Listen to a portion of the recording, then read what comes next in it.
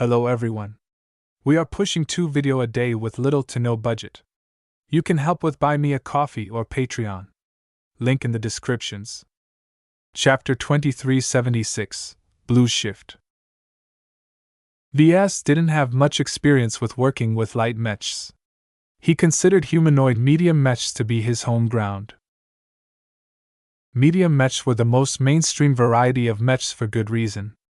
They were mobile enough to avoid getting pinned down by artillery attacks, and they were tough enough to provide their pilots with plenty of margin for error. The load-bearing capacity of medium mechs was also far superior to that of light mechs. Due to their volume, mass, and other design properties, medium mechs were able to carry enough weapons and other gear to make it easy for any of them to contribute in battle. Light mechs traded all of that in to gain more mobility. They were faster, but they paid a lot to secure this advantage. The relatively thin chest armor of a light mech meant that the mech pilot had to brave a lot of dangers with insufficient protection. This was the biggest reason why most mech pilots would rather not pilot these challenging mechs. One single mistake could easily spell death. The casualty rates of light mech pilots were statistically the highest in every star sector the MTA surveyed. Ves could pull up centuries' worth of studies that pointed at the depressingly high number of deaths for this group of mech pilots. To be fair, many of those mech pilots would have rather piloted a medium mech if they had the choice. Light mechs were smaller, and therefore cheaper than medium mechs, so plenty of struggling mercenary outfits attempted to fill up the available space in their carriers by purchasing some affordable light mechs. These outfits got what they paid for. Their inability or unwillingness to invest in larger mechs meant that the mech pilots of the outfit had very little choice. This was something that Ves personally disapproved of, but what could he do? Not every organization was as flush with money as the Larkinson clan. Journeymen such as him may not be as good as masters when it came to creating value, but even the worst journeymen were still capable of funding a couple of mech companies. Ves showed off the design of the custom light mech to Tusa. The modification plan and all of its diagrams momentarily overwhelmed the light mech specialist. While he didn't understand any of the finer details of the design schematics, Tusa still knew enough about light mechs to judge the approximate performance of certain aspects by their appearances. "This mech doesn't look light enough," he said. Ves grinned. "This mech is faster than you think. Look, it's true that designing a light mech from the ground up is much better than stripping down an existing medium mech. However, we don't have the time to do the former, so I'm trying to implement the latter in the best way possible. In this case, despite our lack of time, we have an abundant amount of resources, much of which consists of rare and valuable exotics." "You mean you?" "Your guess is right. Any problem can be solved as long as I stuff enough high-quality components in your mech. To be honest, some of the components such as the flight system and the power reactor will be rebuilt to second-class standards. Do you know what that means? Its specs have surpassed the standard expected of a third-class mech or a bridge mech." Though Ves still had to strip plenty of briar alloy and other mass, the stripped-down Bright Warrior still retained much of its resilient structure. This meant that Tusa wouldn't have to cut it so close in battle. Compared to his current light mech, the defensive capability of his upcoming mech was at least an order of magnitude higher. Giving his expert candidates more durable mechs was one of the main reasons why he went through the trouble of making them. Each and every expert candidate and expert pilot was valuable to Ves. How tragic would it be if any of them died before they managed to leave the Nixian Gap? Ves and the rest of the clan would definitely cry until they had no tears if someone like Joshua lost his life. As for Tusa, Ves figured he wouldn't cry as much tears, but that didn't mean he was fine with this outcome. An expert candidate was an expert candidate, and Ves was not in the habit of squandering valuable assets. "I don't need an excessive amount of defense," Tusa stated with a frown. I appreciate your work in trying to increase the protective capabilities of my mech, but if I can sacrifice most of that to gain 10% higher acceleration, I can live with that. Ves doubted that. The pirate armada barreling down on their fleet possessed a lot of firepower. Even if Tusa piloted the most nimble light mech in the clan, the Gravata Narlax merely had to instruct 100 of its secondary gun batteries to saturate the surrounding space. Therefore, Ves was pretty adamant in sticking to his current plan.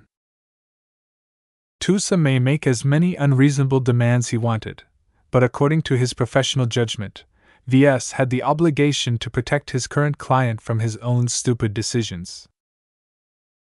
Of course, he didn't put it that way to Tusa.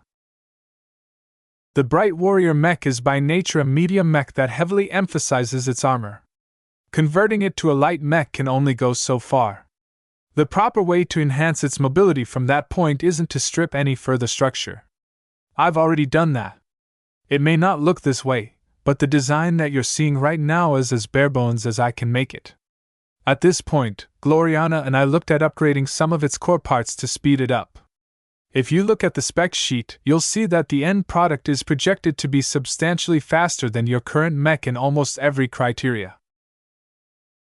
This wasn't difficult to achieve as Tusa piloted a normal premium light mech up until now.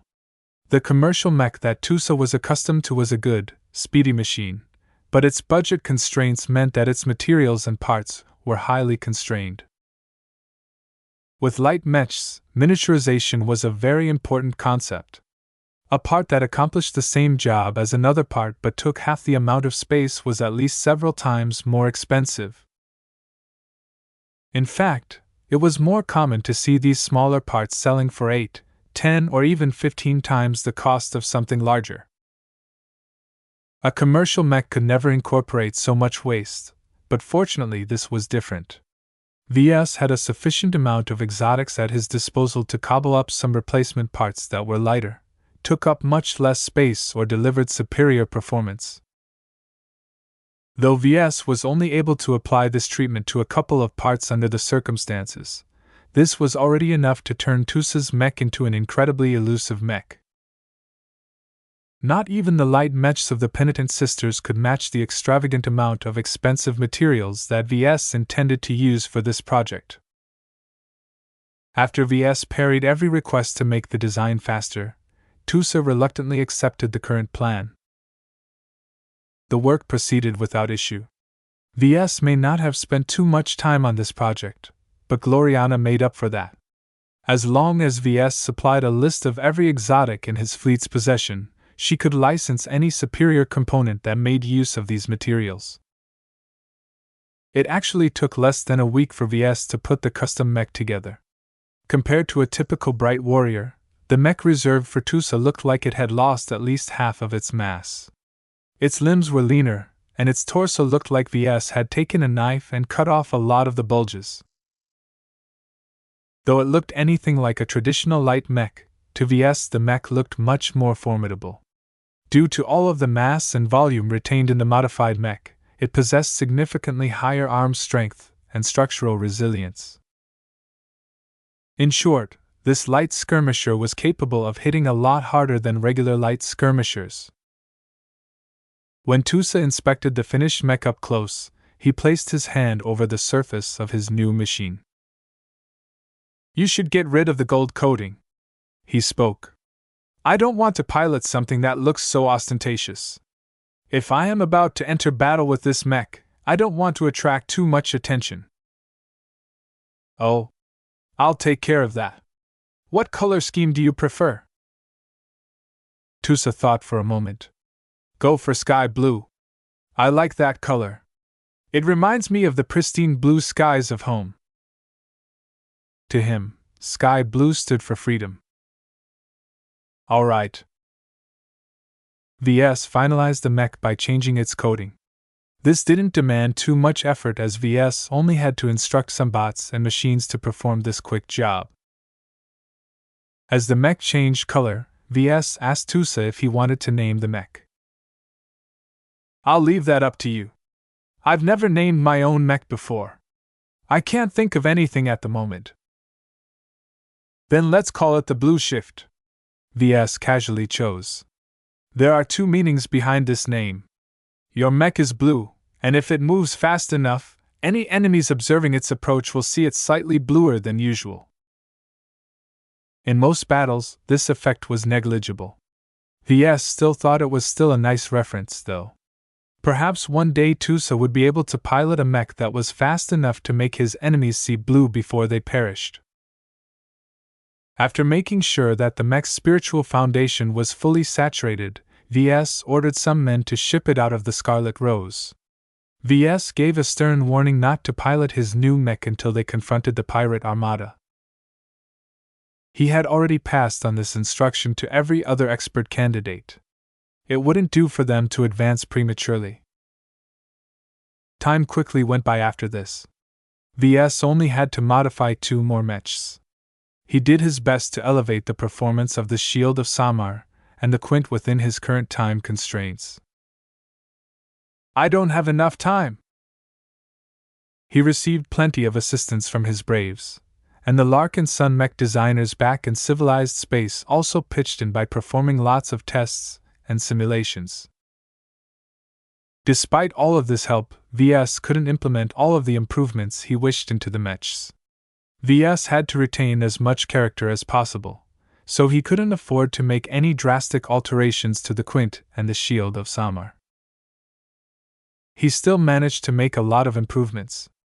It was just that the difference was not as drastic for some of the other mechs. Ves was much more concerned about fabricating some of the weapons and shields of his custom mechs. So far, he hadn't begun to make them. If he didn't begin work on them soon, he had no choice but to issue his mechs with gear made out of briar alloy. Briar alloy is pretty good, but it's no longer good enough, he muttered. Only unending alloy met his standards. In order to break down the statue of the unending one, Ves had no choice but to turn to his cat. He moved to his stateroom and stepped up to Lucky. Meow. It's time, Lucky. Meow. Ves picked up his cat. No excuses. I don't care if you are still sick. You need to get back to work and earn your keep. Meow. If your stomach is really troubling you, then I have the perfect means of solving this problem. Oh. Lucky knew exactly what Ves was talking about. He began to squirm. Give up. You don't get to go until you complete your job. Meow. Meow.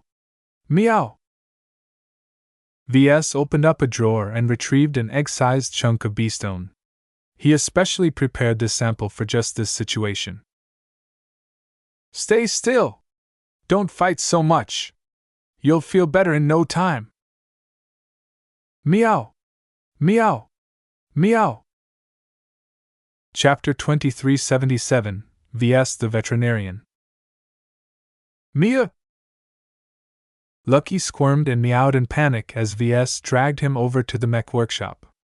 Ordinarily, performing an untested medical procedure should occur in the medical bay or at least Ranya's lab, but a gem cat was a mechanical creature rather than a bioorganism.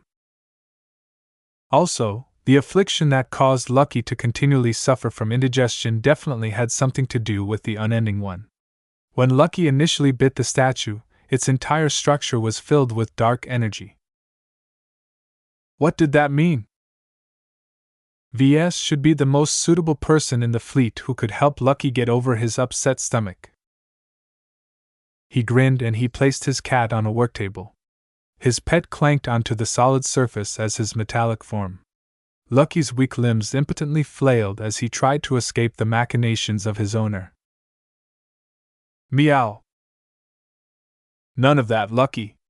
I gave you several weeks to get back into one piece, but you have only managed to regenerate your physical wounds so far. It won't be long before we bump into the pirate armada, and I don't want you to be left in this defenseless state at that time. This is for your own good. Muh. Lucky obviously didn't agree, but what he thought was inconsequential. Ves had waited long enough, but it didn't look as if his gem cat's mineral processing system could handle something as strange as spiritually charged unending alloy. As Ves studied his pet's appearance, he once again became fascinated by the cat's remarkable nature. Who designed him? Was he unique, or were there other gem cats out there? Did all of them possess a spirit like Lucky? He figured that his mother ought to know more. Ves did not miss the fact that Lucky behaved very familiar with her in the few times she showed up. Not even her ghost form fazed his cat. "Well, I'll get those answers sooner or later," he muttered as he stroked his hand across Lucky's smooth surface. "Now I just need to get you back to normal." Ves did not bother to pull out any scanners to study Lucky's internals. He had tried many times, but this act never yielded any result. "That's fine." He possessed an alternate method of looking inside Lucky. Whatever prevented him from scanning Lucky's body past his exterior did not do much against his spiritual senses. In fact, Ves wondered if he could use the same trick he used to defeat the anti-copy measure on the dark break module on his pet. It should be viable. Ves began to load the design for the spiritual construct necessary to accomplish this feat. He hadn't neglected this function during the past month.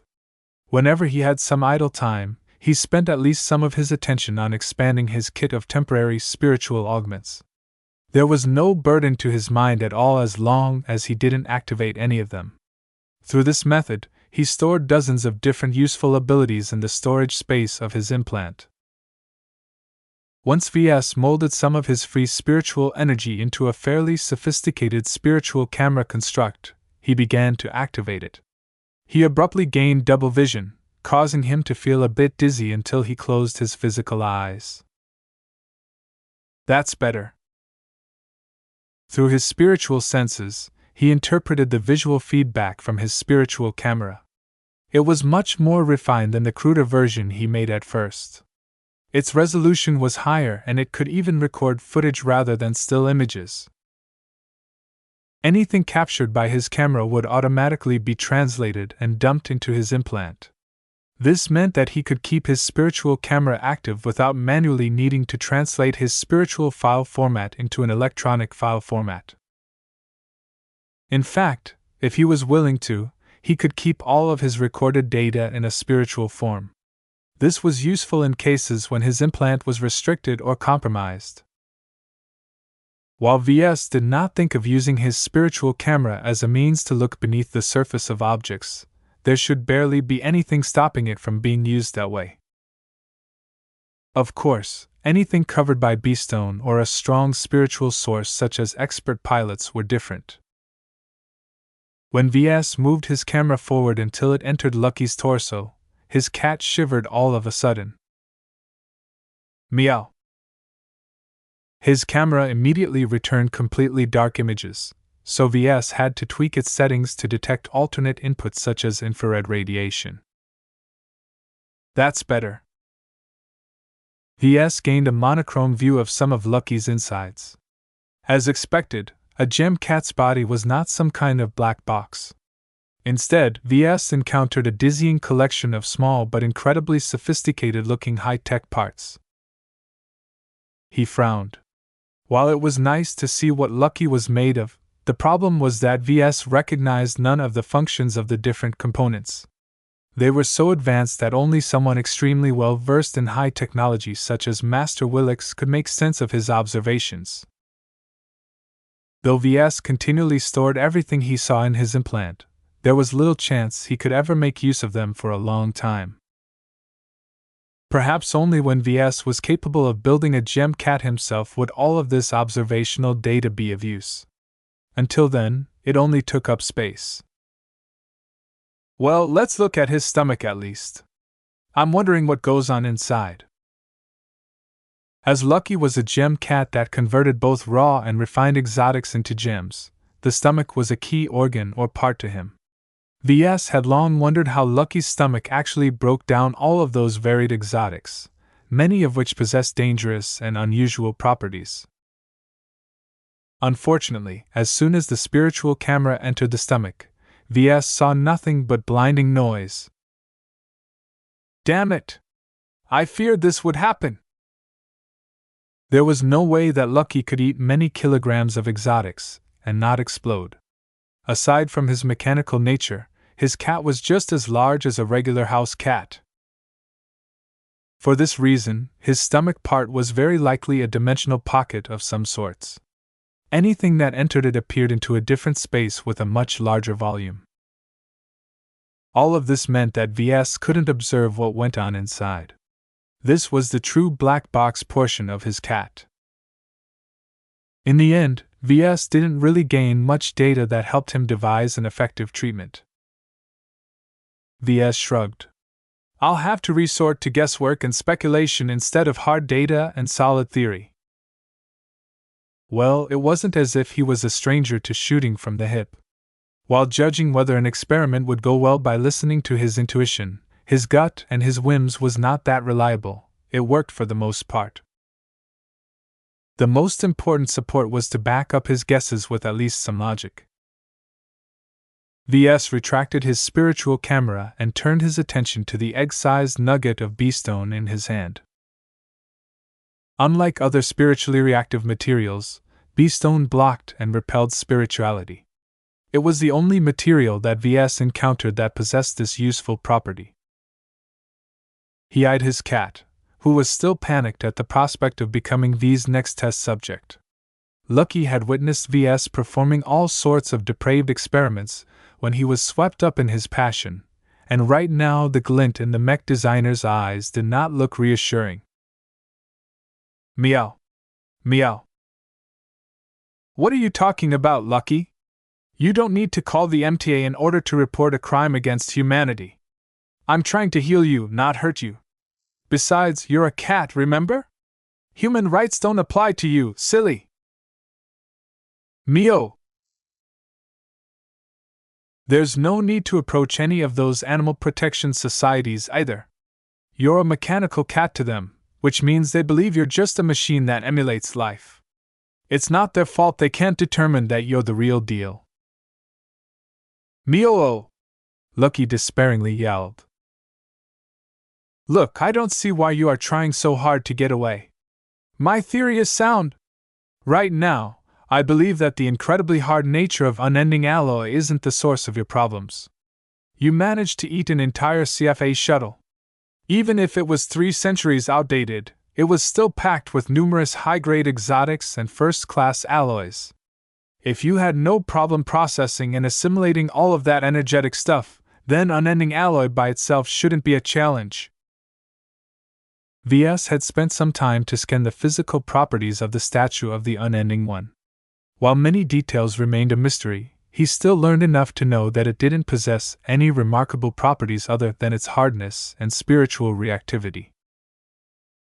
Another reason why Ves believed that the remnant of the Unending One was at fault was due to the traces of foreign energy he sensed from his cat. It was like a small and hidden parasite was trying to worm its way into Lucky. Perhaps the reason why the unending alloy that Lucky had eaten did not exit his dimension stomach was out of his own protection. If the semi-processed materials exited the stomach and entered the other parts of his body, the dark energy would be able to sweep and infect Lucky from the inside. What Ves needed to do was to weaken, restrict, neutralize, or annihilate this hostile energy. What better way to do that than to resort to beestone? To be honest, Ves wasn't sure it would work the way he hoped. Beestone restrained spiritual energy but did not destroy it. Otherwise, wouldn't Ves be killing his spirituality if he put his beestone lockbox over his head? That reminds me, I've got enough beestone to build a proper helmet and suit of armor. I should definitely cross this item off my list. He wanted to craft an excellent suit of armor for himself and Keddies. He wanted to make use of both beestone and unending alloy for this purpose. As long as he built it to his expectations, he would no longer have to look for replacements, for a very long time. With the modular design he envisioned, he could easily replace outdated components and subcomponents with updated versions without needing to disassemble his entire armor. Such a fantastic suit will last me for a very long time in the Red Ocean. It would have been better if he could add some self-regenerating materials such as Rorica's bone. While it was possible for him to purchase the lower grades of this material from the open market, it wasn't good enough. He needed the high-grade samples, but those only showed up in auctions if their owners were stupid. Well, he would get better materials sooner or later, so there was no reason to delay the formation of his suit of armor any further. The time where I keep buying or making a new suit of armor only for it to fall behind my growth is over. As a mech designer, Ves did not specialize in the design and construction of personal armor. However, he believed he could still apply some of the techniques that made his mechs great on this project. If the Alidus Alliance fleet had brought any Grey Watchers or other powerful cultists along, Ves would be able to give them a nasty surprise with his new gear. His great desire shoved all of his doubts and concerns aside. Now that Task Force Predator was projected to bump into the pirate armada within the next 2 weeks, time was running out. He needed to finalize every project related to the upcoming battle as soon as possible. Sorry, Lucky, but this is going to be a bit uncomfortable for you. Just bear with it, okay? Ves decided not to feed the entire beastone egg at once. He grabbed a small cutting tool and shaved a small sliver the size of a fingernail from the hole. Open up! Meow meow! Regardless how much Lucky protested, Ves turned a deaf ear as he held Lucky's head and rammed the sample straight into Lucky's bottomless gullet. After making sure that the Lucky didn't cough the beastone sample out, Ves released the cat and began to look and wait. He had already activated numerous scanners that were programmed to watch out for any changes or fluctuations. Hee. I'm so excited. Chapter 2378, Foulness. Moo. Lucky's face looked queasy ever since Ves forcefully fed a tiny sample of beastone to him. The cat behaved as if he had lost energy, and laid completely limp on the work table. Ves wasn't sure whether Lucky was putting on an act or not. He knew very well that his cat did not agree to be experimented upon, but Ves was used to dealing with uncooperative test subjects. Come on, Lucky! Do something! Has there been any change? Maybe the dose isn't high enough. At least I found out that a small amount of beastone isn't lethal to you. Well, for now. Who knows what might happen in a few hours? Your stomach might suddenly rupture and dump all of the contents in your dimensional pocket into your current body. Since the volume of stuff inside this pocket definitely exceeds your stomach cavity by at least a factor of 100, that means there is too much stuff and too little space. Do you know what that means? Your precious little body will assuredly explode into a rain of metallic parts. Lucky's weak head looked at Ves with horror. Ves rubbed his smooth-shaven chin. I could be wrong, though. Beastone shouldn't cause your stomach to fail because it's not very energetic or reactive to physical materials. Instead, it is likely capable of inducing all manner of spiritual reactions, some of which may be benign and others that may be harmful in nature. The beastone may very well gnaw at your spirit, acting like poison thrown into a lake. It would be quiet. One moment you're alive and spirited. The next moment, everything in your mind is snuffed out as you have become no different from other soulless mechanical pets. Don't be such a worrywart, Lucky. I'm here, remember? If anything happens to you, I'll do my best to intervene. I may not be able to do much about your hyper-advanced body, but when it comes to your spirit I can still do plenty.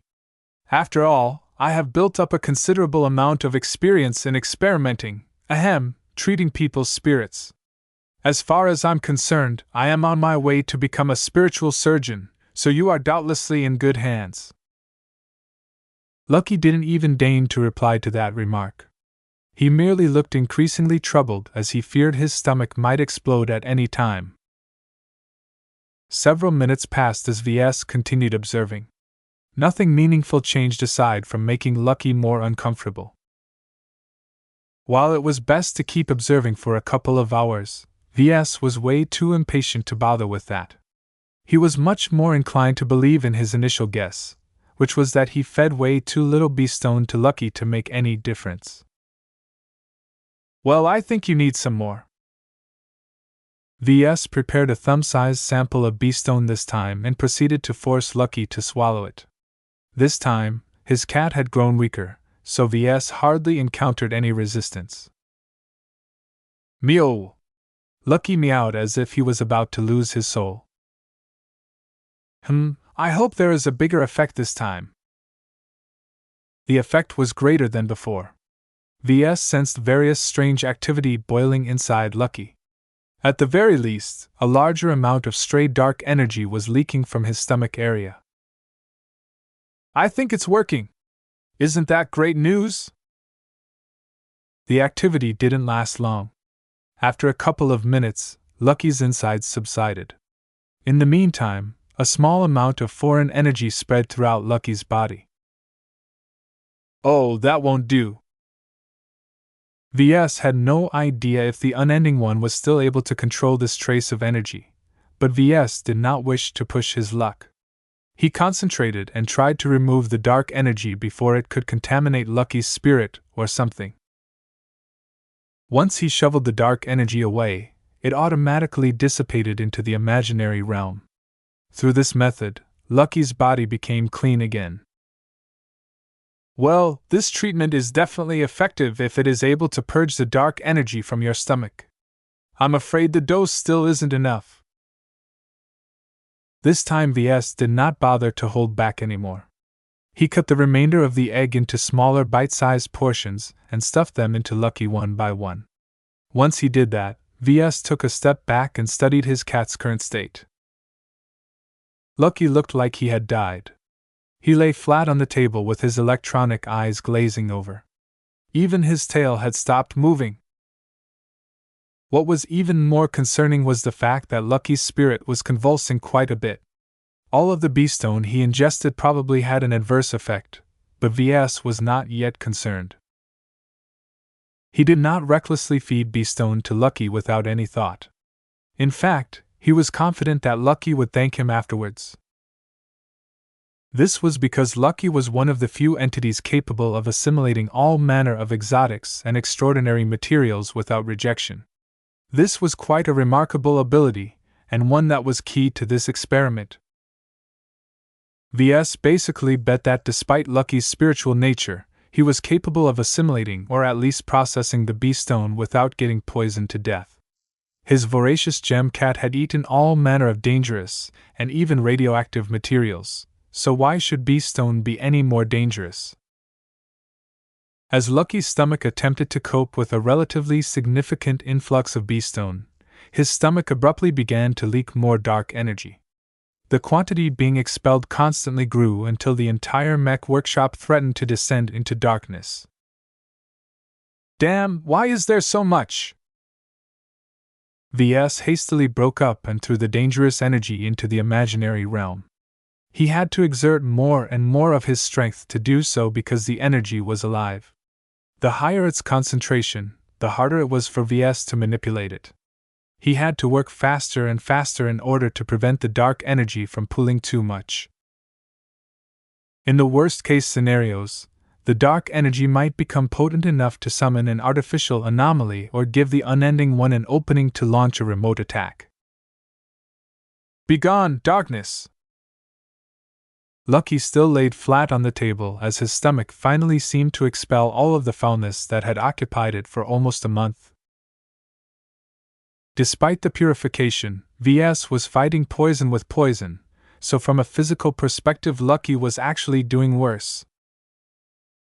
Just bear with it. You're doing great. Hopefully your stomach gets back into gear and begins to assimilate what you've previously ingested. Lucky kept leaking dark energy like a deflated balloon. Though Ves wasn't sure he had given him a sufficient dose, With the amount of foulness leaking out, there shouldn't be much left inside. Once the flow had entirely cut off, Ves tentatively judged that there shouldn't be any need to feed his pet with another chunk of beestone. Even if there was something less, his cat should be able to cope with the remainder. Lucky a little bit more relieved at the end. He seemed to have gained a bit of energy, but not too much. This is a good sign. Ves self-assuredly nodded his head. I think you'll do fine. Moo. I think this is enough for one day. You better heal up quickly. If there is no progress in a day, then I'll come back with another beestone. Meow. Lucky looked incredibly distressed after he heard this statement. If you don't want to become my patient anymore, then don't be sick anymore. You'll get better.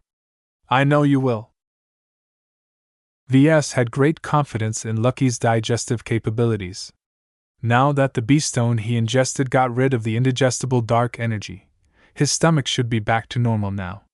This meant that Lucky should be able to process both unending alloy and beestone regardless of their difficult and conflicting properties. He picked up his limp cat and brought him out of the mech workshop. Once he returned to his stateroom, he dropped Lucky onto his couch like a sack of nutrient packs. Moo moo. That's good. If your tummy hurts, then it's obviously doing something. You'll be back to normal in no time. In fact, you'll definitely become even stronger. I can't imagine how powerful you will be after you have assimilated the properties of both beestone and unending alloy. Though Lucky looked tortured, Ves did not worry too much about his cat anymore. In his limited judgment, his cat's life shouldn't be under threat. Even if some kind of accident happened, as long as Lucky remained alive in spirit, Ves was confident he could patch him up somehow.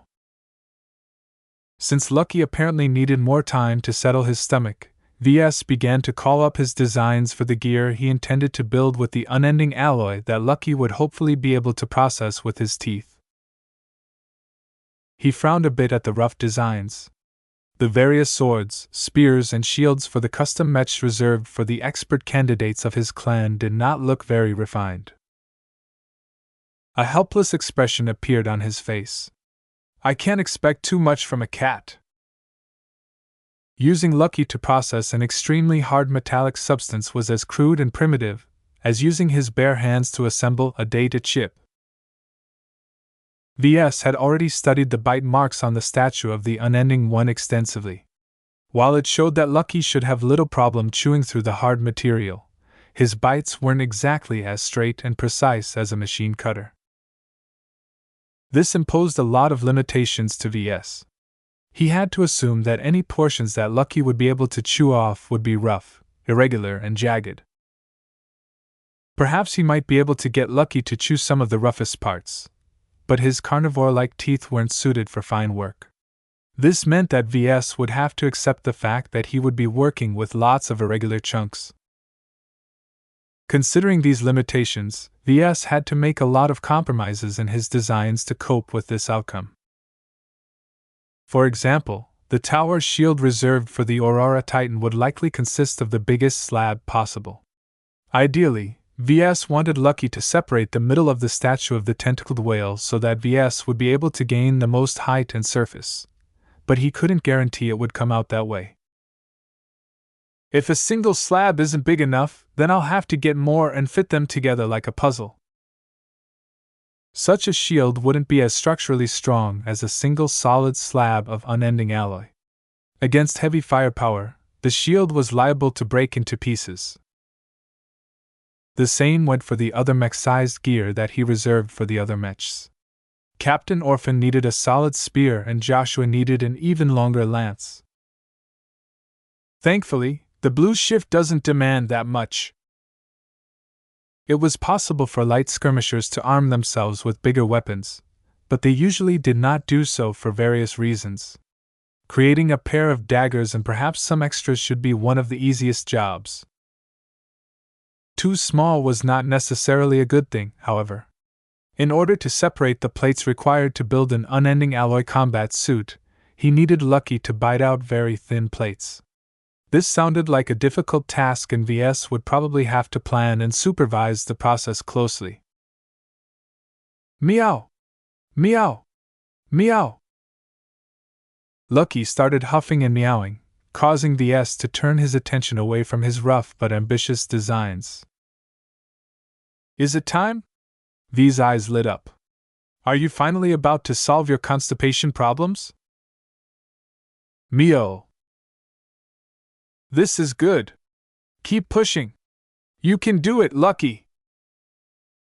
It was very doubtful that his words actually helped, but Lucky was far too troubled to pay attention to VS anymore. His tail flopped frantically as his body began to feel more and more pressure from his stomach. Lucky looked at his lower body with concern. He had never regretted eating something so much. Chapter 2379, Highly Unstable. VS had moved closer to his cat. He watched with all smiles as Lucky panted and squirmed as if he was in great pain. In the past, VS suffered from stomach aches as well, mostly because he ate something that didn't agree with his digestive systems. With advanced pills and remedies, these problems usually went away quickly, but none of them worked for a mechanical life form such as Lucky. His cat had no choice but to work out his problem the natural way. Meow, meow. Though Lucky didn't look as limp as before, he was far from going back to normal. The gem cat weakly jerked his limbs as if he wanted to get as far away from VS as possible. For his part, VS kept smiling in expectation at his cat. After all this trouble, his cat would hopefully recover from his lengthy affliction. Come on! It's almost over! After half an hour of increasingly tortured activity from his cat, Lucky finally seemed to have reached a limit. Meow! Several objects suddenly ejected from his backside. They flew out with so much force that they collided against the bulkhead like miniature railgun projectiles. Yes! That's it! More! To his surprise, Lucky wasn't finished yet. His rear continued to eject a couple more gems at great speed until his cat's digestive tract finally emptied. Mia! Lucky looked incredibly relieved. It was as if most of the pressure that built up in his stomach had disappeared. While his stomach still exhibited plenty of activity, much of whatever caused him to feel stuffed was gone. VS had long stopped paying attention to his pet. Instead, he immediately walked over to the side of his stateroom in order to pick up the freshly produced gems. With so many new gems, VS looked forward to what Lucky had been holding these past few weeks. He picked up the new gems and quickly counted them. His eyes lit up as he realized that he was holding on to a whopping 9 gems. 9! Wow! I haven't seen that many gems in years! Seeing so many gems instantly brought up his suspicion that Lucky was secretly keeping most of what he ate to himself. Despite his designation as Gem Cat, VS always suspected that his thieving cat was embezzling most of what he ate. Certainly, this was not entirely bad. Whatever Lucky kept for himself would inevitably go on to strengthen his capabilities in some way. At the start of his mech design career, Lucky wasn't nearly as formidable as now. Through continuous eating, his cat had grown quite formidable. From anti-gravity to phasing powers, his cat had upgraded himself into one of the most deadly killer creatures that VS knew of. Perhaps not even Centerpoint could build something better of the same size. Now let's see what goodies I've received. He had to utilize his system vision to understand the products produced by Lucky, who was ostensibly a system product as well. 5 of the gems looked similar. Unstable Chaos Essence. A terrible essence of chaos is locked within this gem. The essence is stolen from a great and ancient horror that would dearly wish to regain it. Carry this gem at your own risk. Wait a minute, this sounds familiar. Ves expected to gain some gems that he could use to empower his mechs. For example, he wanted to gain something that could increase the damage of a rifle, boost the resistance of armor, or something else that he could use to elevate the performance of his custom mechs. Instead, he got something different. This goddamn chaos essence! What use is it to me? Nothing about this description states that it is useful in empowering mechs. Different from the orange gem that Lucky produced before, the collection of 5 new gems were all radiating a gray glow from within. This reminded him a bit of the dark energy that the bee-stone had just ejected out of Lucky's stomach a short time ago. Could it be? Is there unending one energy inside these gems? He felt nothing, but he chalked that up to the excellent isolating properties of the gems. Whatever the case, the seemingly useless gems ruined V's mood. When I told you back then to produce more gems like these so I can have a match, I didn't mean you should produce 5 more at the same time. Meow. At least vary their colors a little. Why do they all look gray? With his hopes dashed, he set the unstable Chaos Essence gems aside and inspected the second batch of gems. Highly unstable Chaos Essence. A terrible essence of chaos is locked within this gem. The essence is stolen from a great and ancient horror that would dearly wish to regain it. This gem is very frail. Carry this gem at your own risk. Ugh! The Nixian gap was definitely messing with Lucky's digestion. There was no other explanation for it. The highly unstable versions looked larger, but Ves didn't see anything about them that would suggest they were prone to blowing up. Regardless, the way these gems came into existence gave Ves enough concern to handle them carefully. He returned to his desk and placed the gems onto the surface. He reached out in his uniform and brought out a purple gem that largely matched the first batch of gems that Lucky produced.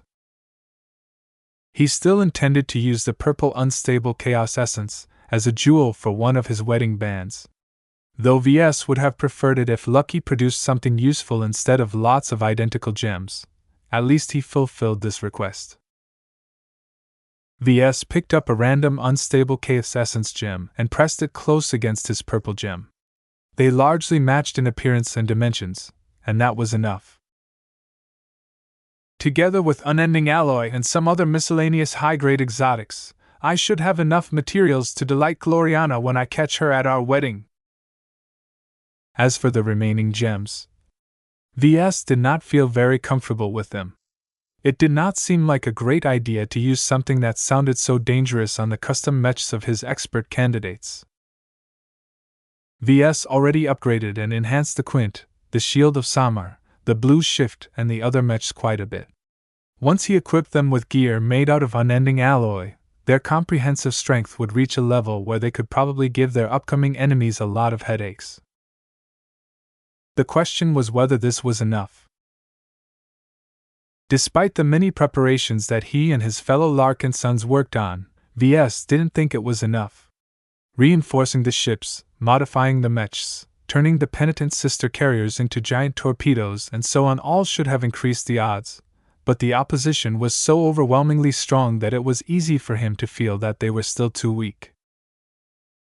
There was only so much a fleet of mechs and unarmed carriers could do against a swarm of pirate warships. The Gravada Narlax inexorably closed in on Task Force Predator like an antimatter missile descending into the atmosphere of a populated planet.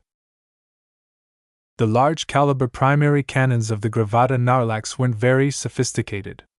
They were simply basic ballistic or kinetic cannons scaled to gigantic proportions. Whatever complexity that the pirates added were merely there to keep such a big and powerful weapons system under control. Yet these crude methods are enough to wipe out all of our ships. While Ves hadn't attended many meetings with Major Verl and the other military leaders, he knew how slim their chances were. The projections remained as pessimistic as ever. Though the exact strength of the pirate armada was still fuzzy, some of the intelligence that Calabas collected suggested that the Alidus Alliance fleet had hired some local pirate groups to bolster their numbers. The infamy of the Alidus Alliance in the Nixian Gap was high, and the heavy turrets bringing their huge guns to bear against the smaller pirate groups must have been an effective way to force the latter's surrender. Once the Larkinson clan received word of this development, Major Vol had to revise his projections downwards. The simulations all showed varying degrees of crushing defeats. Even the potential breakthrough of Joshua and the other expert candidates didn't help improve their odds that much. It was already bad enough to confront a heavy cruiser escorted by a bunch of smaller warships. It was even worse if several thousand pirate mechs accompanied these vessels. In fact, Ves even believed it was overkill to bring so many additional mechs along. The Larkinson clan may be strong, but it wasn't that strong.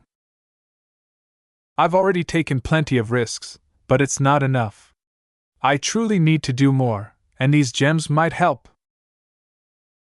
Despite suspecting that the new gems were filled with the unending one's essence, Ves still felt he could make use of them. Compared to before he entered the Nixian Gap, he had considerable progress in his design philosophy. He expanded his spiritual toolbox with a lot of useful new tools and even found methods that could make mechs more alive and hasten the breakthroughs of expert candidates. With all of this improvement, Ves refused to accept that he was incapable of harnessing the potential of these so-called unstable chaos essence gems.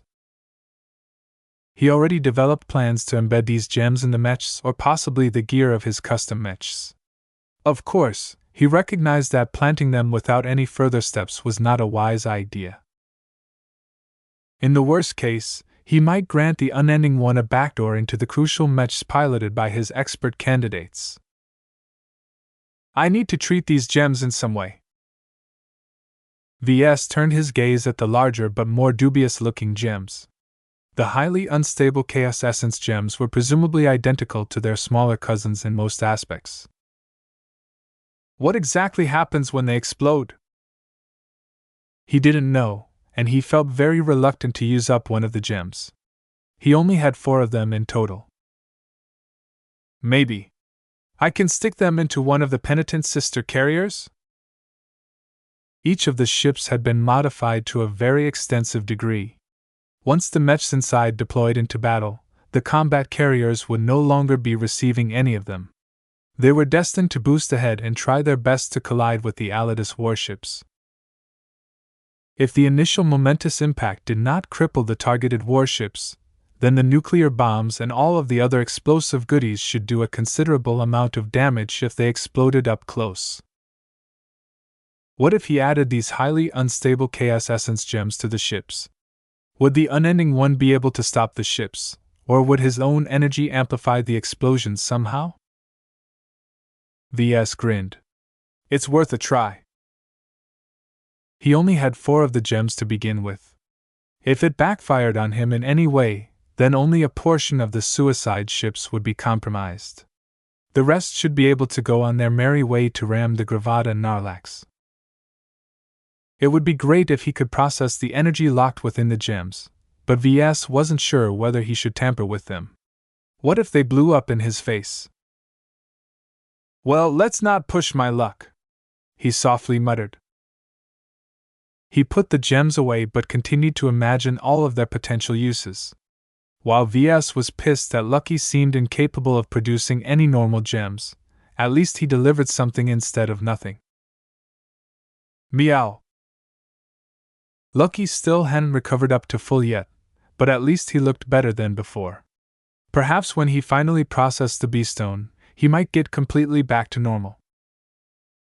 Ves picked up his cat and hugged his pet.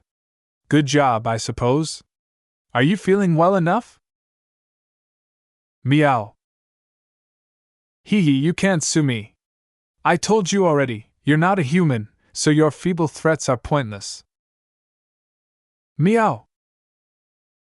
Chapter 2380, Unending Gear. It took some time, but Lucky eventually regained a bit of vitality. Without his stomach going to war against the remnant energies of some dark and unfathomable entity, he no longer acted as if he was paralyzed.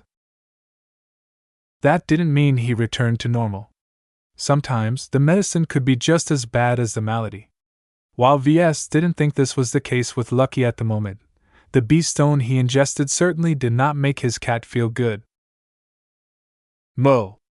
The gem cat pathetically meowed while he was stuck in V's grasp. None of that, Lucky. You're healthy enough to walk and bite, so that means you're healthy enough to work. No slacking off for you any longer. With the Gravata Narlax and other pirate warships about to close in on us, we need to take advantage of every asset that we have, including unending alloy.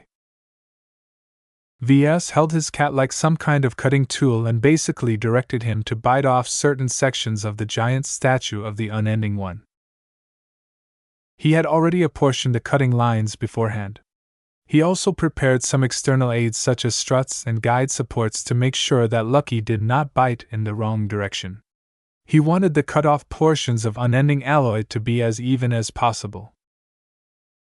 With the help of his grumpy cat, Ves steadily split up the statue into different pieces of varying sizes. To produce the pieces he intended to use for his personal gear, he cut the Unending One's tentacles into smaller squarish plates or other hand-sized shapes. To make the larger pieces such as a mech-sized spear or lance, he forced Lucky to bite through the entire length of the statue several times. Though his cat openly took advantage of this situation by ingesting some of the unending alloy he bit, he was too wary of this material to eat too much. Even if the dark energy that this statue used to hold had already evaporated, the incredible toughness of this metal still made it difficult to digest. Meow! No breaks! Keep biting! Time is of the essence. The sooner you complete this job, the sooner you can go back to sleep. You're working overtime. Meow! What do you mean about bonus pay? Aren't you eating it right now? You've been stuffing your stomach until it is full. That's enough of a reward for you. After this, it's back to eating regular exotics for you. You won't enjoy this banquet for long. Meow meow! Due to the sheer amount of alloy that needed to be bitten, it took 2 straight days to break off the necessary portions from the statue. The tower shield reserved for the Aurora Titan took an especially long time due to its enormous surface area. Not only did Lucky have to bite through this shield and other mech-sized gear from the greater statue, Ves also forced his cat to go over every bitten surface in order to bite off the roughest and most uneven areas. He had to force Lucky to employ more precision and only bite on command. At the end, Ves finally put Lucky down, much to the exhausted cat's relief. Mo! Hey, I don't like it either, but do you see any first-class material processing machines around here? I can't help it that unending alloy is way too hard for any of the machines in our possession to tackle. Ves felt like a caveman for employing a solution as inane as turning his own pet into a cutting tool. Yet no matter how silly he looked, he did not regret it, as taking advantage of Lucky was better than letting the statue remain intact. Now that he had partially butchered up the statue, he ordered his men to move it out of the way. After clearing some room, he proceeded to refine and assemble the sections he had cut together with some other auxiliary components. He first treated the daggers reserved for Tusa's blue shift. While they were larger and weighed much more than his body, they were fairly small and slim compared to other mech weapons. Due to their amazing properties, Ves made the daggers smaller and thinner than other daggers typically wielded by light skirmishers. Despite slimming them down so much, their effectiveness in battle shouldn't be any worse. Unending alloy was very dense and heavy, so even a slim dagger provided enough heft for the blue shift to stab them with force. The relatively thin blades also increased their penetrative power, which gave Tusa the option to thrust the daggers through more protected armor sections. Most of the finishing work that Ves performed merely entailed minor work such as wrapping up the hilt with a grip and other minor flourishes. Like every other gear he prepared for his expert candidates, he added a bit of personalization to the daggers. With Lucky's help, he added his signature look on the cross guards. He also fashioned a unique pommel in the form of a claw where he set some artificial synthesized crystals. There wasn't anything special about the crystals. Their durability was at least 1,000 times worse than unending alloy, but they were cheap to make and replace. Ves mainly opted for this choice because he was able to mold them in a way that allowed them to fit perfectly in place. If they break, I can always replace them. Ves shrugged. Perhaps in the future he might obtain something better than a synthesized industrial-grade crystal. In fact, Ves was more inclined to melt the daggers down and reforge the materials into something much more sleek and refined. Due to the crude way he made the pieces, the daggers did not look that good. Its uneven surface area covered with bite marks gave the weapons a distinct texture that looked rather savage, but Ves would rather produce something smoother. Well, at least these unending daggers are deadlier than any other weapon. He proceeded to assemble and finish the other unending weapons as well. The Banther, which was the name that Commander Orphan came up with for her custom mech, gained a spear and small round shield. Ves also threw in a small unending knife as a backup weapon.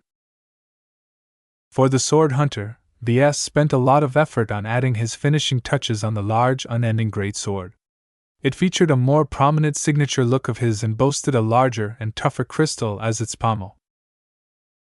He also employed the same care for a shorter and much thinner sword. If the Sword Hunter ever lost its primary weapon, Commander Dice would still be able to exert almost just as much cutting power with its smaller and lighter secondary weapon. The Shield of Samar finally gained a shield worthy of its name and mech pilot. Though the tower shield's outer surface initially looked rough, Ves covered it up by applying a thin layer of briar alloy on the outside.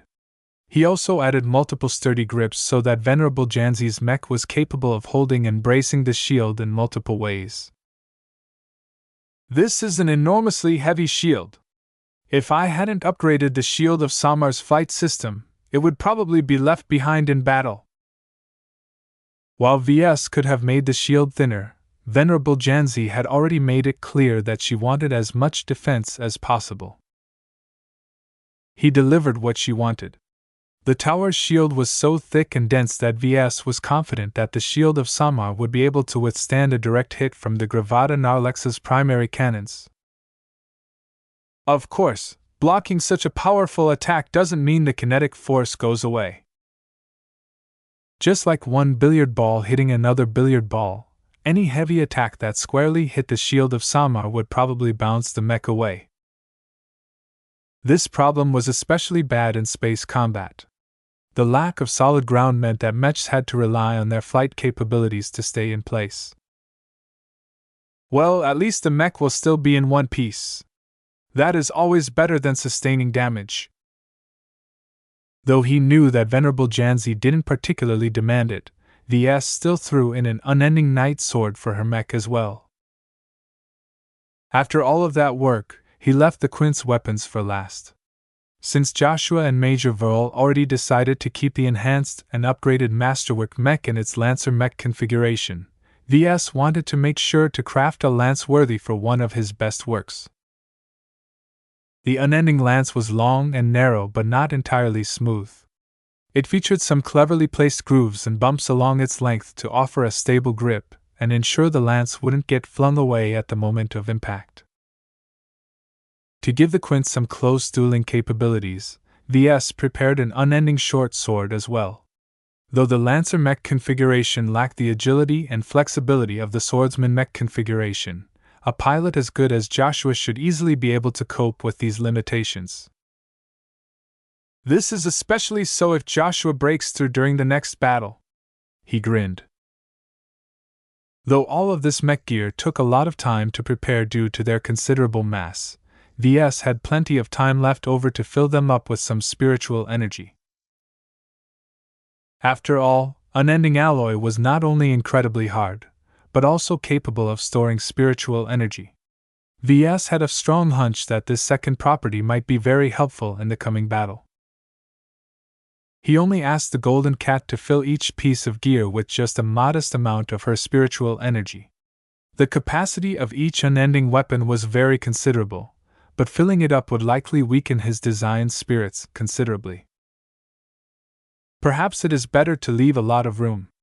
If the expert candidates ever turned into expert pilots, maybe they could channel some of the excess energy they leak out into the unending weapons. This would not only empower the weapons in a way that completely fit the individual expert pilots, but also leave an imprint behind that could grow. Maybe they'll turn into legacy weapons someday. Ves winced at the thought of the rough and crude gear turning into revered relics.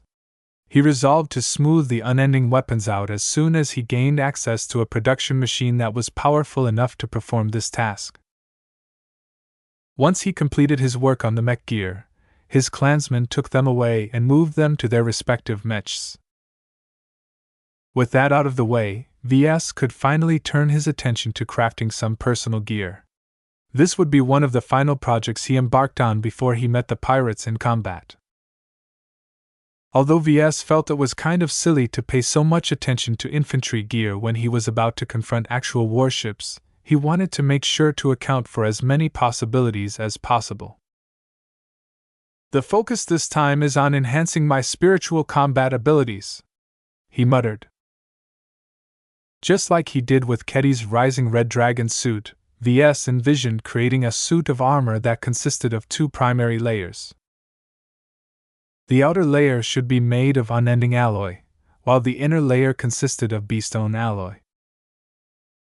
Ves gazed at the bin where he collected a large quantity of small unending alloy plates. The bin rested next to a large bed frame he looted from Ilamo's citadel. There should be enough beastone to create two inner layers with plenty of materials to spare, he estimated. If there was any time left over, Ves also planned to remake Lucky's misfortune harness. Let's begin!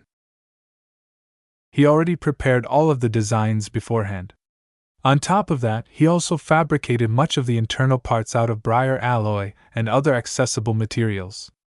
His main job was to assemble them all together and make sure he ended up with one solid suit of armor that could withstand any manner of material and spiritual attacks. Chapter 2381, Unending Regalia. He first started with making Ketty's new gear. In order to make sure her new combat armor was to her liking, he called her over in order to assist in the project.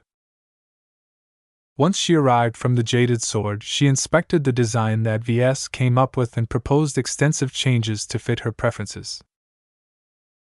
Perhaps the most unexpected change was lowering the amount of unending alloy used to make the powered armor. She explained her rationale to Ves as she adjusted the schematic. If you're right about this unending alloy, then it's pretty much impossible to break it without employing a ludicrous amount of power. I don't see the need for so much protection when all of this dense material just weighs me down. In other words, just like the swordsman mechs that the sword maidens preferred, Ketty's wanted to wear a leaner suit of combat armor. By lowering its mass, she could move around considerably faster, especially if all of the servos and other motors remained the same.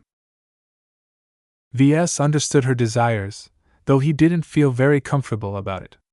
Her previous ordeal inside Ilamo's citadel showed that her briar alloy combat armor clearly wasn't up to the task. His worries caused him to overcompensate a bit, though he didn't think that was wrong. Are you sure you want to make your new combat armor so lean? Passively taking a beating is not my style. I want to be able to move fast while still enjoying a reasonable amount of protection.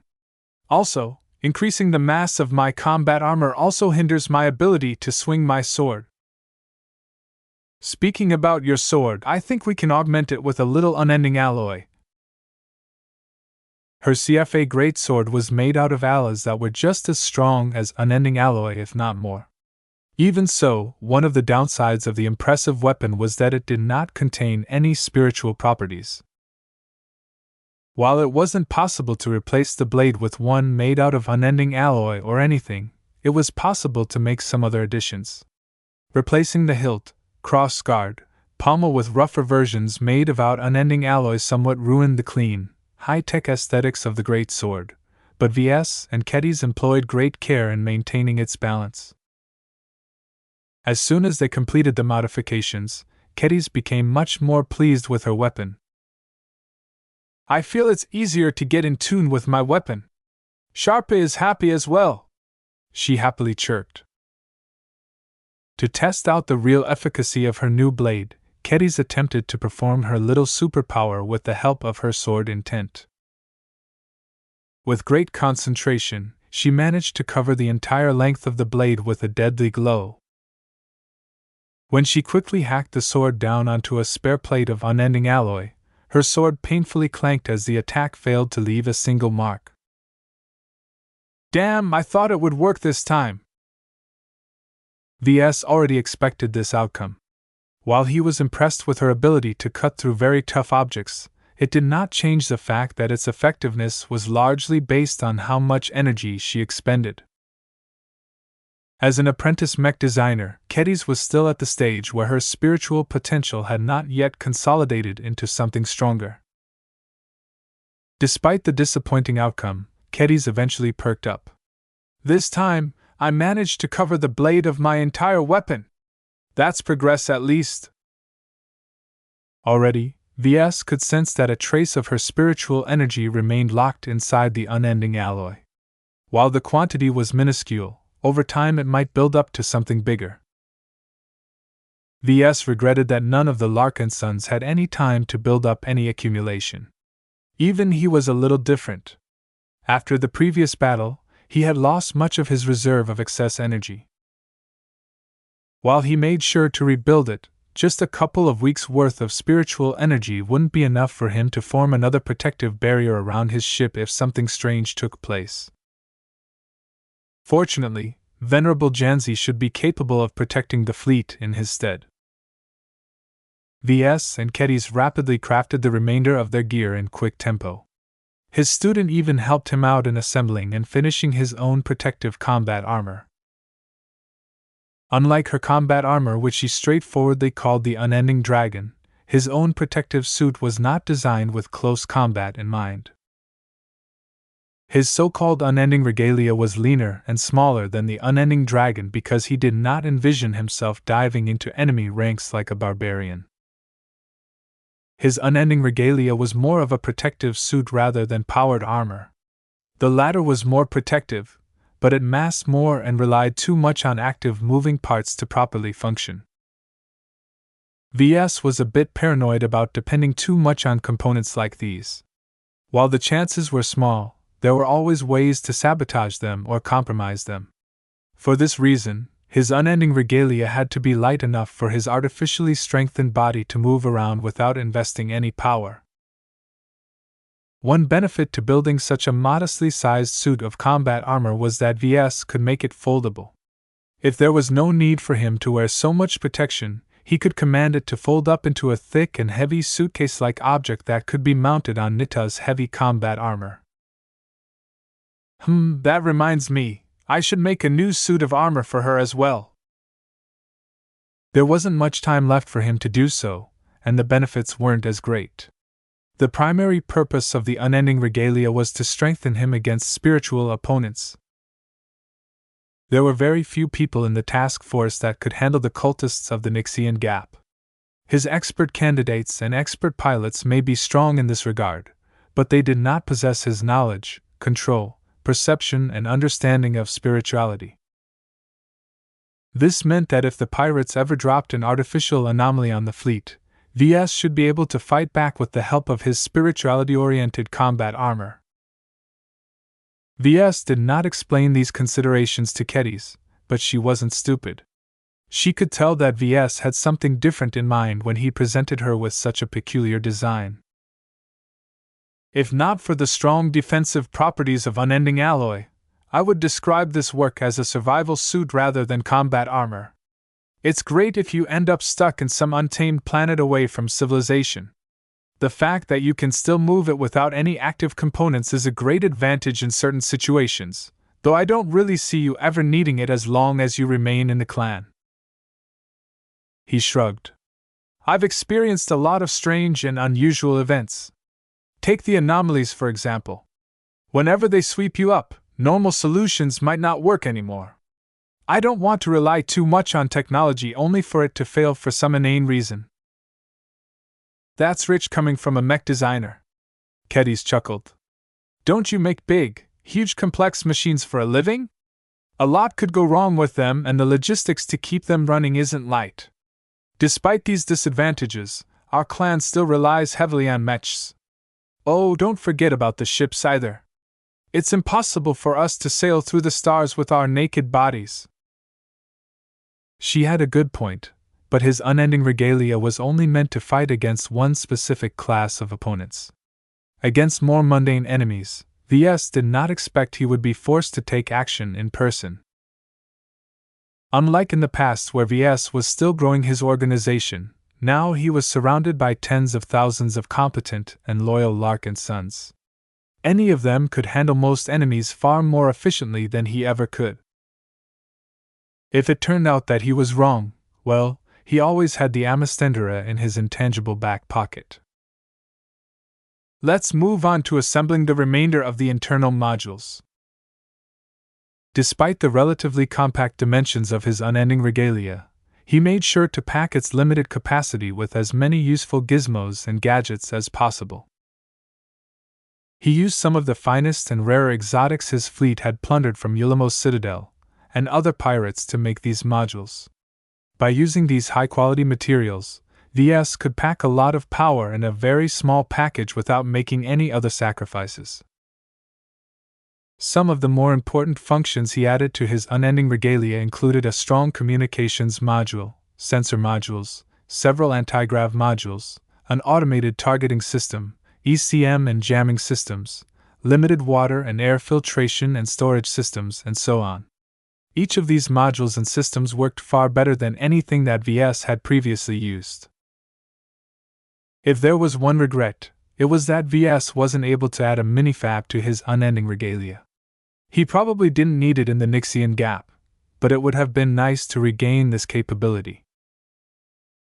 For this reason, he made sure to add a modular slot to the back of his unending regalia. Later on, Ves could place any optional backpack module such as an oxygen tank, a flight system, a power communications antenna, or his long-awaited minifab system. Kedis looked amused at Ves. You're constantly harping on about the minifab system. Why do you want it so much? This system is only useful for field or combat engineers.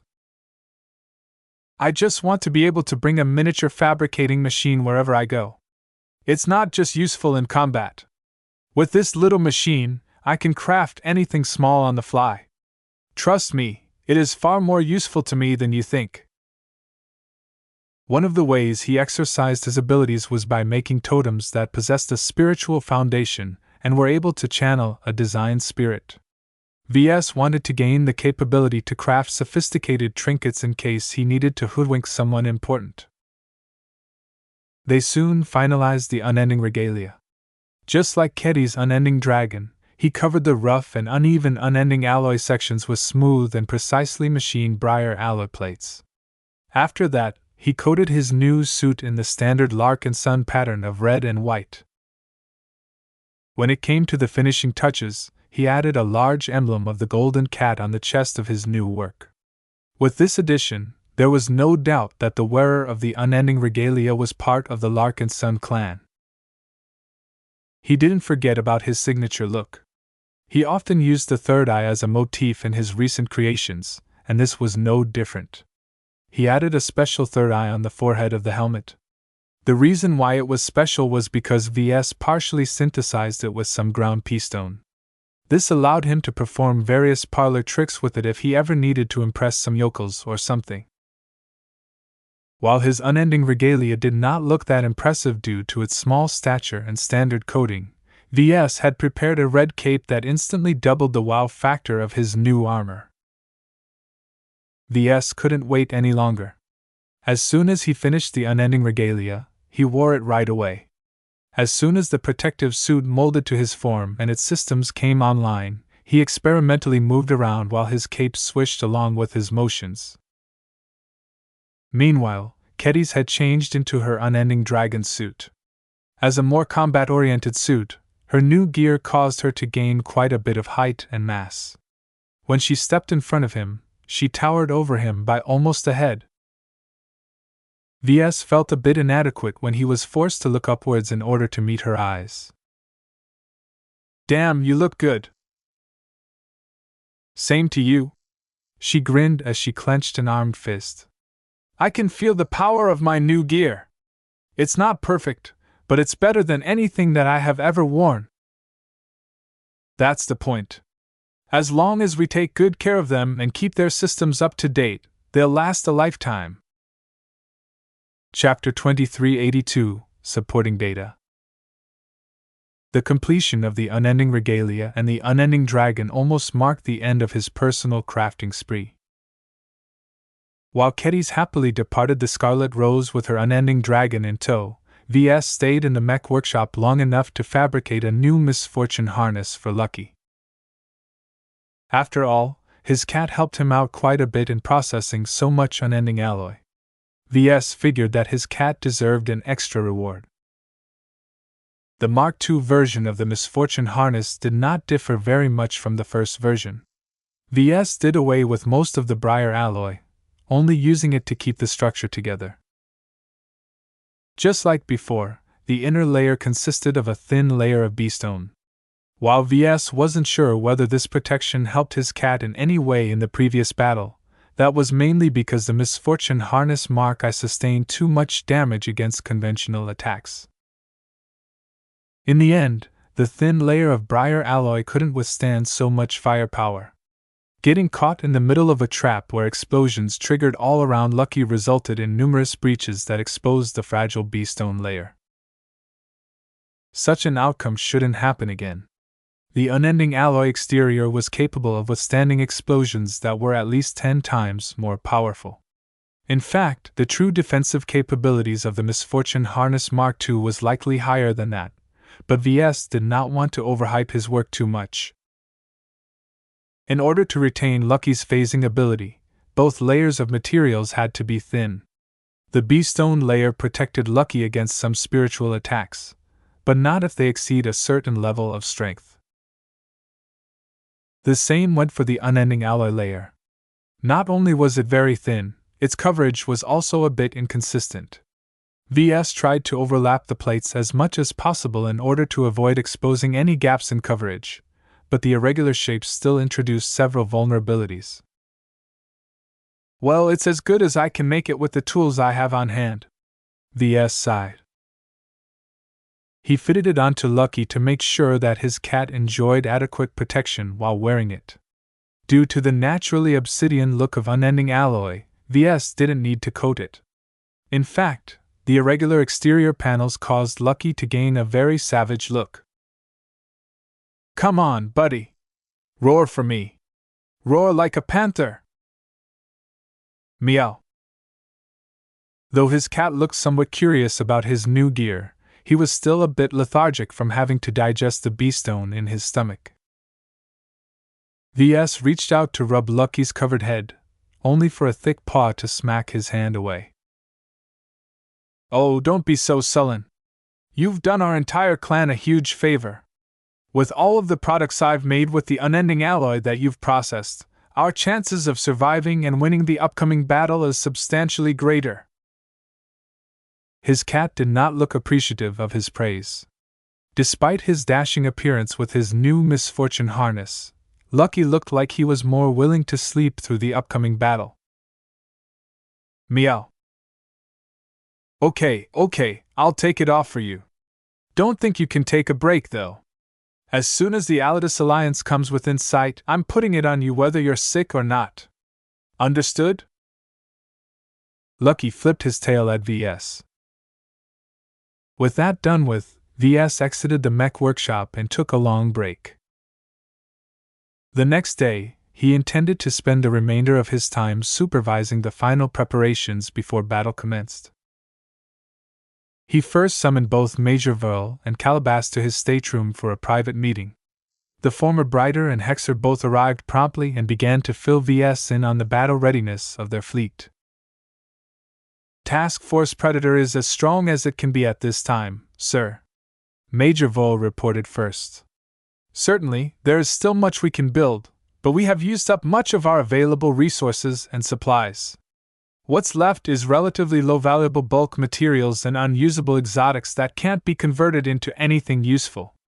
As for our mech pilots, they can always use more training, but the increase in battle power from this point is marginal. The only exception is if any of them randomly advance to expert candidate, but the odds of that happening is painfully small, especially when we aren't fighting any major battles. That last point may not be as unlikely as Major Verl thought. Ves had made at least some progress in his research towards accelerating the breakthroughs of expert candidates.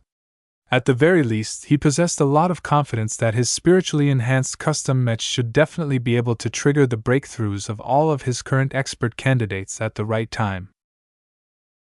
Of course, much of that was possible due to the prior accumulation of the Larkinson clan's best mech pilots. Aside from Joshua, each of them became expert candidates several years ago. During that time, they fought through several major conflicts such as the Brightvisor War, the Sand War, and now the Nixian Gap campaign. It was not a mistake to claim that all of his expert candidates had been forged through the fires of war. The amount of times they put their lives on the line in battle was enough to put all of them, including Joshua, at the threshold of expert pilot. What applied to his expert candidates also applied to the regular mech pilots in his fleet. Many of their compatriots had died, but those who survived up until now had evolved into the bloodied, battle-hardened elites that Ves always yearned. If only he could bring them out of the gap unscathed. None of his brave mech pilots needed any further trials to prove their courage, valor, and competence in battle. In truth, the pressure heaped on the shoulders of those with spiritual potential was so great that Ves hoped that some of them would have advanced to expert candidate by now. It was too bad that talented mech pilots such as Iman and Casella Ingvar didn't find their turning points. He briefly thought back on his enlightening conversation with James. His spiritual advisor told him that he shouldn't be focusing solely on the spirituality of his mech pilots. Willpower also mattered. Was that why his regular mech pilots failed to advance? If he had more time, Ves would have gladly investigated this angle further, but the pirates were too close to pursue another initiative. That reminded him of his spiritual enhancement project. Almost a month had gone by since he enhanced the spiritual foundations of almost every LMC mech in the fleet. Their saturation levels ranged from 25 to 100%, though the latter was only reserved for those with spiritual potential. Has there been any notable increases in performance of this group of mech pilots? Ves asked during the meeting. Major Verl nodded. There have. It ramped up over a couple of weeks but leveled off as more time went by, sir. We can conclude that whatever you did to improve the mech caused their mech pilots to obtain both a short-term and long-term boost. Do you have the data? Here you go. Ves received the files sent by Verl and quickly went over the data. He quickly discovered that the saturation level of the enhanced mechs made a small but substantial difference in the rate of improvement. Both the immediate boost and the sustained boost in performance went up as the saturation levels went up. Even when Ves controlled for age, piloting skill, experience, mech type, and so on, the broad pattern was undeniable. He smiled.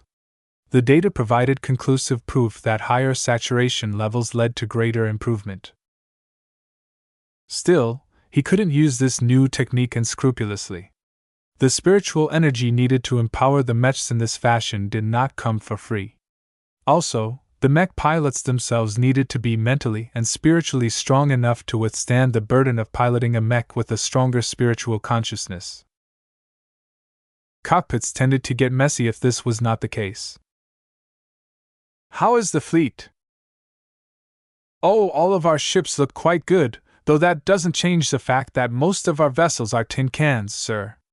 The asteroids floating around us will likely help prevent us from getting pounded too much by the pirate warships, but I'm not hopeful for our light carriers. A couple of well-placed hits can easily cripple the Red Feather. Win or lose, I don't expect most of our ships to survive the engagement. They don't need to, Calabast interjected after a long time of remaining quiet. She crossed her sinuous legs as she shifted her position on the couch. The reinforcements from the Woden warriors have made good speed trying to reach us. If not for the pirate armada in our way, we could have linked up with them and safely left the Nixian Gap. As it is, we don't have to fend for ourselves for long if we ever manage to survive the upcoming battle. Major Vole reluctantly nodded. She's right. We can lose 90% of our mechs and ships and still succeed in our goal of making it out. We just have to have enough ships left to accommodate all of the Larkinsons who are still alive and retain enough mechs to deter any scavengers and other scum looking to pick up an easy bargain. A battle involving this much hardware always attracts vultures and scavengers, Calabast warned. The Alidus Alliance has done its best to press as many local pirates as possible, but plenty of them are still on the sidelines. If we win but lose our entire battle strength, we can't defend ourselves against the pirates that come after. You can bet for sure they will come in great numbers. The value of the salvage of all of our second-class mechs and ships as well as those from the enemy warships will likely exceed anything the pirates have earned in their entire lives. VS pressed his fingers against his forehead. That sounds great. We just need to hold on for 2 weeks or less. It's not that bad. First, we need to win the battle, though, and that is already an enormous challenge in itself, Major Vaux said. He waved a hand, activating a projection that depicted every ship in the fleet. We have one overriding objective: survive. To accomplish this, we need to preserve both our ships and mechs. While we are unavoidably forced to use them up, the key is to maximize the yield and make the enemy pay dearly for every loss we suffer. That's the calculus used in battles of attrition. VS frowned. The Major nodded. I know you don't like them, but the strength disparity along with our circumstances leave us with no other choice. If I was in the shoes of Lord Hyvex, I could think of several ways to leverage the pirate warships and thousands of mechs to crush us without suffering a great loss. That is impossible for us. We are unquestionably weaker and we can't run away, so that means we have to adopt a mindset of sacrificing our strength in the hopes our enemies lose even more. Is there no way we can lessen this disparity somehow? Calabast spoke up. We've tried. We have contacted many pirate factions through various channels. While they openly rejected our entreaties, a number of them are actually quite supportive of us. As long as we defeat the Alidus Alliance, its rivals will surely take advantage. It's just none of them are willing to help us in the upcoming battle, right? Correct. She sighed. The most they are willing to do is to raid the territory of the Alidus Alliance when the battle commences. Since the Gravata Narlax is confirmed to be in the periphery, the Alidus Alliance rivals will feel assured that she won't come back to brutalize the raiders. If we succeed in destroying the pirate flagship, then those raids can easily turn into a full-blown invasion. While it sounded nice that the Nixian pirates were willing to cannibalize one of their own, none of the news helped him in any way. The rivals of the Alidus Alliance were just taking advantage of the Larkinson clan. Isn't there anyone who is genuinely willing and able to help us? Anyone? VS asked with a hint of despair in his voice. Well, there is one. Chapter 2383, No Key. Do you remember the pair of Zona crystals we've obtained from Yulamos Citadel? Calabast asked. Yes. I heard that they are huge and unwieldy. They demand a lot of energy, and they can only be used for 2 minutes and 34 seconds at a time. After that, they have to cool down for as much as 86 hours, 29 minutes and 11 seconds. Ves stored those numbers in his implants so he was able to recall them at any time. Before you ask, we haven't managed to improve the usability of the crystals. We don't have any alien tech researchers or crystallographers on our staff. Our existing techs, engineers, and researchers have all puzzled over the two crystals for a time, but we really can't make any progress in improving their usability without starting to study them from scratch. That's fine. A window of 2 minutes and 34 seconds is enough to convey a lot of important messages that absolutely need to remain confidential. For regular communications, we can make do with regular quantum communication nodes. Everyone knew that the galactic net that the quantum communication nodes connected to was as leaky as a sieve. While there were many cryptographic methods to convey messages to one another without someone else listening in, most organizations would rather take the trouble to resort to the low-tech solution of using physical couriers to convey matters of great importance. In that sense, the Zona crystals allowed the Larkinson clan to skip that tedious process, so Ves was not annoyed at its many limitations. Calabast raised 3 fingers. Well, did you remember that the Zona stalkers used to operate 5 of these crystals? The stalkers placed 3 of them in other, far-flung pirate bases in order to maintain a covert communications network. Since they're placed so far away, we gave up on trying to collect them. Have you ever wondered what happened to them now that the Zona stalkers placed in those outposts are left to fend for themselves? You told me these groups of Zona stalkers belong to the Loyalist faction. They're mostly made up of native Nixian as opposed to exiles from Majestic Teal. Correct. I've been keeping tabs on them. Just as expected, now that these Zona stalkers lost the support of their mother organization, they've defected to the local pirate factions. I predicted that would be the end of that, but it turns out that a very special Nixian group has attempted to make contact with us through one of the 3 crystals. Ves leaned closer over his desk. Who? She looked straight into his eyes. The Oblivion Hand. Truly? Ves almost shot up from his chair. The Oblivion Hand. That was the dark mercenary organization that his parents had taken over. Last he heard, the Oblivion Hand had been raising pirate base after pirate base before venturing deeper into the core regions of the Nixian Gap. The spatial warping there was so bad that most forms of communications no longer worked. While he had idly instructed Calabast to make contact with the Oblivion Hand since a long time ago, he didn't really get his hopes up that his parents would be able to bail him out of this predicament. They were too far away. It would take at least several months for the Oblivion Hand to travel all the way to this location. The breakdown of communication in the core regions also meant that his parents would likely learn of the news late as well. His worst fear was that the Oblivion Hand was so isolated from the pirate community that they didn't learn of the news at all. Perhaps they were still merely beating up pirates in the more inaccessible parts of the Nixian Gap. Don't get too excited, Ves. Just because the Hand made contact doesn't mean they are in a position to help. What does the Hand want? Major Verl asked. As far as I am aware of, the dark mercenaries are hostile to most pirates, but that doesn't necessarily make us allies. Of everyone in the fleet, only Calabast and a handful of others knew the truth. Everyone else did not know that his parents helmed the Oblivion Hand. While Ves considered revealing this to Major Verl, he quickly rejected the option. With secrets like these, it was best to keep it on a need-to-know basis. There was no compelling reason why the Major needed to know such an important matter when it wouldn't affect anything. They might have an unbearable grudge against the Alidus Alliance. Ves shrugged. We have already made contact with some other pirate factions who think Lord Hyvex and his warships are disrupting the order of the Nixian Gap.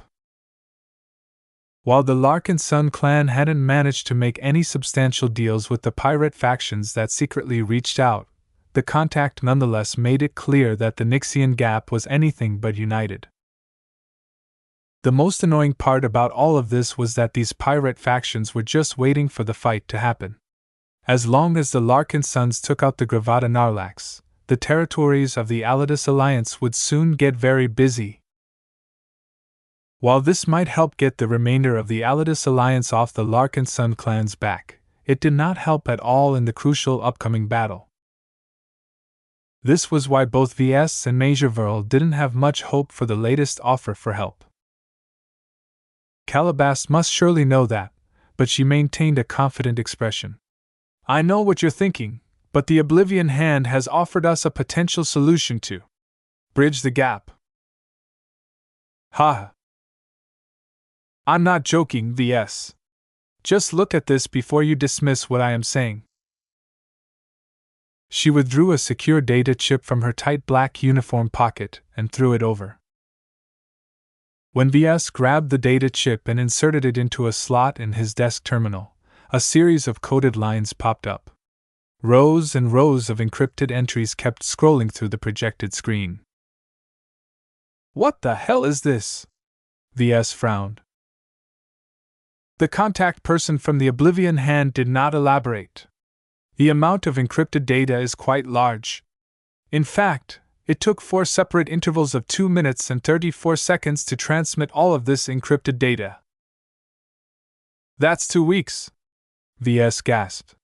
What has made them spend so much effort to transmit this data over a zona crystal? He looked at the gibberish with much greater attention than before. What was the secret behind these seemingly random patterns of letters, numbers, and alien symbols? Calabast sighed. You'd have to ask them 64 hours later, because that is when the zona crystal on the spokesperson's end will be ready to transmit a message again. Before you ask, no one from the Oblivion Hand can be reached via a quantum communication node. Apparently, they don't want to conduct any business over the Calm Consortium's network. I suspect the spokesperson may be in contact with the Dark Cleaver through another alien device that is similar to the Zona Crystal. In my opinion, the spokesperson is solely responsible for passing on the encrypted data. This made sense to Ves.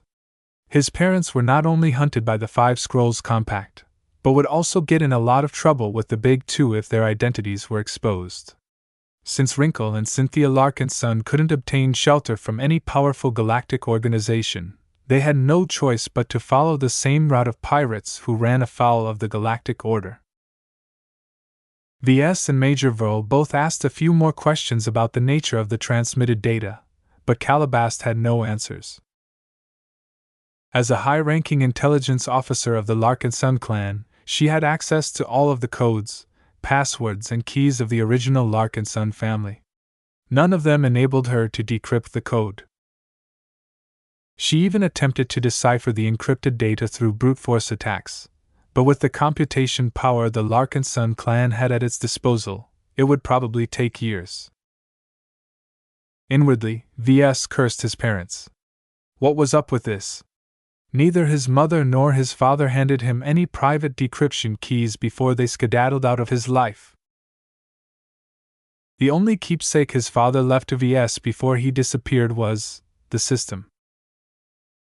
His eyes widened a bit before he reined in his emotions. He coughed. I think I have an idea on what to do with this data.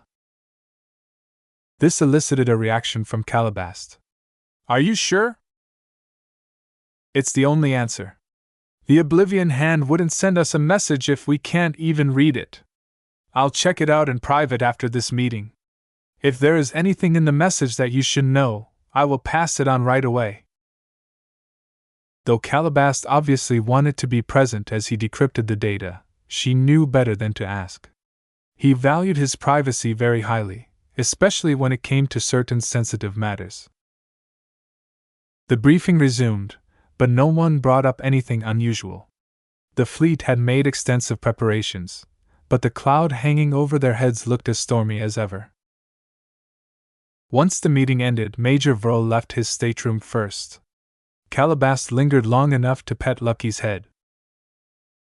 So, do you think your parents can help you? She suddenly asked. Now that they were able to speak a little more freely, Calabast no longer held back as much. I don't know.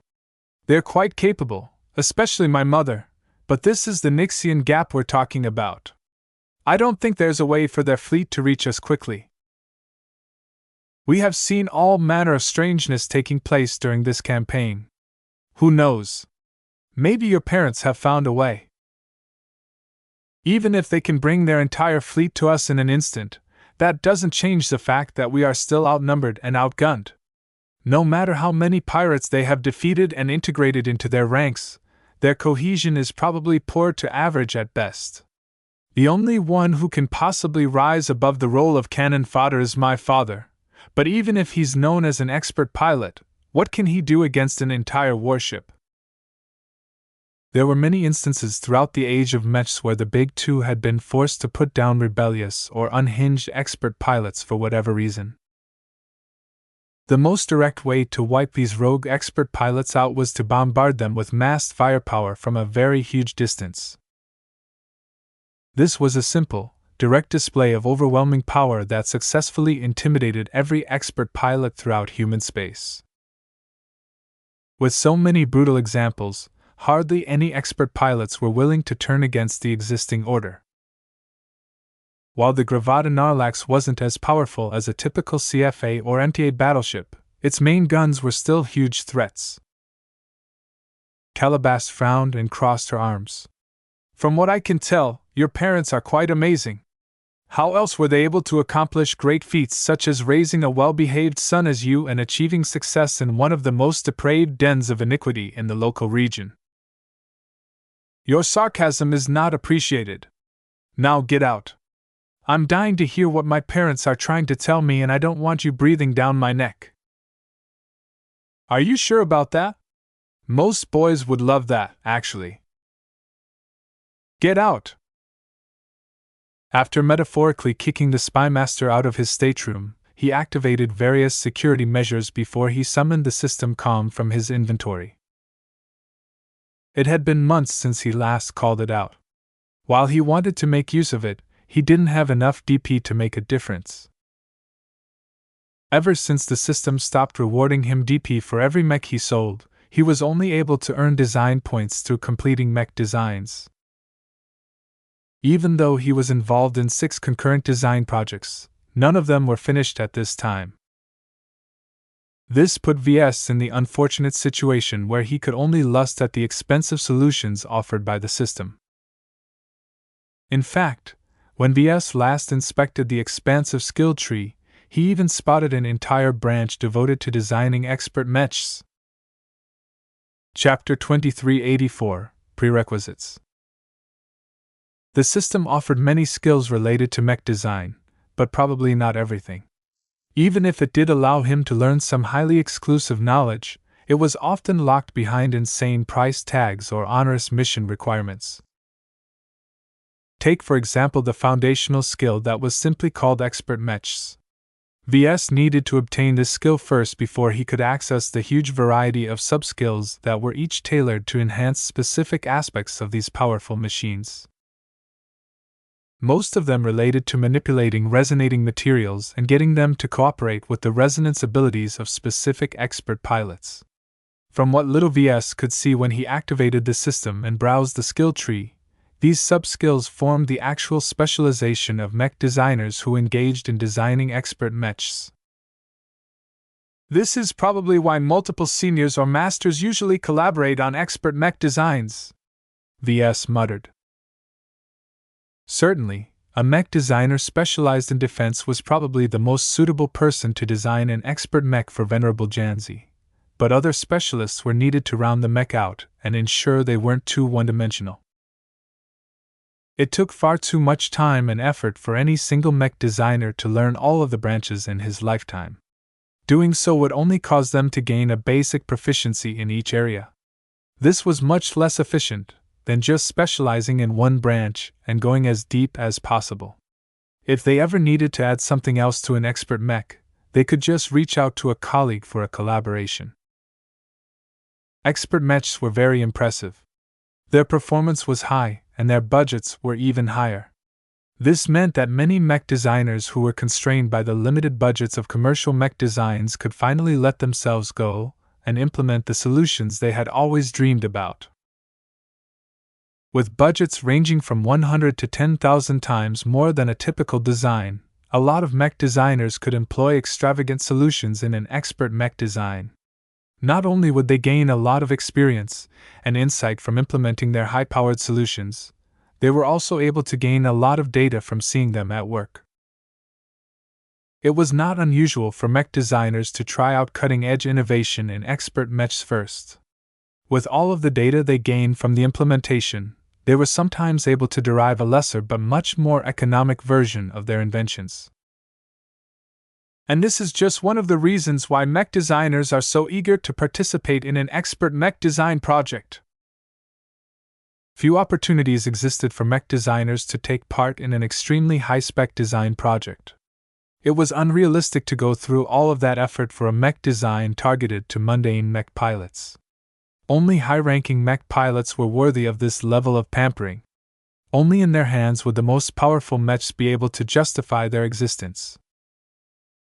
This was why senior and even masters who possessed the qualifications to design expert mechs were very eager to take part in such projects. As long as Ves or Gloriana were willing to bankroll the enormous expenditure of developing an expert mech, they could easily attract the interest of many seniors and higher. Of course, that was just one of the aspects he needed to take into account.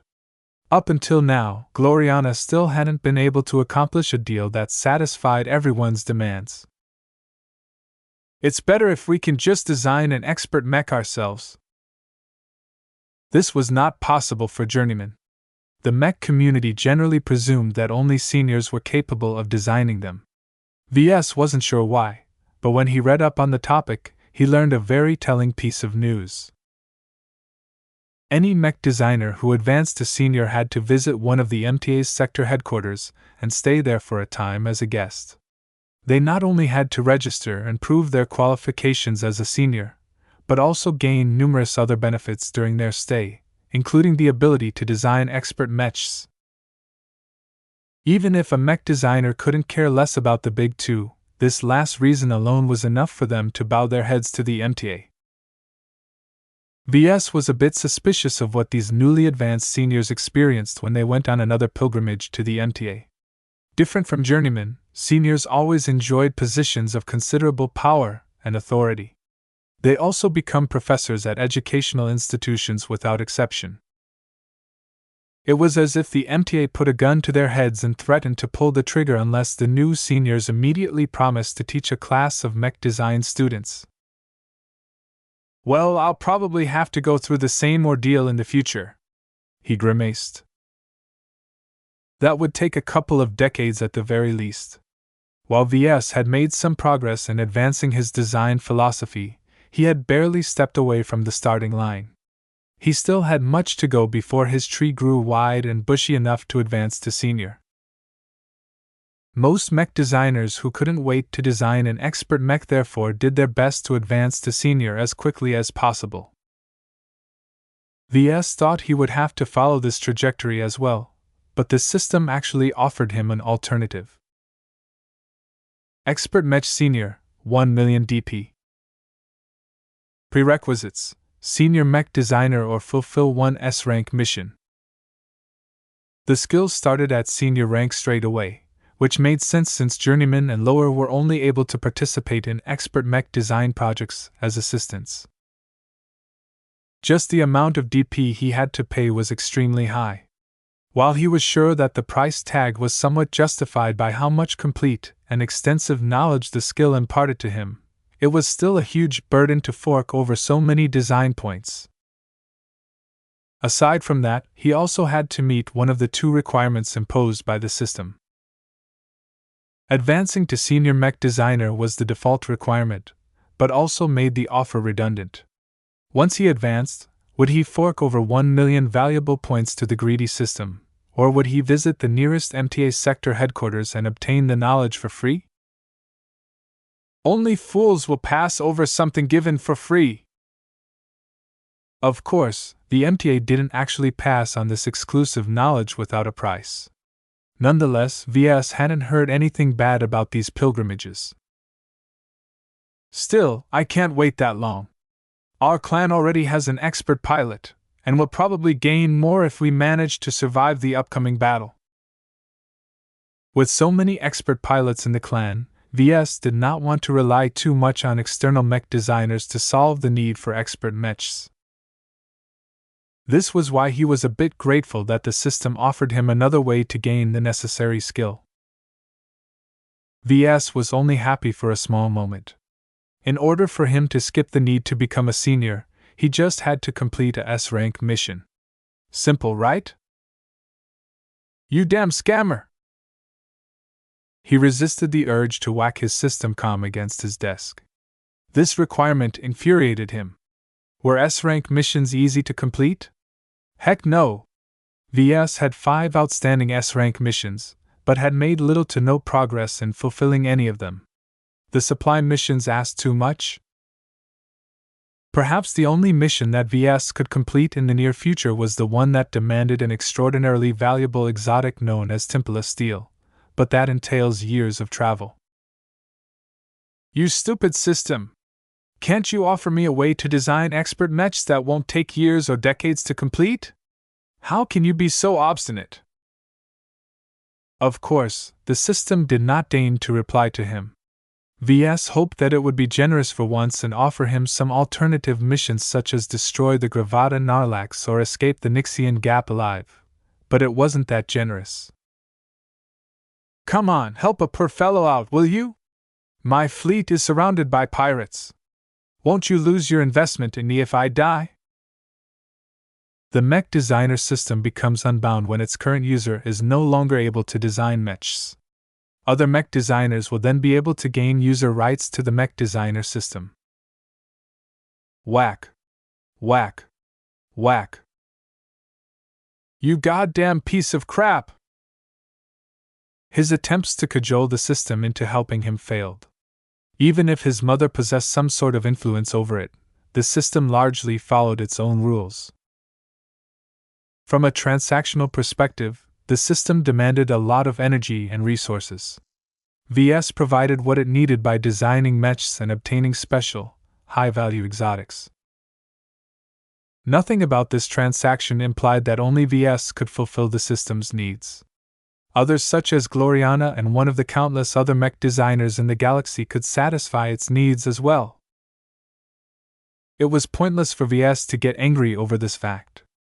The system possessed unknown motives and wasn't necessarily dependent on him. It could afford to sit back and relax while Ves went through all kinds of crises. If he died, the system would simply hop over to another mech designer, simple as that. Ves sullenly smirked. At least he made sure not to become dependent on the system either. Certainly, he was still willing to take advantage of its services, but he was still capable of getting what he wanted the old-fashioned way. He shook his head. There was no point lusting after the expert mech skill when he only had a little over 100,000 DP in his system account. Even if he met one of the prerequisites, Ves still had to complete a lot of mech designs to pay for the price of redeeming this potent skill. Let's get back to business. Ves transferred the encrypted data transmitted through the Zona crystals to his system comm. The little device beeped upon receipt of the data. Ves waited for something to happen.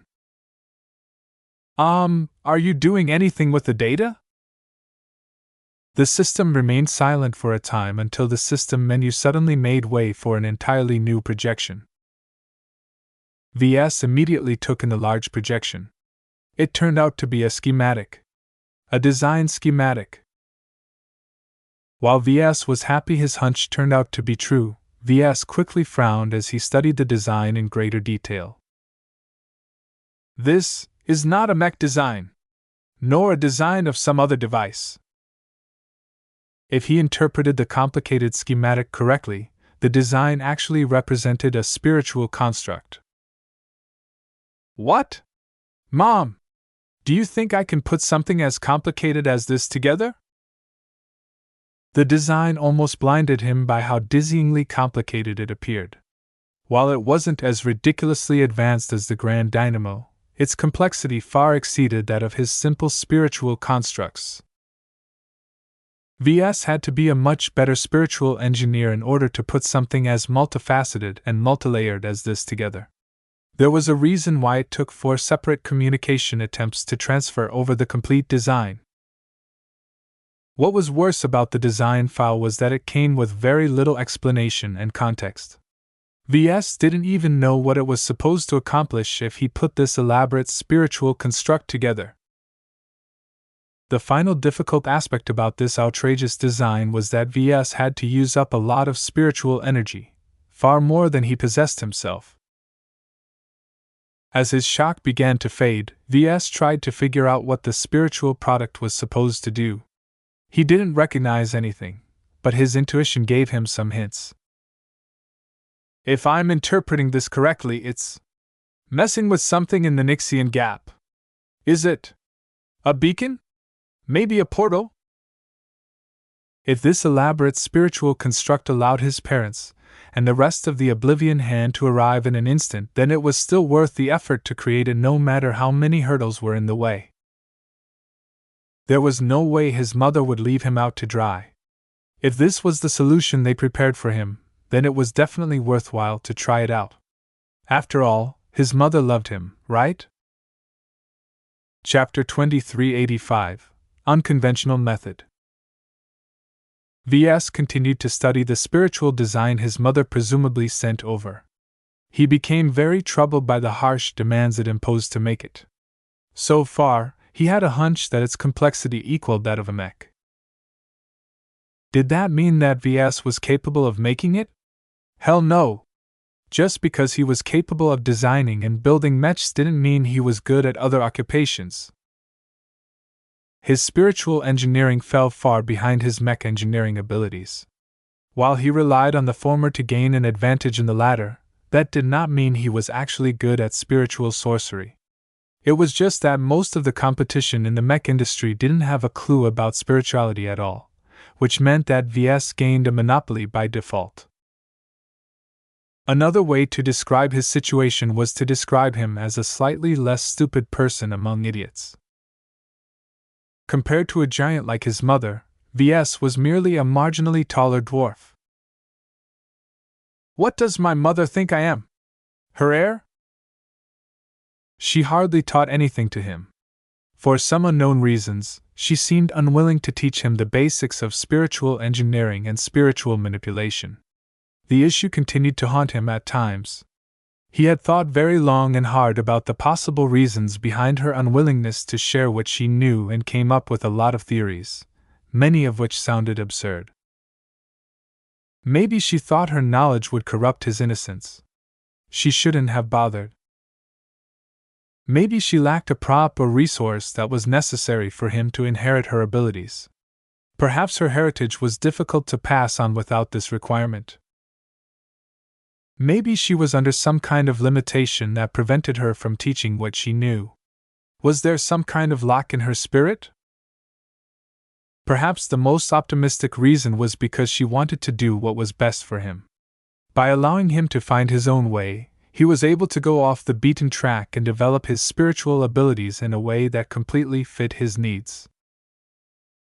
Whatever the case, Ves had learned to stop hoping that his mother would enlighten him in the ways of spiritual sorcery. He was already doing rather decently on his own. Perhaps in a century, he might even be able to surpass her in this aspect. Yet that would take time, which he didn't have. With days to go before Calabast expected the pirate armada to intercept their task force, Ves really did not have the time to spend on putting together such an elaborate spiritual construct. It was like telling Ves Larkinson to fabricate a complete mech on the spot. No matter how smart he was and how much he learned under Ves, the kid still had years to go before he was ready to put together his first mech. The problem is that I'm in this situation as well. It's funny if someone else is in this predicament, but it's not so funny if I'm the one who is suffering. The spiritual construct design put Ves in a difficult position. Battle loomed closer, and he could be spending his remaining time on many other productive activities that boosted his chances of winning the upcoming battle.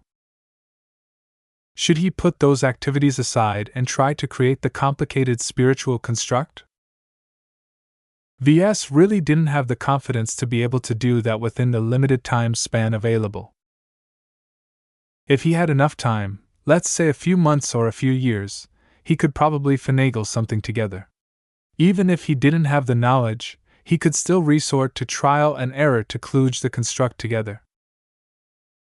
If he was half as knowledgeable as his mother on spiritual sorcery, then he didn't need the time. He just had to get enough spiritual energy from somewhere, and spend a day or so to perform all of the fine work necessary to complete the construct. No matter how much he tried to dissect the design, the individual sections were already far beyond his capacity to put together. He had to create spiritual components that concentrated lots of energy, enabled very advanced reactions, or possessed other demanding properties. It was as if he was a caveman who just received an order to build a musket. Musket? Why does this club look so strange? What is this big hole for? Ves imagined his caveman self scratching his head in confusion. After more than an hour of trying to wrap his head around the design, Ves eventually threw up his hands and gave up. His mother expected too much from him. How could she ever think he was good enough to make something so complex? Is she setting me up to fail or something? Maybe the point of sending over this design wasn't to make it straight away. It could be that she expected him to survive the upcoming battle. Perhaps years or decades later, Ves would eventually be able to reach a high enough proficiency in spiritual engineering to make this spiritual construct. Ves shook his head. This doesn't make much sense. Why pass it over now instead of sooner?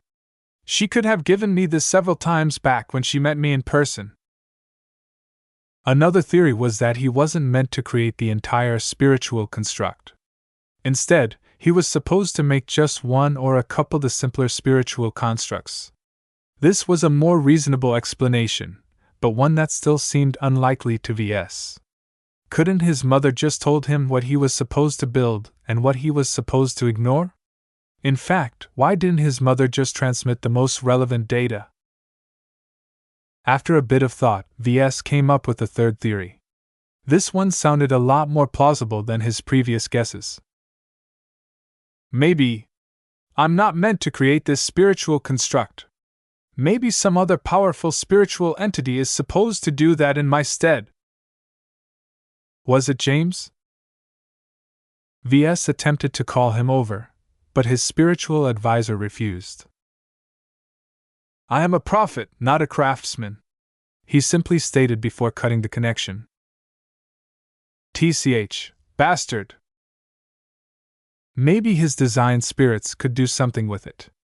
He presented portions of his mother's designs to the golden cat, and so on. None of them were able to make heads or tails out of the elaborate design. Not even Kalankso, who developed a lot of abilities, was capable of reproducing his mother's design. As an exobeast who grew up on a planet where technology constantly declined, she spent far more effort on mastering her own inborn talents. She was very good at spiritual manipulation, but spiritual engineering was something else entirely. None of his other design spirits could help him out either. While he skipped over his hostile design spirits, he didn't think any of them were willing or able to help him. They were probably hoping for him to get smashed to pieces. There was one more spirit that stood out from this group. Of all the design spirits he knew, only the superior mother might actually be able to do something with what his mother sent over. The superior mother had remained dormant for so long that Ves forgot about her entirely. Perhaps it was better to keep her asleep, as a design spirit that was not only his mother, but a very bossy mother was not fun to have around. That said, if he could even the odds by waking her, he would gladly do so. It was unfortunate that Ves had no clue how to do that safely. Would waking her even help him make this complicated construct? Ves vaguely guessed that this should be the case. The logic behind this possibility sounded very compelling. It made too much sense. Why does my mother need to send something to me instead of passing it to herself directly? Was his mother not connected to her own incarnation? Were Cynthia Larkinson and the superior mother two separate entities who only shared a marginal relation with each other? Ves felt really confused, but this was what his logic dictated. Now, Ves had to make a difficult decision. He could either continue to figure out how to make this complicated construct by himself, or he could shift his focus on waking up the superior mother and make her do something with the complicated spiritual design. Logically, he should do the latter. Trying to figure out how to pull the superior mother from her slumber sounded much easier than the other option. In addition, the superior mother was powerful and probably knowledgeable, as well as she inherited some of Cynthia's spiritual sorcery.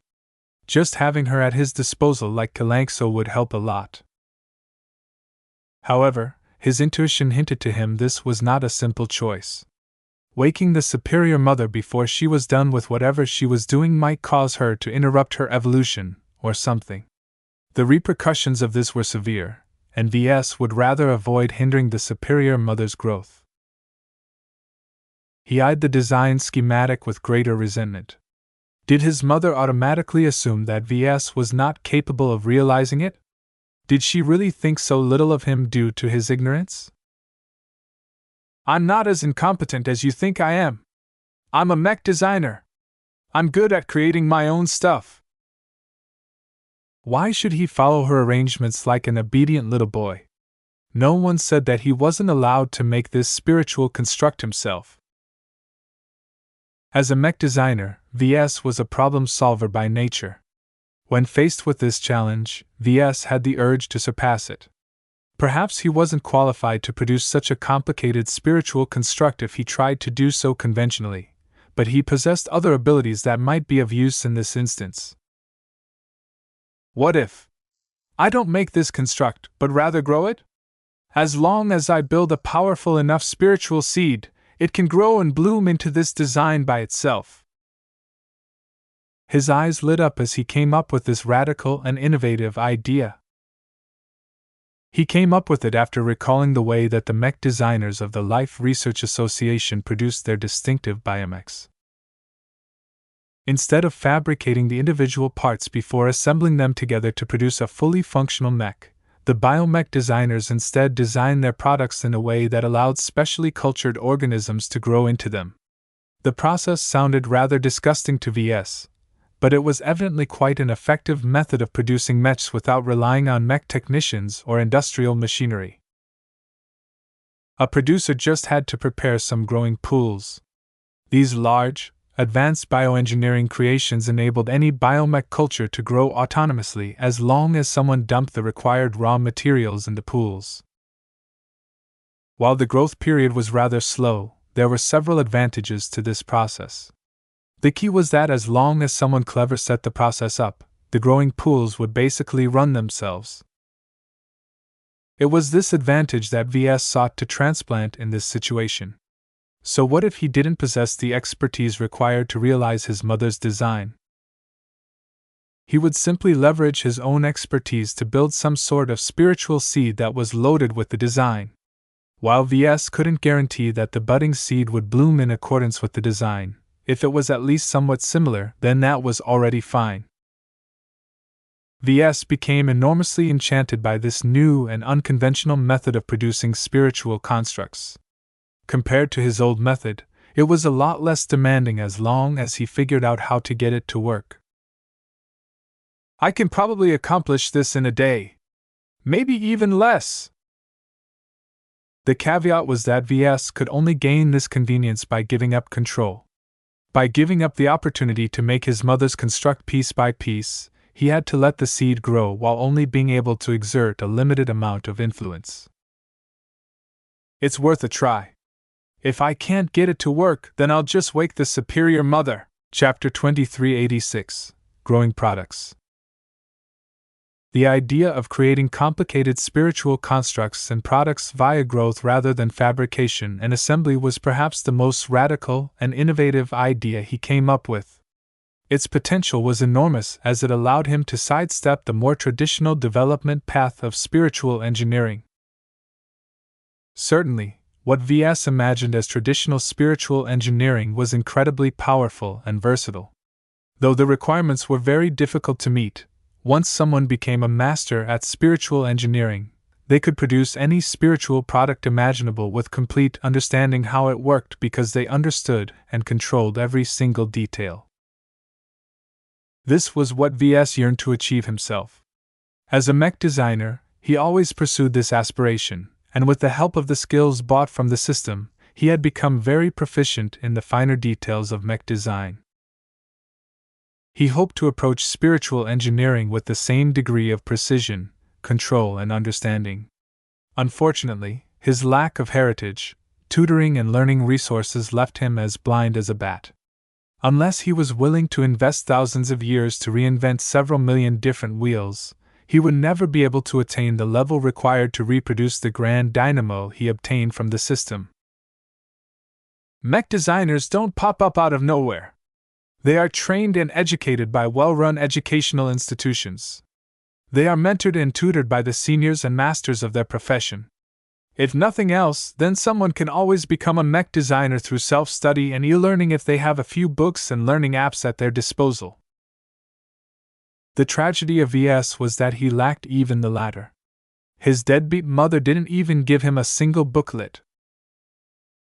For this reason, when faced with a sophisticated spiritual design, Ves could either pass it over to someone who knew what to do with it, or use his own ingenuity to solve the problem in a creative fashion.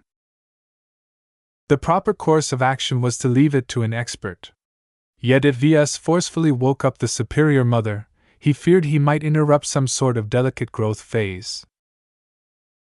The damage might not be serious, but Ves did not want to risk kneecapping the ancestral spirit's fantastic potential.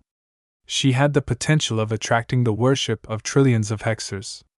With the superior mother's connection to Cynthia, this might be a way for his mother to stop leeching his spiritual energy and sustain herself on a more independent basis. The construct itself also requires a lot of energy to shape into being. Does my mother have to pay for that? There were certain special components in the spiritual construct design that looked very special. Even by themselves, Ves was unable to create something so high in quality, precision, and complexity. Just like fabricating high-performance physical parts, anyone who attempted to make these special spiritual components would have to pay a hefty price. Therefore, unless it was truly necessary, Ves did not want to upset this vital arrangement. This led him to his second solution. Though he hadn't tested it at all, Ves was very confident in his theories and projections. According to his existing understanding of spirituality, implementing a growth-based production method should be viable. Even if Ves was very fuzzy on the mechanics, his earlier experiments in spiritual engineering taught him that this was not a crippling downside. As long as he was willing to surrender control to the whims of nature, fortune, and other external factors, he would roughly be able to get what he wanted. Of course, that didn't mean he didn't have to expend any effort at all. Just like the peculiar biomech designers, he needed to develop a different methodology of production. That's okay. Different from traditional spiritual engineering, Ves possessed a significantly greater talent and foundation in the production of living entities. His life domain not only enhanced his intuition in this area, but also smoothed over a lot of difficult procedures. Someone without a life domain would make a lot more mistakes because their spiritual energy did not offer any assistance in the growth process. In short, this production method suited him perfectly. He immediately began to outline the method needed to accomplish this ambitious goal. He pooled all of his knowledge that was relevant and applied his judgment, logic, and intuition to put together a blueprint of his new spiritual production method.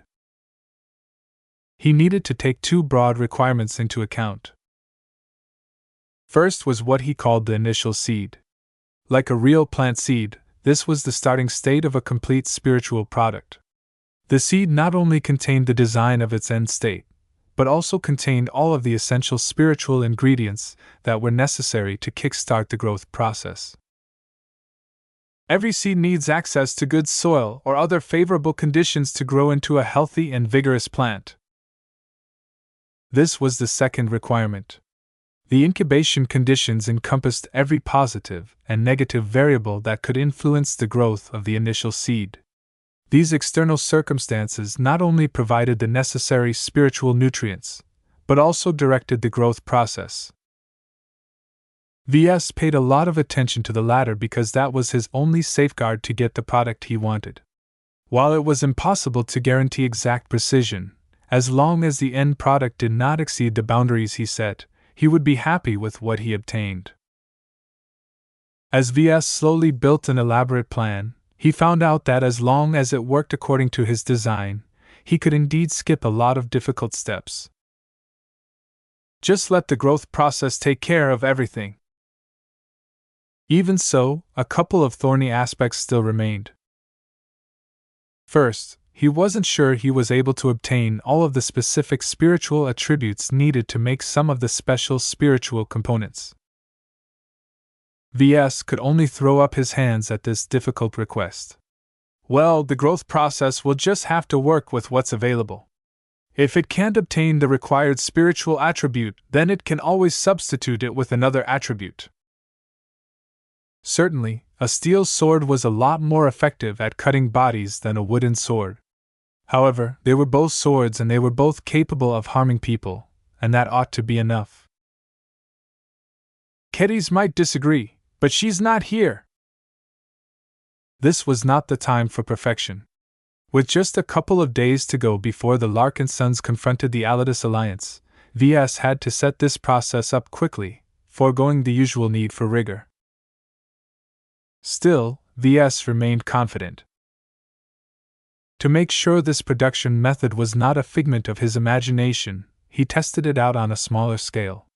He designed a slightly obtuse and difficult spiritual construct and began to fulfill the two requirements. He formed the initial seed with some of his spare spiritual energy and blended in a spiritual image that contained the design and visualization of his desired end product. He then prepared the incubation conditions. He used a pea stone as the incubating chamber and began to insert some loose spiritual energy from himself, Goldie, and some other sources. Ves then threw in the initial seed and took a step back. He observed what happened carefully. It's starting. The initial seed is following its programming. When the initial seed recognized its favorable conditions, it immediately began to absorb the nutrients and grow out of its shell. Ves smiled wider and wider when he recognized that the seed largely followed his programming. The growing spiritual construct began to grow taller and develop some branches. He chose a spiritual tree as his first product with this new method because it offered him an easy way to judge how its formation differed from the design he specified. There's indeed some variability. He observed a lot of variance in how its branches and leaves matured. When the spiritual tree he had grown reached its programmed end state, the final result ultimately deviated from his design by as much as 15%. Ves smiled.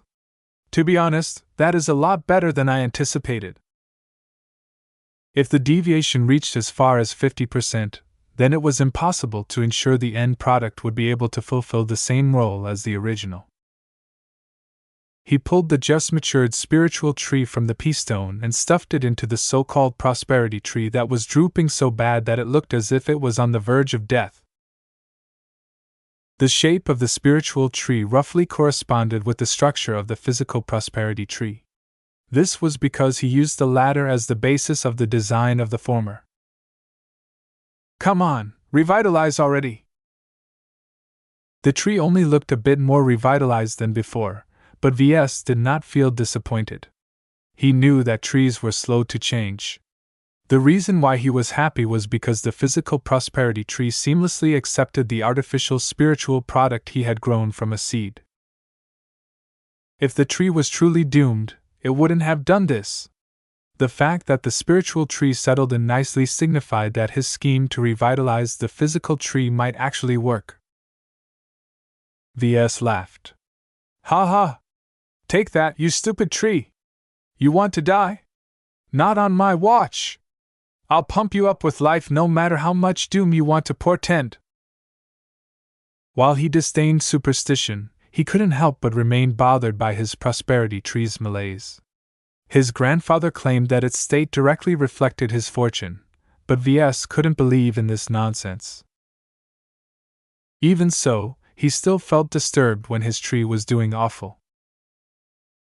Instead of letting the tree increase his doubts, Ves preferred to take matters in his own hands.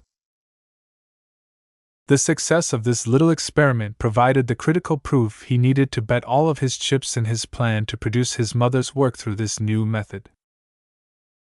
Even if the scale and complexity weren't comparable at all, Ves still had faith that it had the potential to work. He spent the rest of the day setting his plan in motion. He requested, begged or coerced his various design spirits to pass over their spiritual fragments, and formed a large and complex initial seed by combining them together.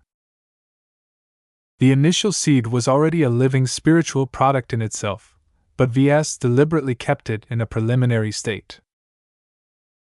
During the creation of the seed, Ves made sure to imprint his mother's design as much as possible. He also sacrificed a few drops of life-prolonging treatment serum to pack the seed with a lot of necessary nutrients. Still, the seed could only accommodate so much nutrients and still retain its nature as a growing entity rather than a mature entity. Perhaps Ves might be able to raise this limit as he became more proficient with this method, but for now he could only do so much. He turned his attention to setting up the incubation conditions. He stuffed the seed into a pea stone and began to gather some additional spiritual energy to provide the seed with fertile soil. Ves soon encountered a very significant problem. I don't have enough nutrients. His mother's design not only depicted a complex spiritual machine, but a very strong and demanding one as well. He couldn't keep milking himself, and his design spirits, for spiritual energy. Ves needed a lot more. He grabbed the vial of precious high-grade life-prolonging treatment serum from his pocket and studied his contents. He already used up quite a number of drops to fuel some of his potent endeavors. While he still possessed plenty of drops, he was very reluctant to use up so much serum for a single purpose. Due to their universal compatibility and high energy density, it was best to use a single drop or a few drops at a time. Did he have access to another abundant energy that could provide the initial seed with all of the spiritual energy required to fuel its entire growth? A few ideas came to mind. Chapter 2387, Dark Clouds. When Ves figured out some suitable energy sources to sustain the growth process, he did not immediately implement the entire plan. He had a feeling that once he completed his mother's spiritual construct, something drastic would happen. He didn't know whether his mother intended him to create it before the battle or during the battle. If it was some kind of means to allow the Oblivion Hand to reach his position, then it was best to make it straight away. However, if it was some kind of superweapon that could disable the Gravata Narlax in an instant, then Ves was better off holding off its completion until the pirate warship finally came within engagement range. Considering all of the possibilities, Ves opted to make the safest choice and hold off until battle commenced. Until then, Ves only started the growth process but did not feed the huge amount of energy needed to complete the growth. This was good, because it took a fair amount of time for the seed to bloom and grow into something more sophisticated. After the growing product used up all of the available spiritual energy within reach, its evolution stalled. As long as Ves periodically fed it with a modest amount, he was able to keep the incomplete product in a healthy and stable condition. This allowed Ves to keep it on standby until he was ready to resume the growth process. Until then, Ves put the P-stone in his B-stone lockbox before passing the square object to Nita for safekeeping. Watch over it carefully. Don't let anyone touch the box or the stone that's inside, Ves seriously commanded his bodyguard. I will make sure it will stay secure, his tall bodyguard stoically replied. Ves looked at her second-hand Fridayman gear and figured he might as well build a customized unending combat armor suit to increase his security and reward Nita for her loyalty. He had already used up most of the B-stone that comprised Grand Protector Rasha's bed frame. What scraps he had left was not enough to cover Nita's entire body. I'll just have to build a suit without this protection then. While that meant she would have to forego protection against spiritual threats, she would still be extremely formidable against material opponents. A day quickly went by. While Task Force Predator had begun to enter into its highest state of alert, Ves had squared himself away in his mech workshop to frantically produce a few pieces of exceptional gear for himself and Nita. He not only built her a brand new suit of heavy combat armor, he also fashioned a few strengthened gadgets for himself and his bodyguard. For example, he stripped the external structure of her heavy assault rifle and covered it with both unending alloy and briar alloy. The same went for other gear such as his jammer and Nita's foldable sword. He used small pieces of unending alloy as the principal material before covering up its unevenness with a smooth layer of briar alloy. During this time, Ves continually received status reports from Calabast, Major Verl, and other important figures in the fleet. He was peripherally aware of the final preparations made by the various mech forces. He also gained enough information to keep track of the movements of the pirate scouts. Over time, the pirate scouts acted bolder.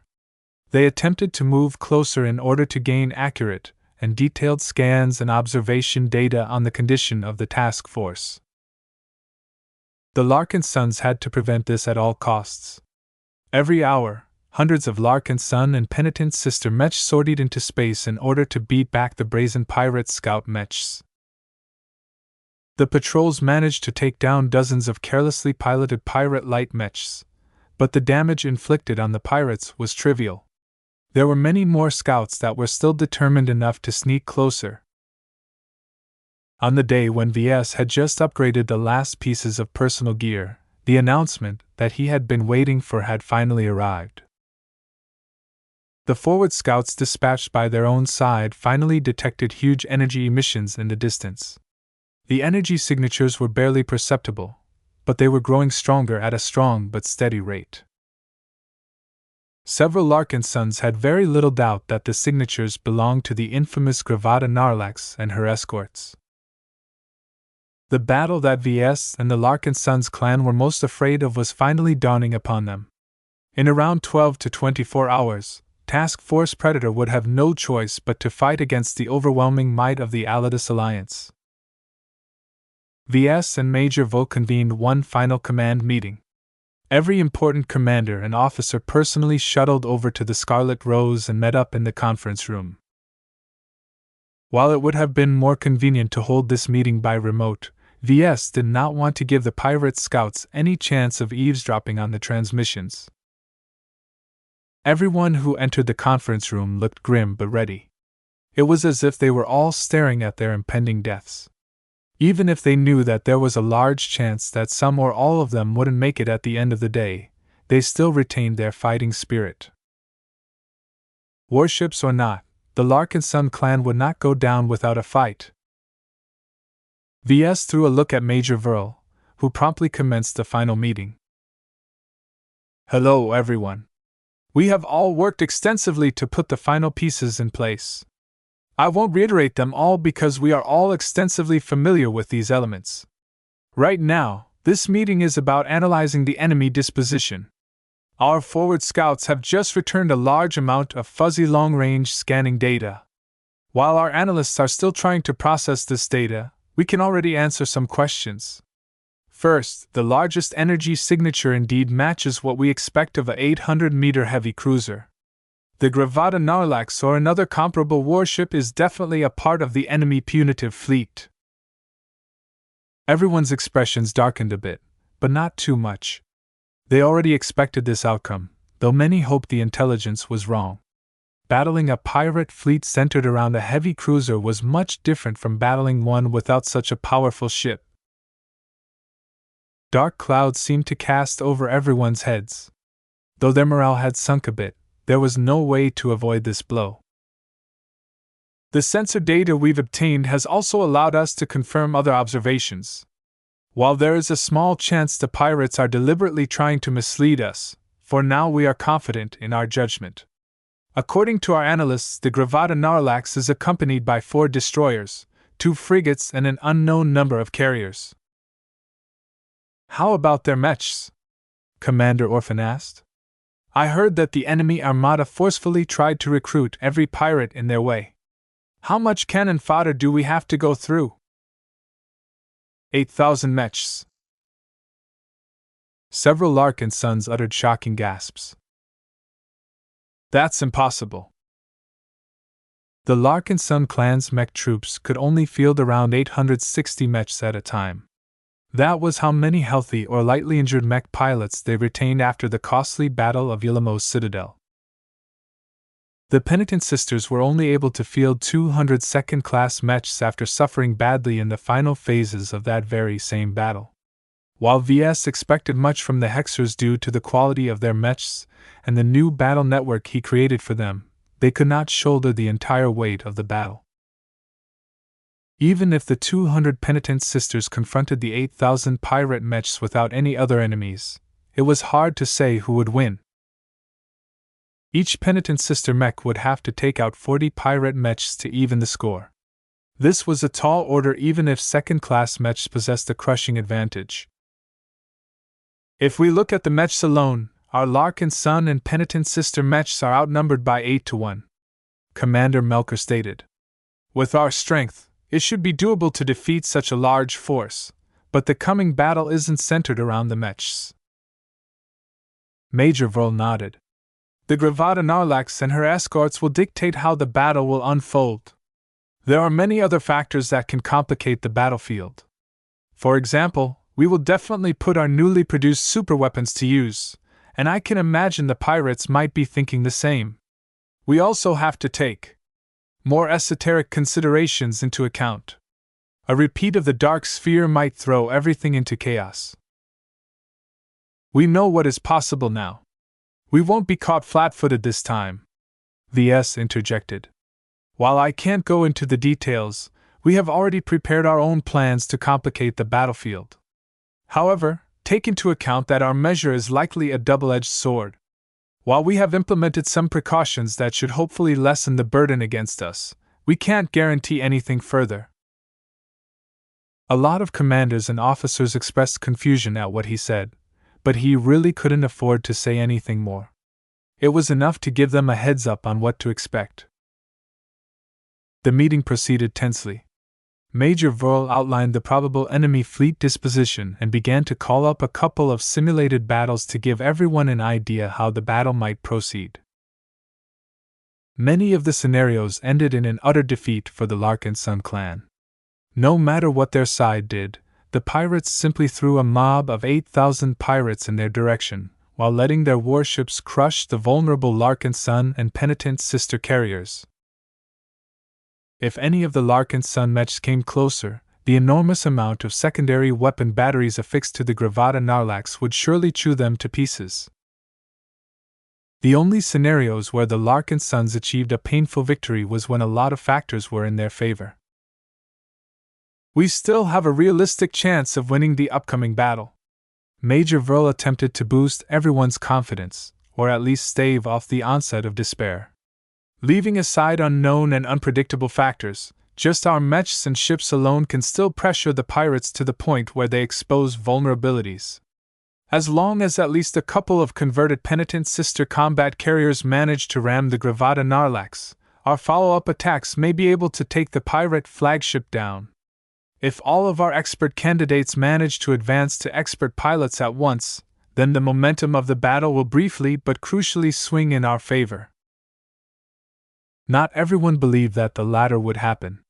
VS hadn't actually gone around to advertising the wonderful effect his spiritually enhanced mechs had on his expert candidates. He didn't want them to inadvertently blab that sensitive detail in an area that was monitored by the MTA. While VS knew it was hard to explain four simultaneous breakthroughs, he still possessed confidence in being able to devil-tongue his way out of this predicament. The discussion continued, but no one gained much useful information.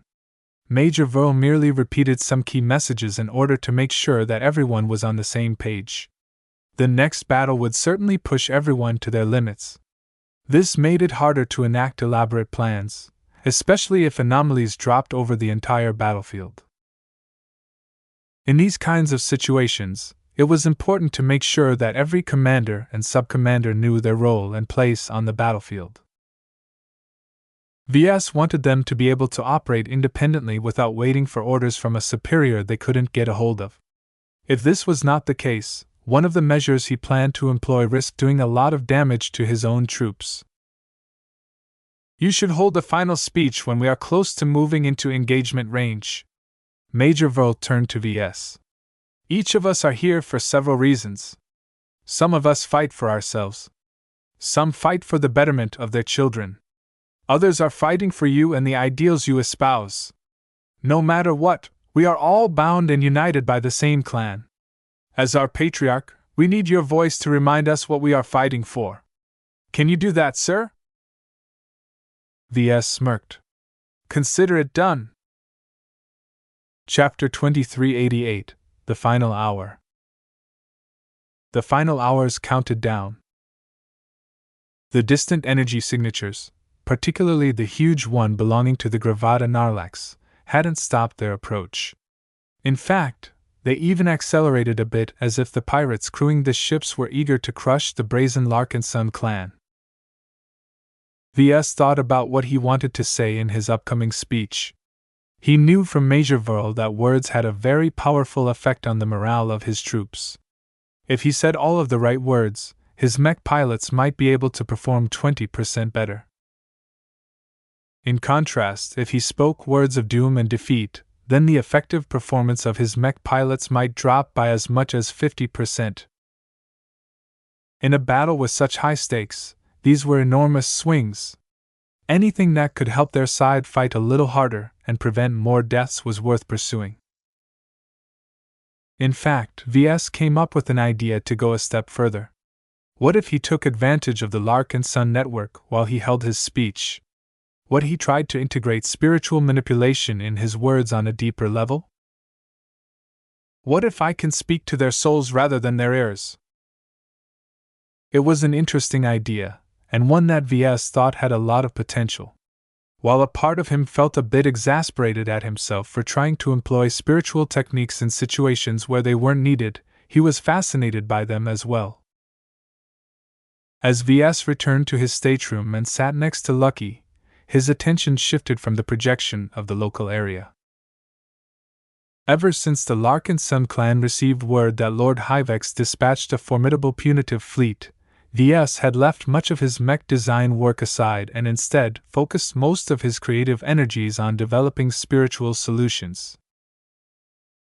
Oh, he spent plenty of his time on mechs.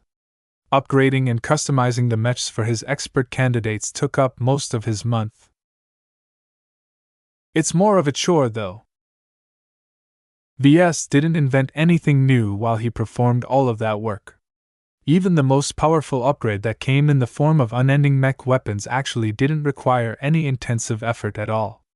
This was because the unending alloy he used was already strong enough to do all of the work. Instead, he had become quite passionate and obsessed about advancing his spiritual engineering and spiritual manipulation abilities. He correctly surmised that the best way he could strengthen his forces was to explore the spiritual angle further. There were thousands of Larkinsons in the task force who were already able to upgrade the physical performance of every mech and ship at their disposal. VS could leave the job of servicing them and upgrading them to the mech designers, mech technicians, chief engineers, and other knowledgeable clansmen. He could not turn to anyone else when he needed to accomplish something spiritual in nature. Certainly, James and perhaps Keddy's might help, but neither were even close to matching his spiritual capabilities. Admittedly, his capabilities were very shallow compared to his mother, but he still stood head and shoulders above those who still believed that the extraordinary didn't exist. As VS reflected back on what he had accomplished in the last month, he realized that he had become a lot more passionate about spiritual engineering than mech design. Of course, part of that was because he had stalled his involvement in the LMC's ongoing mech design projects. Yet that did not excuse his excessive preoccupation with spiritual engineering. Am I a mech designer or am I a spiritual engineer? He asked himself. Lucky tiredly looked up at his face. Meow. Heh. That's easy for you to say. Your gem production pretty much runs on autopilot. Are you even capable of exerting any control over this process? Meow. His cat turned away while flipping up his metallic tail. It was not as if VS was much better.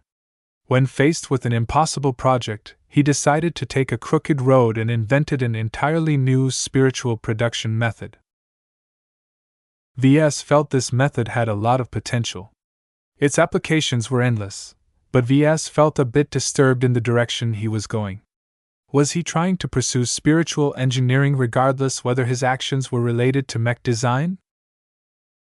What am I turning into? Can I still just call myself a mech designer? He imagined that this question must be plaguing many other mech designers who dabbled in other fields. It was not unusual for mech designers to be dissatisfied with relying on third-party mech parts to design their mechs. This was why Master Olsen learned how to develop her own mech engines, and how other mech designers learned how to design their own key parts. Yet no matter how far they ventured into these side paths, they were still able to cling on to their primary identities as mech designer. VS found it increasingly more difficult to do the same. The temptation to pay less attention to mech design in order to reserve more time for spiritual engineering kept plaguing him. There were almost an endless amount of mech designers in human space, many of which could design fantastic mechs that rivaled his own in value or functionality. There weren't as many spiritual engineers or spiritual sorcerers, though. While it was rather precarious to engage in spiritual engineering in full view of the Big Two, as long as he maintained his identity as mech designer and continued to work with mechs in his daily life, he could probably get away with a lot. Still, VS felt a bit reluctant to become more like his mother. Even if he did not follow the same path as hers with regards to spirituality, he believed he definitely possessed the potential to match and surpass her strength one day. Right now, his domain encompassed both life and mechs in equal proportion. This duality reflected his split obsessions towards life and mechs. I'm a mech designer. I'm a spiritual engineer. I'm both.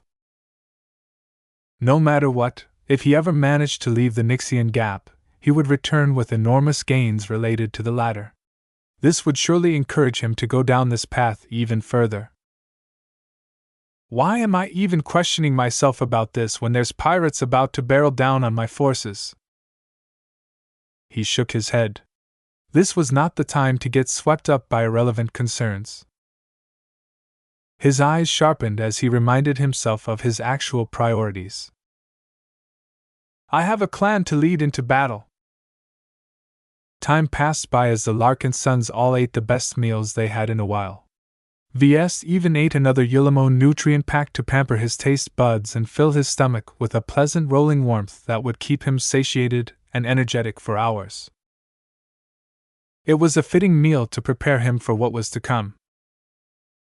As the reality of the situation dawned on the Larkinsons, they slowly firmed up as they mustered up their courage. They already prepared for this battle.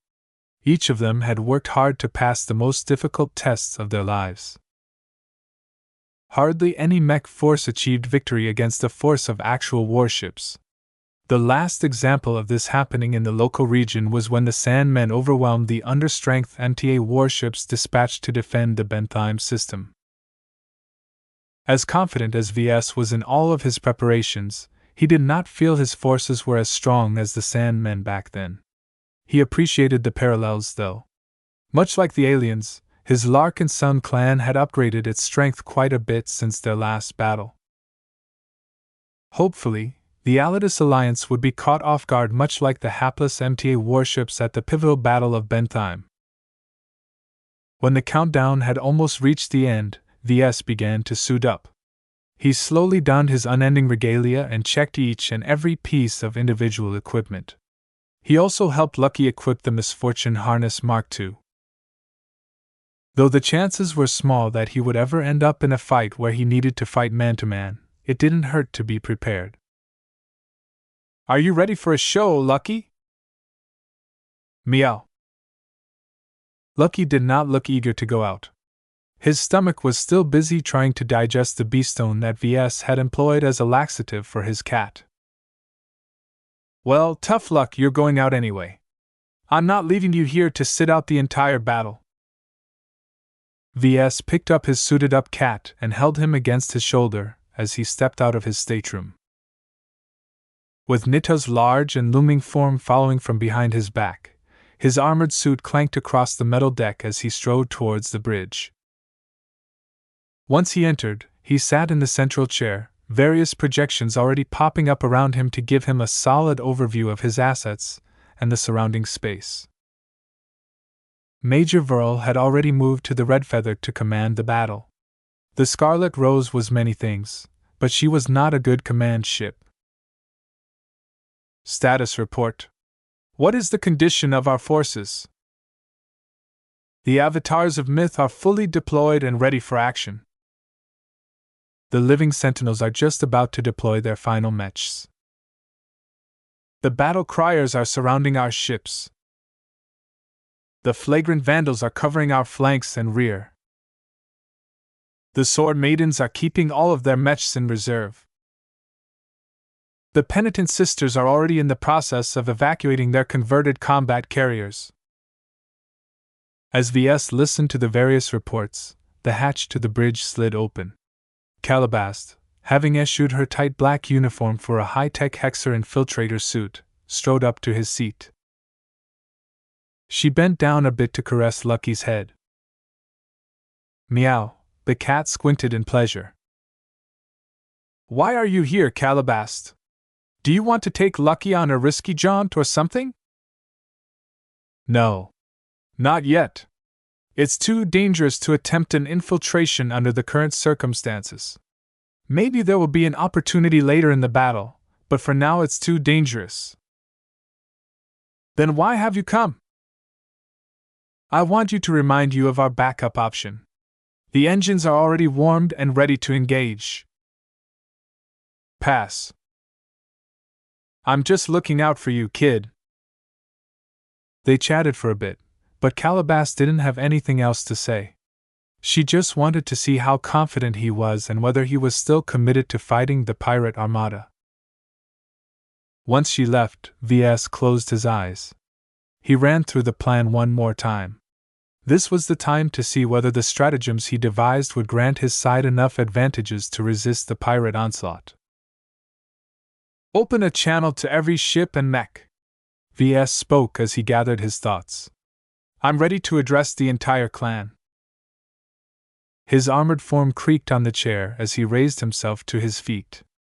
His helmetless face looked suitably heroic, and upon a silent command, a billowing red cape extended from the rear shoulders of his unending regalia. Every Larkinson waiting for the final hour to count down all directed their attention to the lifelike projection of Ves appearing in front of their faces. The entire fleet momentarily fell silent. Aside from the mech pilots who were stationed in the perimeter of the fleet, everyone directed their attention at their leader. Ves stared at the wide projection that popped up in front of him. A random panorama of faces greeted him. Avatars, sentinels, sword maidens, and more each looked at him via his projections. Seeing their faces in real time allowed him to gain a more personal connection with those he addressed. He could also adjust his speech if he noticed his clansmen weren't taking his words very well. Before he spoke, he took a deep breath. At the same time, he stretched out his hand. Nita placed the Larkinson mandate in his armored grasp. Ves needed the prop for what he was about to do. He concentrated his mind a bit and began to connect to Goldie and the Larkinson network. Then, he proceeded to do something he had never done before. He attempted to push his presence through the network. Chapter 2389, Rousing Speech. The Larkinson clan was about to face its biggest test in Maynard Fields. Tens of thousands of Larkinsons paid attention to his address. While each of them had been psychologically preparing themselves for the fight of their lives, it was difficult to ensure that each of them would endure in the coming struggle. The odds were too great. The looming pirate threat had come close enough to confirm the initial long-range scanning data. The Alliance Alliance hadn't been bluffing, and a formidable heavy cruiser definitely led their mighty fleet. In the past, humans used to believe that warships played a key role in expanding and securing their civilization's dominion. The might of battleships had long attracted the worship and admirations of an uncountable amount of humans. It was different now. The specter of warships cast a heavy shadow over humans born in the Age of Mechs. From their youth, they had been taught to fear these enormous engines of destruction.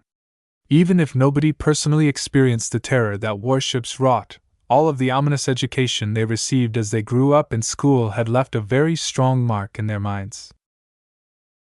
Perhaps the prospect of facing a pirate-built warship might not sound so intimidating when the battle was still a distant prospect. The Larkinsons accepted the news with stoic solemnity. Yet as the days went by, the fears that their teachers implanted into their minds had slowly started to creep up. Ves was no different, as he possessed a greater technical understanding how a warship like the Gravata Narlax could easily demolish his task force. The power of a weapon platform depending on many factors. In mech combat, size usually wasn't a big factor because the mech industry spent 4 centuries to find the optimal balance between size, cost, functionality, and efficiency. Hardly anyone fielded supersized mechs or juggernauts in battle because they were too inefficient. Certainly, anyone who had plenty of money and resources to spare might choose to field them, but their unwieldiness and their very obvious flaws left them open to exploitation. Still, at some point, when something got big enough, they became incredibly formidable. Size increased leverage. Size provided capacity. Size added durability. The jump in specs from light mechs to heavy mechs was already quite extreme. The two possessed completely different fighting styles, but it was not entirely clear that the larger and heavier mech could defeat the lighter mech in a dueling scenario. However, the real battlefield was very different from a fair mech duel. In an actual battle, an expensive heavy mech could easily yield much greater results if employed correctly. The same went for warships, but at a much more exaggerated scale. The Gravata Narlax didn't need to have any brilliant captains and officers in command. As long as they knew just enough to keep the ship running, the Alliance Alliance could merely rely on her potent gun batteries and very resilient hull plating to carry every battle. In comparison, a force of smaller elements such as Task Force Predator had to exert an unreasonably high amount of effort to achieve similar results. In other words, the pirates would be able to win a battle in their sleep while the Larkinsons had to exert at least 150% of their effort in order to gain a fighting chance. It sounded unfair. It sounded insurmountable. No matter how overconfident the pirates felt, there was no way the large and powerful Alliance Alliance was completely made up of incompetence. The Larkinsons had already built up a formidable reputation of their own, so anyone who dared to confront the conquerors of Ulamos Citadel should certainly come prepared. Ves confidently smirked as his projection graced every clansman in the fleet.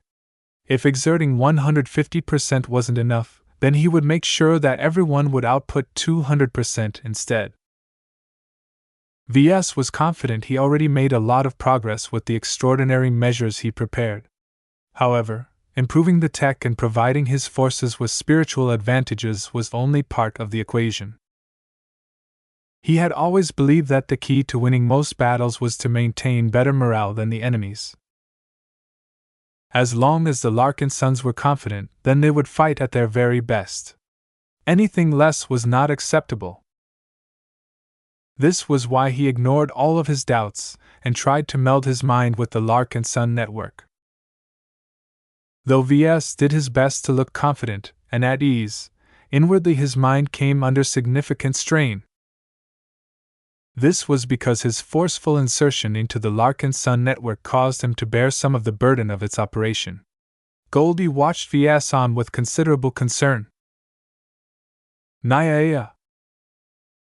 Humans weren't suited to withstand so much input.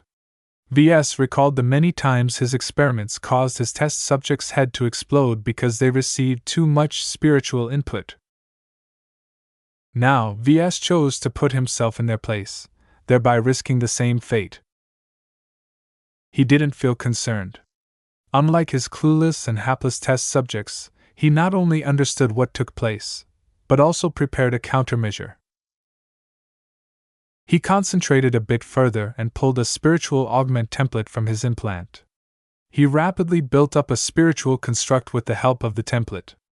As soon as it came into existence, a large proportion of incoming spiritual signals suddenly stopped bombarding his spirituality. The new spiritual construct acted as a filter. Its role was very simple. It rejected the passage of any spiritual input except for the ones he specifically approved. Since Ves merely wanted to communicate with the clansmen connected to the Larkinson network, he did not need all of the irrelevant spiritual input. It was working, if only just. While the spiritual input of most of the clansmen wasn't very strong, it was different when it came to the more spiritually active Larkinsons. Venerable Janzi especially radiated a strong presence, so much so that she was already exerting her influence to a greater degree in the Larkinson network. Fortunately, Venerable Janzi did not regard Ves with hostility. Her potent spirit, and was willing to make way when Ves stood in their way. After cutting down the excessive input, Ves found it much more bearable to place himself closer to the center of the Larkinson network. By partially taking over Goldie's role as the Nexus, he gained a close, direct connection to every Larkinson. This did not just apply to Larkinsons in the fleet, but also the clansmen back at Synnax 6. Still, Ves only intended to address the members of the task force this time. When his eyes focused on the small faces on the projected panorama, Ves was somehow able to match their appearances to a specific connection in the network. The unprecedented degree of closeness he established with his fellow Larkinsons felt surreal. Was this what Goldie felt all the time? For a moment, he felt like a god looking down on his faithful subjects. Similarly, each of the clansmen who paid attention to him felt as if their awe, respect, worship, and other feelings towards him had increased. It was a very magical moment for both sides. Even if Ves hadn't spoken for more than a minute, everyone felt as if they perceived his affection for them. A small portion of his love, his hopes, his aspirations, and his confidence propagated through the network, causing the clansmen who were about to confront the pirates to feel as if they were all in it together. Ves finally spoke his first words. Larkinsons, our time of proving has come. Those words audibly spread through the audio speakers. They also rippled through the Larkinson network, thereby conveying greater meaning to the clansmen than they realized. This dual nature caused the clansmen listening to him to become mesmerized. When we founded the clan, we knew it wasn't going to be easy. Many existing interests in the galaxy had already carved out their own turfs. Nobody likes to welcome newcomers. Ves dramatically raised his fist. Now that he wore his unending regalia complete with a matching red cloak, he resembled a warlord rather than a mech designer. So what? Nothing comes for free. If we want something, we have to work for it, and in a galaxy as violent and dangerous as ours, that means we have to fight for our future. In the short existence of our clan, we have overcome numerous enemies who wanted to stop our rise. From the Friday Coalition to the Dry Snakes, each of these enemies thought we didn't deserve to grow and prosper. Each of them thought that they were stronger than us and that they could squash us like a bug. Have they succeeded? Ves grinned through the Larkinson network. He could feel some of the raw emotions from his clansmen. His fist opened up as if to symbolize an explosion. No! Each time our enemies stood in our way, we flung them aside. Each time our enemies thought they could annihilate us, we resisted their blows and stood our ground. Each time our enemies plotted against us, we foiled their plots and outwitted them. We survived every successive challenge that sought to end our clan, and this time will be no different. A huge wave of confidence spread through the Larkinson network. Ves found it almost infectious as the network took in the rising mood and began to feed it back to every Larkinson. He clenched his fist and pressed it against his chest. In my heart, I believe we are special. To be a Larkinson is to be a soldier. Not just any soldier, but an honorable soldier. With the long and distinguished heritage of the old Larkinson family as our foundation, we have proven ourselves greater and more superior than any band of roving mercenaries. Different from those who fight for fortune, we fight for family. Our comrades and our loved ones are depending on us. Knowing this, let me ask you a question. Are you willing to fight against one of the most powerful pirate factions of the Nixian Gap?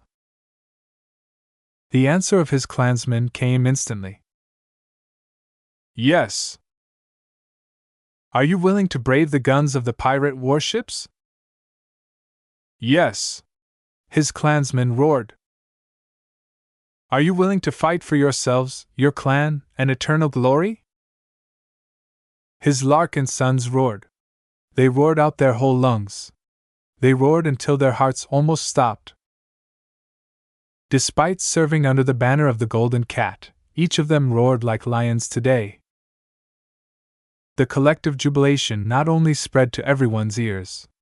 Due to the role of the Larkinson network, they spread their elevated moods to Ves and each other. Though Ves had massaged the truth and distorted some facts in his speech, no one paid attention to the inconsistencies. It didn't really matter. He succeeded in boosting everyone's fighting spirit. Now ready yourselves, because our latest challengers will not let us pass for free. Be prepared to teach them the same lesson we taught the Coalition Reserve Corps. For the clan! For the clan! His Larkinsons echoed. With that, Ves ended the broadcast. He slowly began to pull back from the Larkinson network. Even if he managed to endure the strain, it wasn't viable for him to maintain this condition for an extended amount of time. Ves still sensed plenty of hope and confidence from the clansmen manning the stations in the bridge. Each of them performed their duties with a sense of confidence and superiority.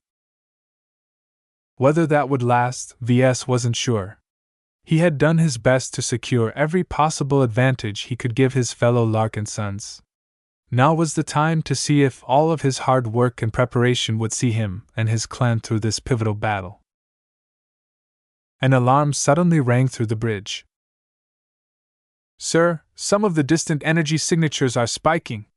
The enemy warships are firing their main batteries. Incoming!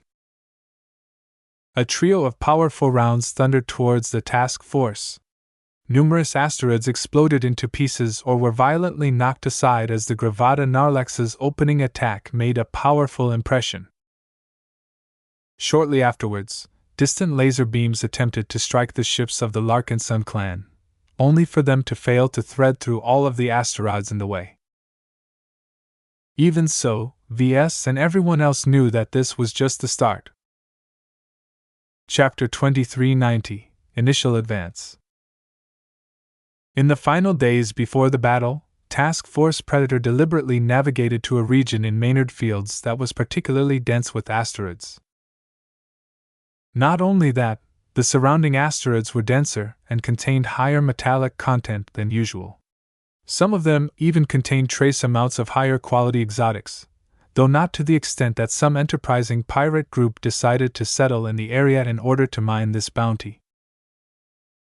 Regardless, the task force deliberately moved in the middle of this area and dared the Alidus Alliance fleet to enter into battle in this environment.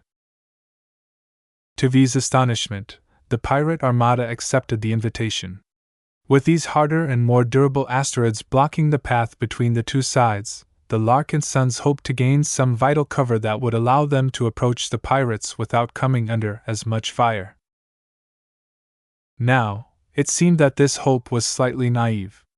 Dense asteroids or not, the distant warships were firing their main batteries towards the coordinates of the Larkinsons without hesitation.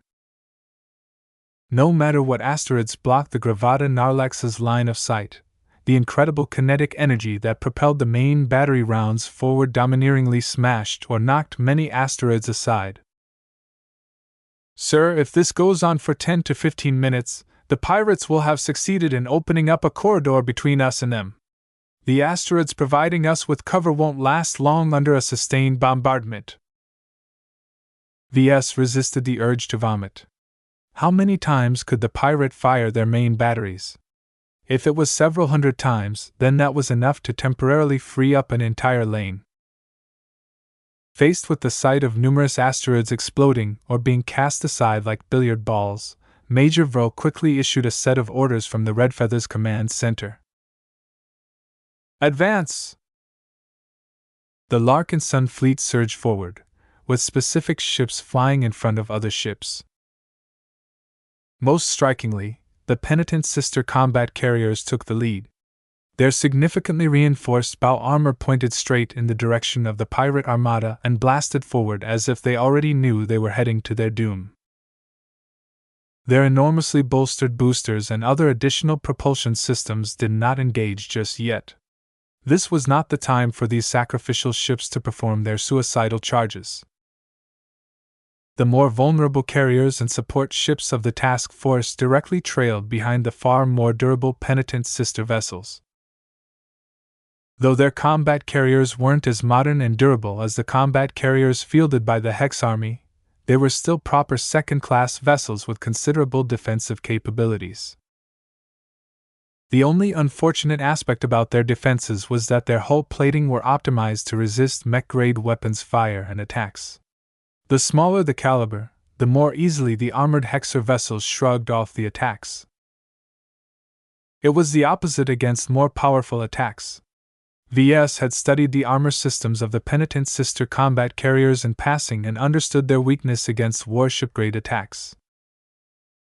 The developers of this armor system and the shipwrights that designed the combat carriers did not care about this weakness. In the modern galaxy, only aliens and the Big Two fielded armed warships. If any of their customers bumped into the former, then they had entered an area where they shouldn't have appeared. If the combat carriers somehow entered into a conflict against the Big Two's warships, then it was hopeless to defend against the firepower that humanity's overlords had at their disposal. None of the Hexers involved in constructing the combat carriers could have ever imagined that their commercial-grade ships would ever do battle against pirate-owned and pirate-developed warships. VS frowned a bit. He knew that this oversight would come to bite the Larkinsons and the penitent sisters in the butt. Though the latter had done their best to patch over this inherent weakness by piling up a lot of armor at the bows of their vessels, the firepower the pirates were slinging around made him doubt whether it would help them much. As the Larkinson fleet advanced with the most durable warships in the vanguard, the pirates showed no signs of stopping their wasteful opening moves. Powerful kinetic or explosive rounds impacted asteroid after asteroid, causing the surrounding space to become a bit murkier due to all of the shards and fine dust spreading. Aside from blocking the optical sensors a bit, they didn't throw up too much interference. This was a shame, since the pirates possessed an unquestionable advantage in long-range firefights. Sir, our forward scouts have succeeded in coming into visual range of the enemy fleet. Send me the visuals. A new projection appeared on the side. Ves let out a shocked breath as he finally saw what he and his clan faced with his eyes. It was easy to diminish or detract the formidable nature of his enemies when they were still detected by their energy signatures.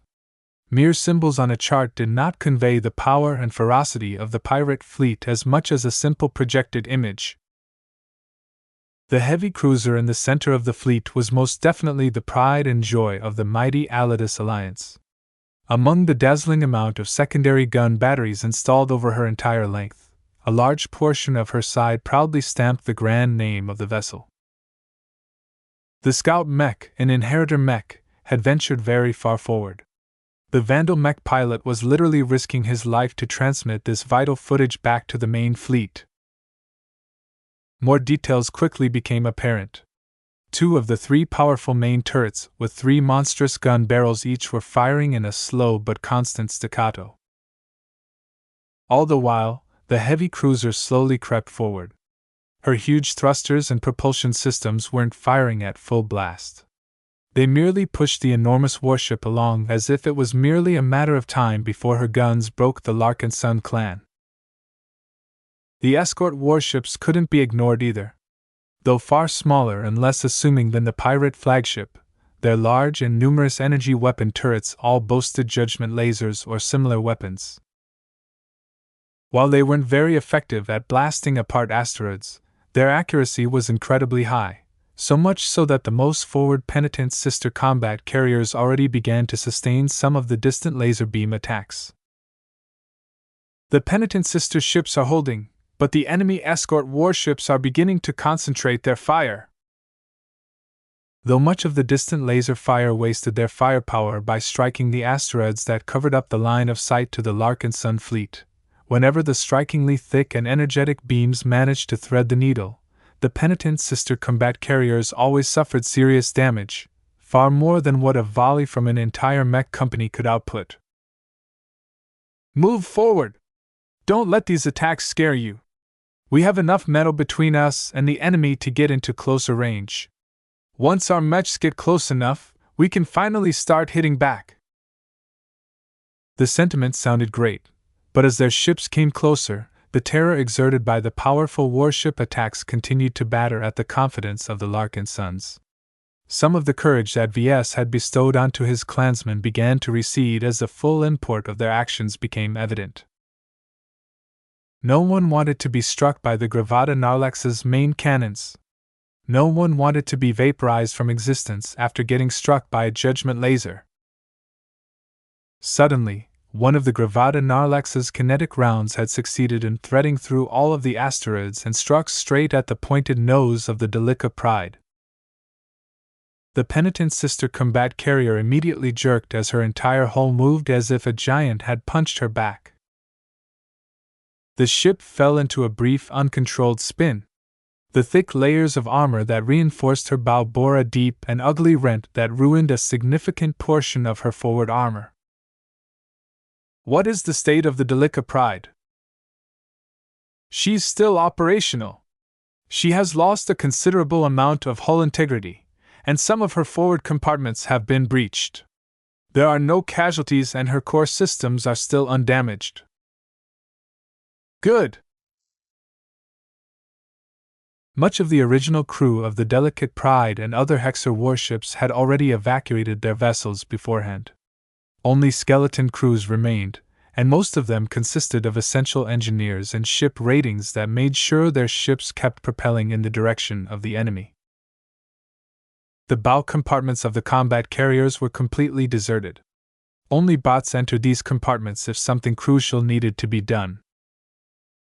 While this measure ensured that the loss of life was minimal, Ves still winced at the desecration of such a valuable ship. A few years ago, obtaining a second-class combat carrier had been an extravagant dream.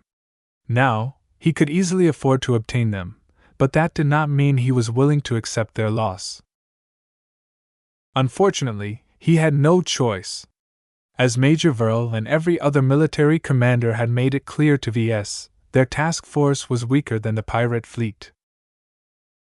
The only way to find an opportunity for victory was to buy the time to grasp them. In order to do so, the Larkinsons had to be willing to sacrifice their ships to secure this crucial time. So far, it was working, though the price became considerably more unbearable. As the range closed in, huge but silent weapon impacts began to scar the penitent sister carriers. The enemy pirates apparently noticed how well the combat carriers endured the attacks. Both the Gravada Narlax and the escort warships began to concentrate their fire. The most heavily damaged ship, the Delica Pride, degraded even faster as a combination of heavy kinetic rounds alongside a constant refrain of powerful laser beams continually hammered or melted the bow and armor. Soon enough, the enemy warships succeeded in chewing through the forward armor. The weapons fire that followed after this point dealt considerable damage to the interior of the Delica Pride. The internal compartments were less protected than the hull, thereby allowing the destructive warships to wreak havoc inside and destroy many essential systems. Evacuate the delicate Pride! She has done her job and absorbed enough firepower to keep the Gravada Narlax occupied for a time. A small amount of escape pods launched from the dying combat carrier as successive long-range weapon attacks finally dug deep enough to hit something critical. Careful! She's breaking apart! As a final strike, one of the Gravada Narlax's turrets fired all of its 3 huge guns in quick succession. The 3 enormous rounds rapidly punched the heavily damaged combat carrier until she could no longer hold her structure together. The last volley managed to cleave the ship into several pieces. This pattern continued with the other penitent sister combat carriers. The pirates easily hit the large and obvious targets. Though the carriers employed at least some form of evasion, they were so large and cumbersome that these simple moves hardly offered any advantage. As the range between the two fleets started growing smaller, the accuracy of the warship batteries increased. Less asteroids were in the way, and the Gravada Narlax's reckless volleys had already destroyed many of the rocks in the way. First one of the penitent sister combat carriers fell. Then another one. Then another. With each fallen ship, the wall between the formidable pirate guns and the Larkinson fighting assets gradually decreased. Yet all of it was worth it as the Larkinsons finally came close enough for their ranged mechs to start playing a meaningful role. Target the enemy mechs! If that is not possible, then shoot at the enemy destroyers and frigates. A lot of laser beams and a smaller amount of physical rounds began to sail from one end to the other end. A lot of pirate mechs were startled as some of their own ranks instantly succumbed after they were sniped by accurate fire from the penitent sister mechs. The pirates suddenly grew angry. Like a buzzing swarm of bees, over 8,000 loosely organized pirate mechs began to stir. Chapter 2391, Massed Firepower. The expert candidates waiting in the cockpits of their respective mechs. Unlike the other Larkinson mech pilots, they had been ordered to keep their mechs still.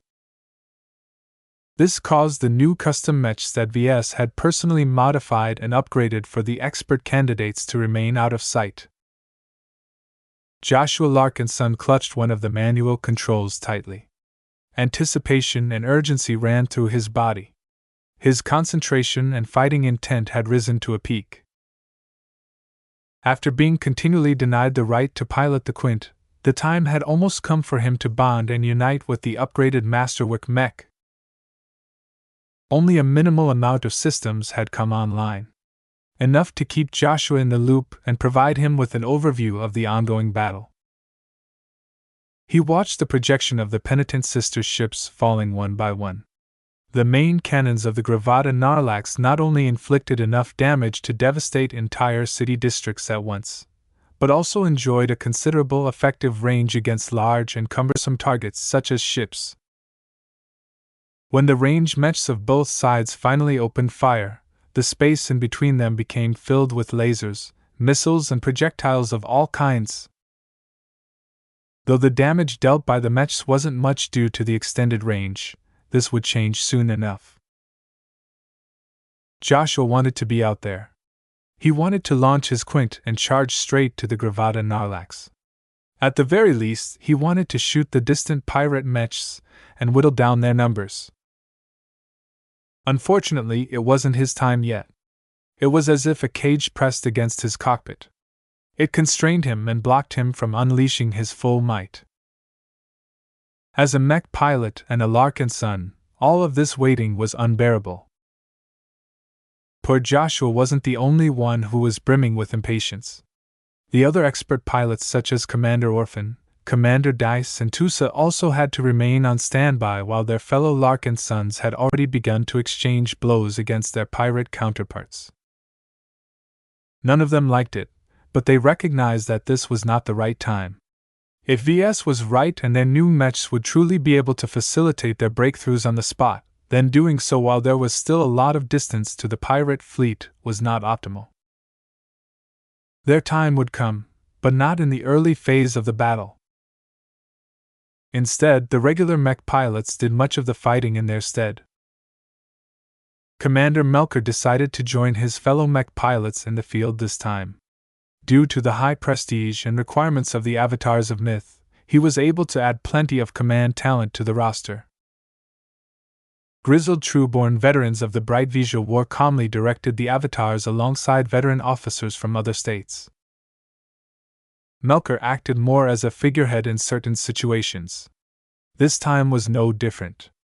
As the nominal head of the avatars, his presence among his own men significantly boosted the battle spirit of his subordinates. Every mech pilot liked a fighting leader. Even if it was not entirely wise for senior officers to enter the fray and lose sight of the big picture, Melker thought it was worth it for him to take the field.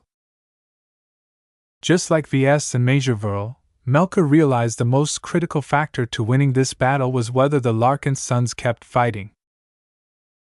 If even a small number of them lost heart against the overwhelming and overpowering might of the pirates, the panic would quickly spread to the other Larkinson mech pilots. This was an outcome that the Larkinsons had to avoid at all costs. If it took Melker, who hadn't been entirely diligent in keeping up his piloting skills, to take the field, then so be it.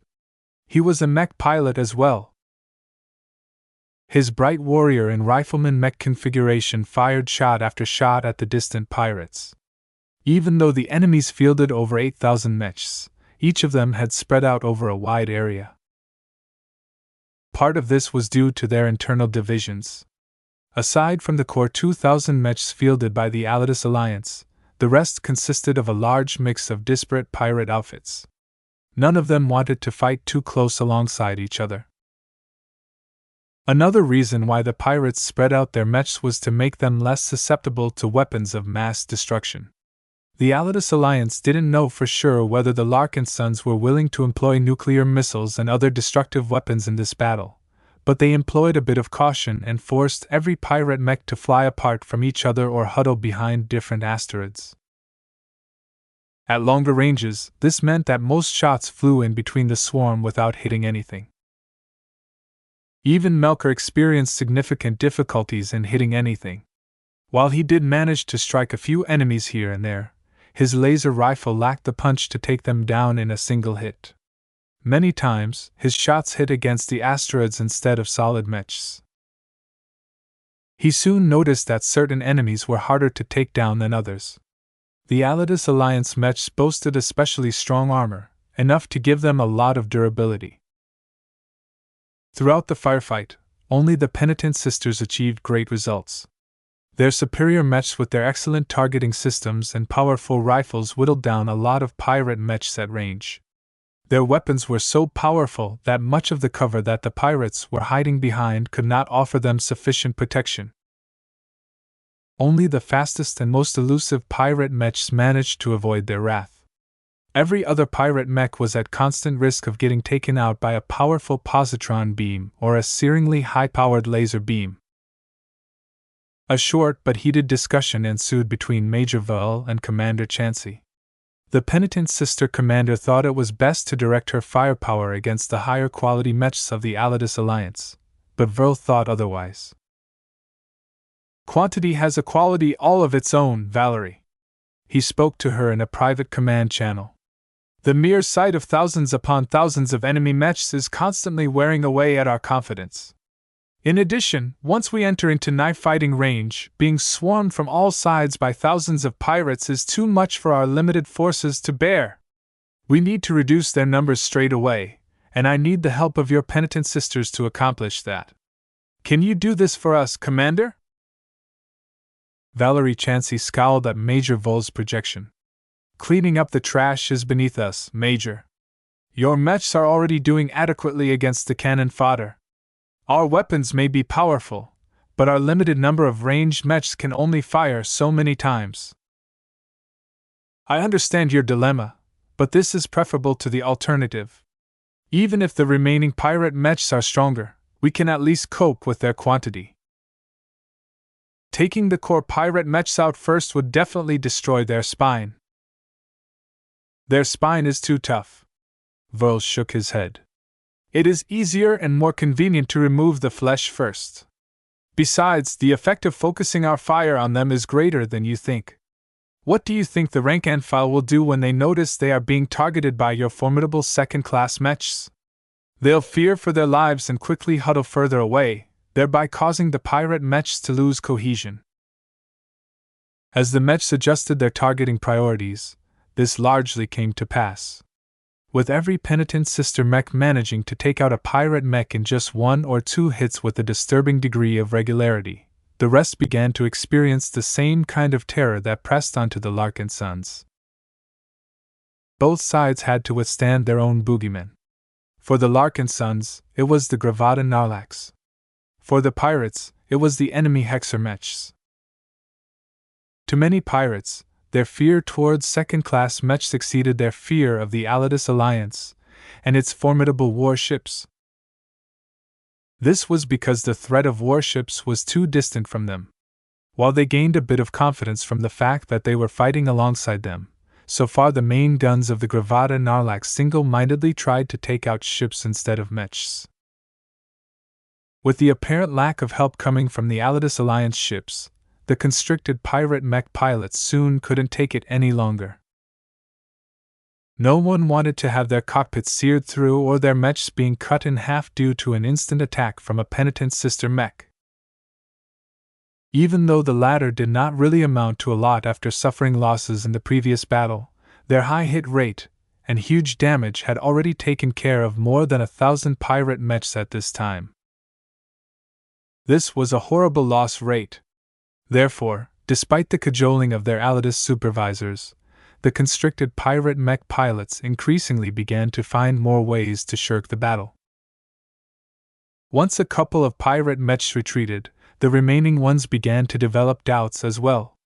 In this complicated situation, it became increasingly more difficult for the Alidus Alliance to keep the undisciplined and cowardly bottom feeders in line. Still, the commanders of the pirate fleet did not exhibit much concern. The warships still focused their fire on the Larkinson and penitent sister ships despite knowing these vessels did not have any immediate battle effectiveness. This allowed the Larkinson mechs to fly closer without suffering as much as they expected. However, it soon became evident why the Gravada Narlax and the other warships kept pointing their primary gun batteries at the larger targets. Their secondary gun batteries finally started to open fire. Placed along the hull of the heavy cruiser, the Gravada Narlax's numerous laser cannons each began to rake across the battlefield, taking out dozens of careless Larkinsons mech in the initial volley. If that wasn't bad enough, the Gravada Narlax was capable of supplying an incredible amount of power to the laser cannon hardpoints. Along with the inherently high heat capacity of the heavy cruiser, the damage outputted by more than 100 laser cannons posed a huge threat to the approaching Larkinson mechs. What was worse was that unlike the pirate mechs, the Larkinsons couldn't hide behind a single asteroid all the time. Occasionally, the Gravada Narlax's main cannons blew them apart, usually causing any mechs that were close to them to suffer a huge amount of damage as well. The nature of the battle also meant that the Larkinsons had to close the distance to the pirates as fast as possible. Unlike the Alliance Alliance, which could mostly rely on the formidable range advantage of its warships, the most potent means of the Larkinson clan only worked up close. Ves grimly looked on as the activation of the Gravada Narlax's secondary weapons was taking a considerable toll on his own mechs. Some of the lasers also started to pepper the penitent sister combat carriers, causing them to rupture or explode a bit sooner than ideal. Something had to change. He narrowed his eyes and concentrated his mind. He activated a few spiritual triggers he planted beforehand. 2 large initiatives went into motion. One of them concerned resuming the long-stalled growth of his mother's mysterious spiritual construct. One of the main constraints of this process was the incredible amount of energy it demanded. Perhaps it wasn't a problem for the superior mother to supply this energy, but Ves was not so fortunate. He had to resort to another source. Some of his design spirits were able to feed the growth process, but Ves did not want to harm any of them, especially since the Larkinsons fielded mechs that depended on their glows. Out of all of his design spirits, Ves had to pick a design spirit as a source of energy that was powerful but not critical to his lineup. The spirit had to be someone he didn't mind pissing off. It was best if he already shared a hostile relationship with it. This way, he wouldn't be making any new enemies. Of all the choices, he eventually settled for a particularly suitable choice. In the vault of the Scarlet Rose, a peastone rested close to the ancient sarcophagus. Upon receiving a spiritual command from Ves, a small construct began to form a spiritual connection between the two objects. Soon enough, an odd connection came into existence. Chapter 2392 Expending Assets. A section of Maynard Fields became host to an incredible destructive spectacle. 2 powerful forces confronted each other in a clash that had reached the intensity of a full-blown war. The Alliance Alliance wanted nothing less than to crush the civilized interlopers who thought they could run roughshod over the pirates of the Nixian Gap. Scum they may be, but the natives of the Nixian Gap possessed their own pride. Of course, that was not enough for the pirates to commit to a battle that was already wiping out the equivalent of billions of hex credits in value. Many pirate commanders already started to bleed in their hearts as they saw their accumulation crumbling apart before their eyes. Hundreds of valuable pirate mech pilots had already lost their lives as the incredibly lethal weapons wielded by the penitent sister mechs pierced their cockpits with relative ease. Though the Alliance Alliance offered plenty of compensation for the pirate outfits that volunteered to fight on its behalf, some advantages simply couldn't be bought with money. Even pirates had friends and comrades. With each death, a pirate gang lost another brother or sister that brought life and even joy to the band. The Larkinsons and penitent sister mech pilots who harvested their lives didn't care. They were suffering even worse. Though it sounded incredibly intimidating to square off against 8,000, now 7,000, mechs, at this distance quality mattered more than quantity. It was the Gravada Narlax that made all the difference. Her formidable rows of laser gun batteries constantly peppered the Larkinson mechs with accurate, sustained attacks. The heavy cruiser provided numerous advantages over mechs when it came to operating a large number of weapon hardpoints. First, a large ship always possessed a huge amount of processors. The space its data processing systems occupied already exceeded the size of a mech. While the Gravada Narlax had to split up her processing power to run many different systems and advanced components, there was plenty left to spare to calculate highly accurate targeting instructions. Second, the vast number of sensor arrays on the pirate flagship was capable of observing enemy elements with much greater fidelity and detail. Even the second-class ECM and jamming systems of the penitent sister mechs failed to obfuscate the eyes of the Gravata Narlax. The gap in power was simply too big. Therefore, the crews assigned to each laser mount didn't have to lift a single finger. The ship's formidable automation capabilities already took care of everything. Only when the AIs and algorithms glitched for some reason or another would the operators have a reason to take over manual control. With all of these advantages, the Larkinson mechs initially lost quite a bit of their numbers. The lightly armored mechs of the Sentinels, battle criers and vandals suffered considerably more than the other mechs as their light and agile mechs were unable to rely on their superior mobility to dodge every accurate shot. Ag! How the hell can we even get close to that monster? We can't do anything but hide behind the asteroids and ships. After being caught off guard, the suppressed Larkinson mechs were forced to huddle behind nearby asteroids or moving ships. With fewer mechs to target, the pirate mechs and ships simply directed their aim to the ships of the Larkinson clan instead. This was bad, as at this range it became easier to target the more fragile vessels of the Larkinson fleet. Even the Red Feather began to incur some deep scars after getting hit by dozens of errant pirate mech attacks. Damn it, our light carriers aren't built to take part in this kind of battle.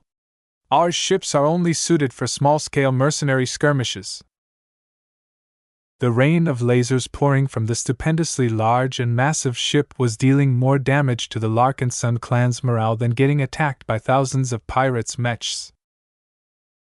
Ves gritted his teeth as he quickly left the bridge and moved to the vault. Though his departure caused the bridge crew to feel some doubt, his next move was simply too crucial for him to stay away. With Nita's armored bulk following his smaller armored form, they quickly reached the entrance vault. Lucky, who Ves had draped on his shoulder, suddenly grew nervous. Meow? I know it feels bad, but we have to go inside. After going through an expedited security check, they entered the vault compartment. Prior to the battle, Ves had already removed the ancient sarcophagus from one of the locked compartments. The ancient alien coffin was currently shaking and vibrating as if something inside was trying to escape. When Ves observed the coffin in his spiritual vision, he could see how the bonds of the sarcophagus strained to contain the raging entity that was feeling some of his strength leaving him. A special spiritual bond was actively siphoning away his strength. Ves could see that the situation was growing more precarious. Though the half-grown spiritual construct that corresponded to his mother's design had absorbed a huge amount of spiritual energy, he could see that Nixie was already making good progress in seizing control of it. He could not imagine what would happen if the ancient alien managed to subvert such a complicated and powerful spiritual product. This is why I'm here. He quickly retrieved his F-stone, which he had tried to avoid using for a very long time. Out of all of his spiritually reactive materials, he had never found a second F-stone. This literally made it irreplaceable. Normally, he would avoid using it at all costs, or at least expend as little charge as possible. This wasn't the time to hoard his assets. He quickly formed a spiritual blade and began to draw upon a huge portion of the offensive charge locked in the F-stone. It immediately dropped from 67% charge to just a 37% charge. Just a 5% charge was already enough to inflict a telling blow to Nixie. Now that Ves absorbed 30%, he felt his entire spirituality becoming unprecedentedly excited and sharp. He knew that the charge bestowed temporary offensive attributes to his spiritual energy, thereby causing him to gain untold destructive power. His sharp and sparking eyes turned to the red coffin. For a long time, he had continually taken advantage of Nixie. He harvested numerous spiritual fragments from the hostile entity. He even used it as a co-designed spirit for his Doom Guard design. Though there were many latent dangers involved with exploiting an immensely powerful alien who was likely a contemporary of the Unending One, Ves had always dismissed the threat as a long-term concern. "It seems I can't keep taking advantage of you anymore. Sorry, buddy, but I need your energy." He attacked Nixie with a succession of piercing blows.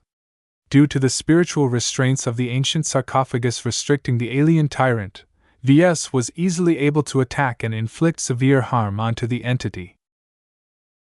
A considerable outburst of rage and pain emanated from the red crystalline coffin, but Ves persisted in his attacks. With each blow, Nixie lost cohesion and bled more spiritual energy. The attacks also caused him to lose his influence on his mother's growing spiritual construct. With all of the blood that Ves was spilling, the growing construct absorbed ample amounts of nutrients. Nixie's spiritual energy not only matched some of the demands of its design, but was also sufficiently high in quality to serve as great nutrients. All of these actions had consequences, though. Ves could feel Nixie both weakening and strengthening inside his cage. The attacks that Ves inflicted also damaged the restraints that kept the entity trapped. This was something unavoidable, but also necessary as he needed to increase the flow of energy to accelerate the growth process. This gave Nixie the opportunity to break out of the prison that had kept him captive for eons. Despite the risks, Ves still felt it was acceptable to proceed in this way. After all, if his mother's spiritual construct still hadn't come into existence by the time the pirates crushed the last Larkinsons, then all of this was moot. The process continued on for a couple minutes. By the time Ves had expended his powerful charge, the ancient sarcophagus was leaking like a sieve. Though Nixie had lost a huge amount of energy, he was constantly mustering up strength from somewhere else. If this went on, Nixie would definitely break free sooner or later. When Ves estimated that Nixie had sufficiently fed enough energy to his mother's construct, he commanded a nearby floater platform to pick up the red coffin. "Let's move," he told Nita. "We need to move this alien relic to the hangar bay as soon as possible."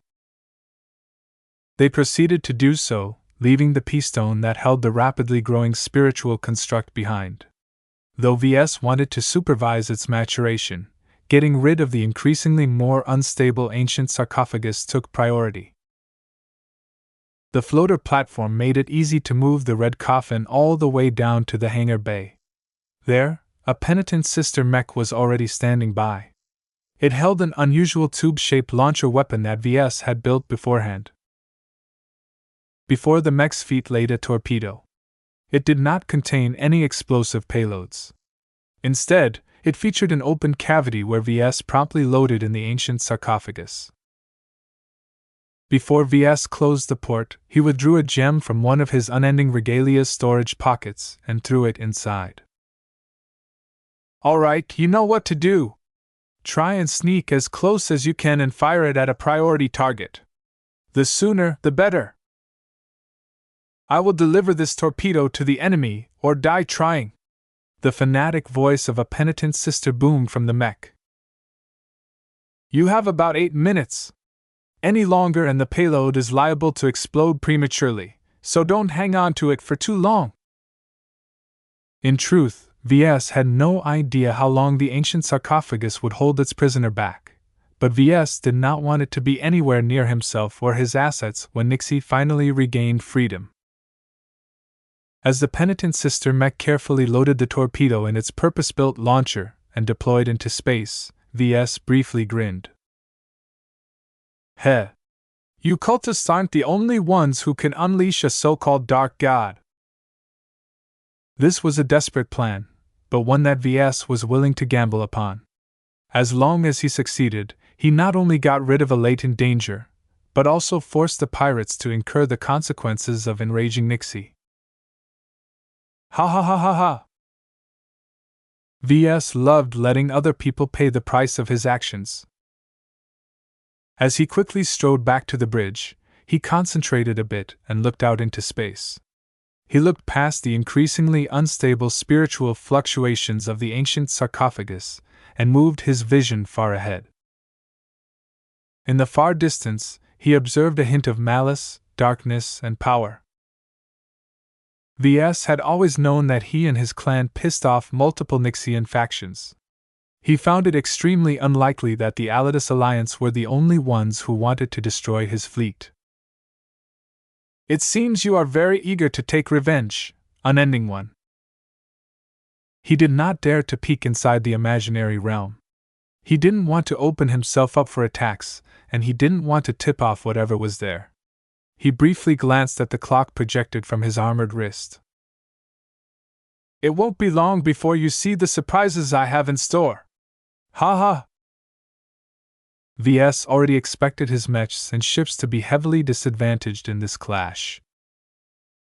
While the Larkinsons hadn't enacted some of the key components of their battle plan, Ves knew he had to alter the circumstances. He felt as if he was in the position of Grand Protector Rosha in the previous battle. When faced against a superior enemy that was on their way to winning, Ves figured it was best to flip the board. Even if the cultists in the pirate fleet had prepared their own surprises, Ves was certain that his measures were more extreme. This was because, unlike his opponents, Ves had no intentions of controlling the powers he was about to unleash. I can't wait! Ha ha! Chapter 2393, Mortis Grayson. The Gravata Narlax. The proud ship bore her unusual-sounding name with pride. No one knew why the Alidus Alliance bestowed this name to her. It sounded as if she was named after someone, but Gravata Narlax could also be named after a planet or star system. Whatever the case, the Gravata Narlax had acquired an infamous reputation in the Nixian Gap. Even in the core regions where the spatial warping and other anomalies caused many complicated systems to fail, the Gravata Narlax had managed to remain intact for decades. This was an incredible feat considering that any MTA or CFA war fleet that ventured in the core regions always suffered unavoidable losses sooner or later. Few people were aware why the Gravata Narlax remained safe and sound. This was despite the fact the Alidus Alliance continually upgraded her with energetic exotics. These materials were more prone to exciting the dangerous forces of the Nixian Gap. Any Nixian pirate that had lived in the region for a few years knew that gathering too many potent but unstable exotics was a recipe for disaster. The higher the concentration, the greater the chance of something going wrong. This was why few pirate factions followed in the footsteps of the Alidus Alliance and built their own warships. They could not guarantee that their new flagships would be safe from the disasters that had spelled doom for many grand works in the Nixian Gap. Only a small number of high-ranked pirate leaders knew of a way to stave off disaster. Certain groups and natives from the Nixian Gap claimed to possess the power to prevent or suppress the onset of anomalies. The Hallowed Abyss Temple was one of the most prominent organizations to make this claim. While it sounded ridiculous that a group of weird cultists were able to affect the fabric of reality inside the Nixian Gap, they had proved ability plenty of times for the people in the know to take them seriously. Therefore, at the small cost of letting the temple erect shrines in their territories, the pirate lords all gained a measure of security. What even fewer people knew was that the Hallowed Abyss Temple forged even deeper ties with certain pirate factions. Lord Hyvex of the Alidus Alliance possessed a deeper relationship with the Watchers of the Temple.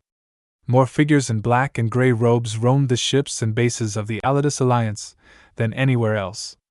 Some of the Alidus pirates had even converted to the cult. Right now, the intermingling between Alidus and the Hallowed Abyss had led both of them to push for a confrontation against the Larkinson clan. Standing in the middle of the huge and expansive bridge of the mighty Gravata Narlax, two powerful figures observed the battle through the large central projections. One of the figures was a large, imperious-looking man. Wearing a resplendent suit of chrome-like armor that was bedecked with trophies and marks, Lord Hyvex truly exuded the aura of one of the most pirate lords of the Nixian Gap. Despite his success and rise to power, nobody knew where Lord Hyvex came from. His origins were a mystery, and so were his aims. So far, He single-handedly raised the Alidus alliance to a formidable power in the core regions through a combination of shrewd decisions and ruthless determination. He was the first in the Nixian Gap to order the construction of an armed warship. Though he took a lot of risks for doing so, his gambit paid off. With the help of a strong and overpowering warship, hardly any other pirate faction wanted to challenge Alidus' alliance. Such a figure should have been at the height of his power at this time. Yet oddly enough, the imposing pirate leader had adopted a restrained posture. It was as if he was not the ultimate authority in the formidable pirate fleet. This was all due to the other figure that stood besides the legendary pirate lord. Few Nixian pirates were able to recognize his black-beard appearance underneath his ragged but thick black robe. Since the battle had commenced, the dark figure had done nothing but observe the projections of the ongoing battle. At some point, the robed figure stirred. Lord Hyvex noticed the movements. "Black Watcher Ortiz, is there something amiss?" "Something is stirring. The Larkinson clan is more powerful than I expected. The dark gods are right to be concerned," a gravelly voice responded. Lord Hyvex slightly shook his head. "If this is the extent of the Larkinsons, then I do not see the need for your temple to intervene. This vessel is already pounding their assets into scrap. I admit that those approaching suicide ships are of some concern, but our enemies think too lightly of our firepower." The Gravada Narlax had already destroyed or knocked out a number of unusual combat carriers. From the modifications made to them, it did not take long for the Alidus pirates to conclude the second-class combat carriers had all been converted into suicide ships. Ever since Lord Hyvex discovered this fact, he ordered the Gravada Narlax to prioritize taking them out. As long as all 9 of her main cannons concentrated their fire on a given ship, not even the ships built by Hexers were able to withstand the damage. The broken fragments of many of these ships littered the surrounding battle space. Their potent, explosively payloads drifted off into space without the chance of detonating against their intended targets. If this pace of destruction continued, none of the Hexer suicide ships should be able to come anywhere close to the Gravada Narlax. Yet as time went by, the Black Watcher continued to sense something dangerous. He tried to commune with his dark god. As a black-robed member of the Hallowed Abyss Temple, he outranked the Grey Watchers. Usually, important figures like him were stationed at the physical location of the temple or particularly important outposts. The Gravada Narlax happened to be his current station. His presence alone bestowed powerful, mysterious capabilities to the heavy cruiser. In fact, Lord Hyvex and a handful of other Alidus leaders believed that Black Watcher Ortiz alone contributed as much to the ship as 1 or 2 of her mighty turrets. This meant that anything that made the Black Watcher uneasy was enough reason for Lord Hyvex to put his guard up. He knew that the Larkinson clan was still holding some of its strength back, but what could they possibly do against the pride and joy of his fleet? "Not good!" the Black Watcher uttered and pointed at the map. "Over there." "What is it, Your Excellency?" "A storm is brewing! It's too late!" As the battle between the two forces became more intense, a sudden change swept over the pirate fleet. Some time earlier, the penitent sister mech that received a special from Ves had snuck forward amidst the chaos. The Hexer mech pilot deliberately chose to swing around in order to avoid the brunt of fire pouring down the middle. Even though her mech stood out a bit, no one paid attention to a single odd mech amidst an ocean of mechs. Most pirates dismissed her machine as a scout, which suited her just fine. It wasn't until she crossed a certain line that a number of pirate mechs received orders to block her from approaching further. Scout or not, letting any sneaky enemy get too close was not a good idea. Once she recognized that she could go no further, the penitent sister decisively launched the torpedo. The specially constructed torpedo launched forward. Its powerful thrusters immediately accelerated forward at a rate of acceleration that could make Tusa jealous.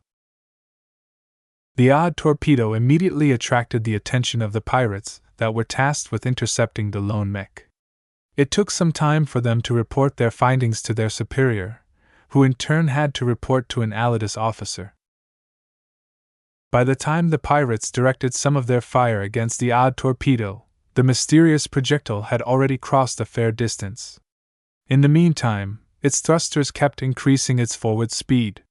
This not only made it more challenging to land a hit, but also decreased the time it reached its target. Damn, what is up with this missile? Why haven't you shot it down already? It's practically racing forward in a straight line.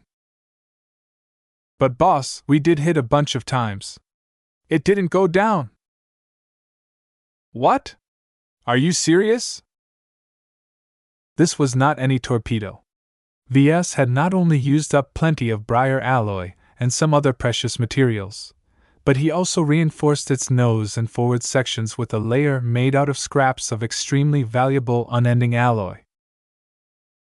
The big missile, no torpedo, is heading straight at the Mortis Grayson. I have a bad feeling about this. Tell those ship boys to shoot it down. The Mortis Grayson was the second most powerful warship of the pirate fleet. While her dimensions and tonnage paled in comparison to the Gravata Narlax, the destroyer and her formidable laser cannon turrets formed a powerful deterrent against both penitent sister Mechs and lightly armored Larkinson ships alike. Just like the Gravata Narlax, the Mortis Grayson possessed its own suite of secondary gun batteries. While they were primarily designed to fight against hostile Mechs, they also functioned as point defense. Since the Mortis Grayson was already directing a prodigious amount of power reactor output to her primary laser cannons, the destroyer opened fire with a formidable array of ballistic cannons. Though fairly inaccurate by nature, their large quantities along with the support of advanced ship systems caused them to land a lot of hits against the incoming torpedo. To the ship crew's surprise, none of the impacts managed to take out the odd torpedo. In fact, other than slowing it down a bit, the enemy projectile began to unleash an even greater burst of acceleration, giving very little time for the pirates to direct more fire in its direction. It's coming close! Careful! Before everyone knew it, the torpedo reached the Mortis Grayson. The torpedo thudded against her hull with so much force that its unending alloy nose pierced straight through the thick but softer hull plating. Many of the pirates aboard the pirate destroyer had braced themselves and unfolded the helmets of their vaxsuits or hazard suits over their heads. Each of them expected some kind of explosion to detonate inside the ship. Yet as half a minute passed, the pirates slowly relaxed. They looked confused at each other. Was the torpedo a dud? Had the Larkinsons screwed up somehow? What was the point of launching this powerful and expensive torpedo at their ship? Send a security party to the compartment where the torpedo has landed, the captain ordered. I need visuals on it immediately. One of the officers located the compartment the torpedo had finally breached before it bled out all of its momentum. The disturbingly intact cylinder rested quietly as it had pushed halfway through the bulkhead leading into a storage compartment. As the captain observed the strange torpedo through the projection, a part of him began to feel uneasy. It would have been better on his nerves if the torpedo detonated already. A few seconds later, he received a priority transmission from the Gravata Narlax. Before the captain had time to play the message, the projection of the breached compartment suddenly lost signal. Seconds later, a huge unstable wave of pressure engulfed the entire Mortis Grayson. The captain and everyone else aboard the ship screamed as they felt as if something was trying to crush their minds. Ah! Just 13 seconds, the heads of the captain and every other crew member aboard the pirate destroyer exploded. As blood, bone, and brain tissue rained all across the interior of the destroyer, the broken spirits of the recently deceased didn't even have time to dissipate. An enormous suction force dragged the spiritual remains to the location of the torpedo. As soon as every scrap of remnant spiritual energy disappeared, a silent roar erupted from the Mortis Grayson. The surrounding ships and mechs all paused for a moment as the roar affected both man and machine.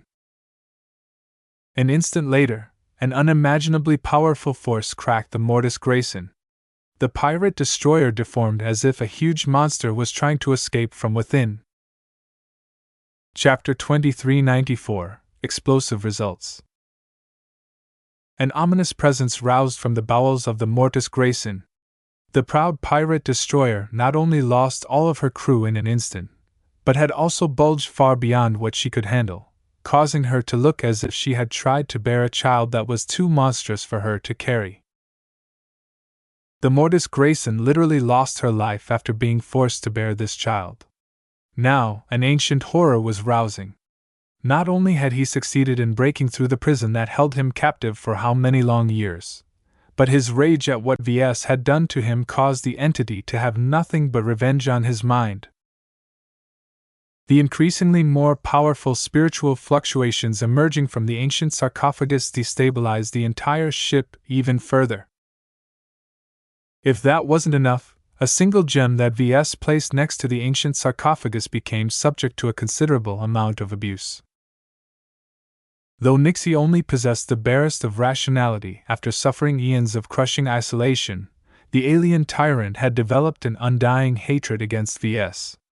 As far as this monstrous spiritual entity was concerned, he needed to pay the little human back for all the suffering he endured. He would not rest until he took revenge against the weakling who sought to exploit someone who had once ruled over an entire space empire. The rage flowing out of Nixie was so violent that the so-called highly unstable Chaos Essence gem couldn't withstand the pressure any longer.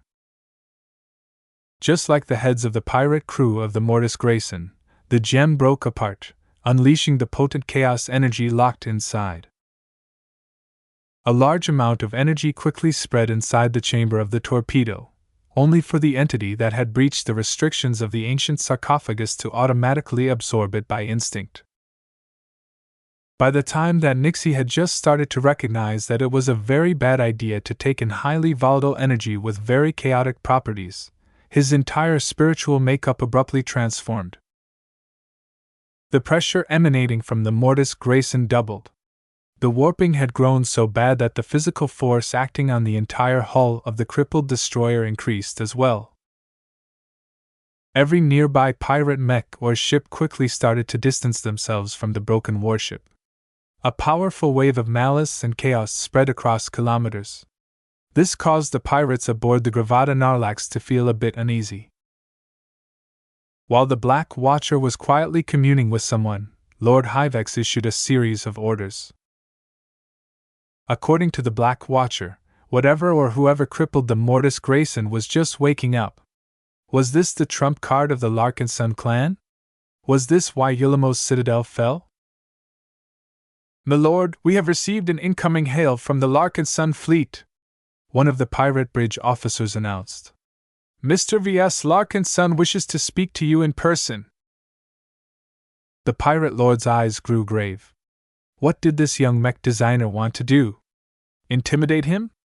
That was silly. Lord Hyvex had fought and beaten far more enemies than this kid from the Komodo Star sector. There was no way he would shy away from a clean-shaven brat. He accepted the hail. Due to all of the attacks and energy unleashed on the battlefield, the projection that appeared before the pirate lord was marred by noise and static. "Mr. Larkinson," Lord Hyvex greeted with a ferocious grin while he summoned his full bearing as one of the power players of the Nixian Gap. "Do you wish to offer your terms of surrender, or shall I have to pry it out of you in person once you lie before me after my men have amputated all of your limbs?" The projection of Ves grinned back. While his unending regalia did not boast the numerous impressive-looking trophies of his counterpart, its exceptionally high quality along with its dashing red cape significantly boosted his stature.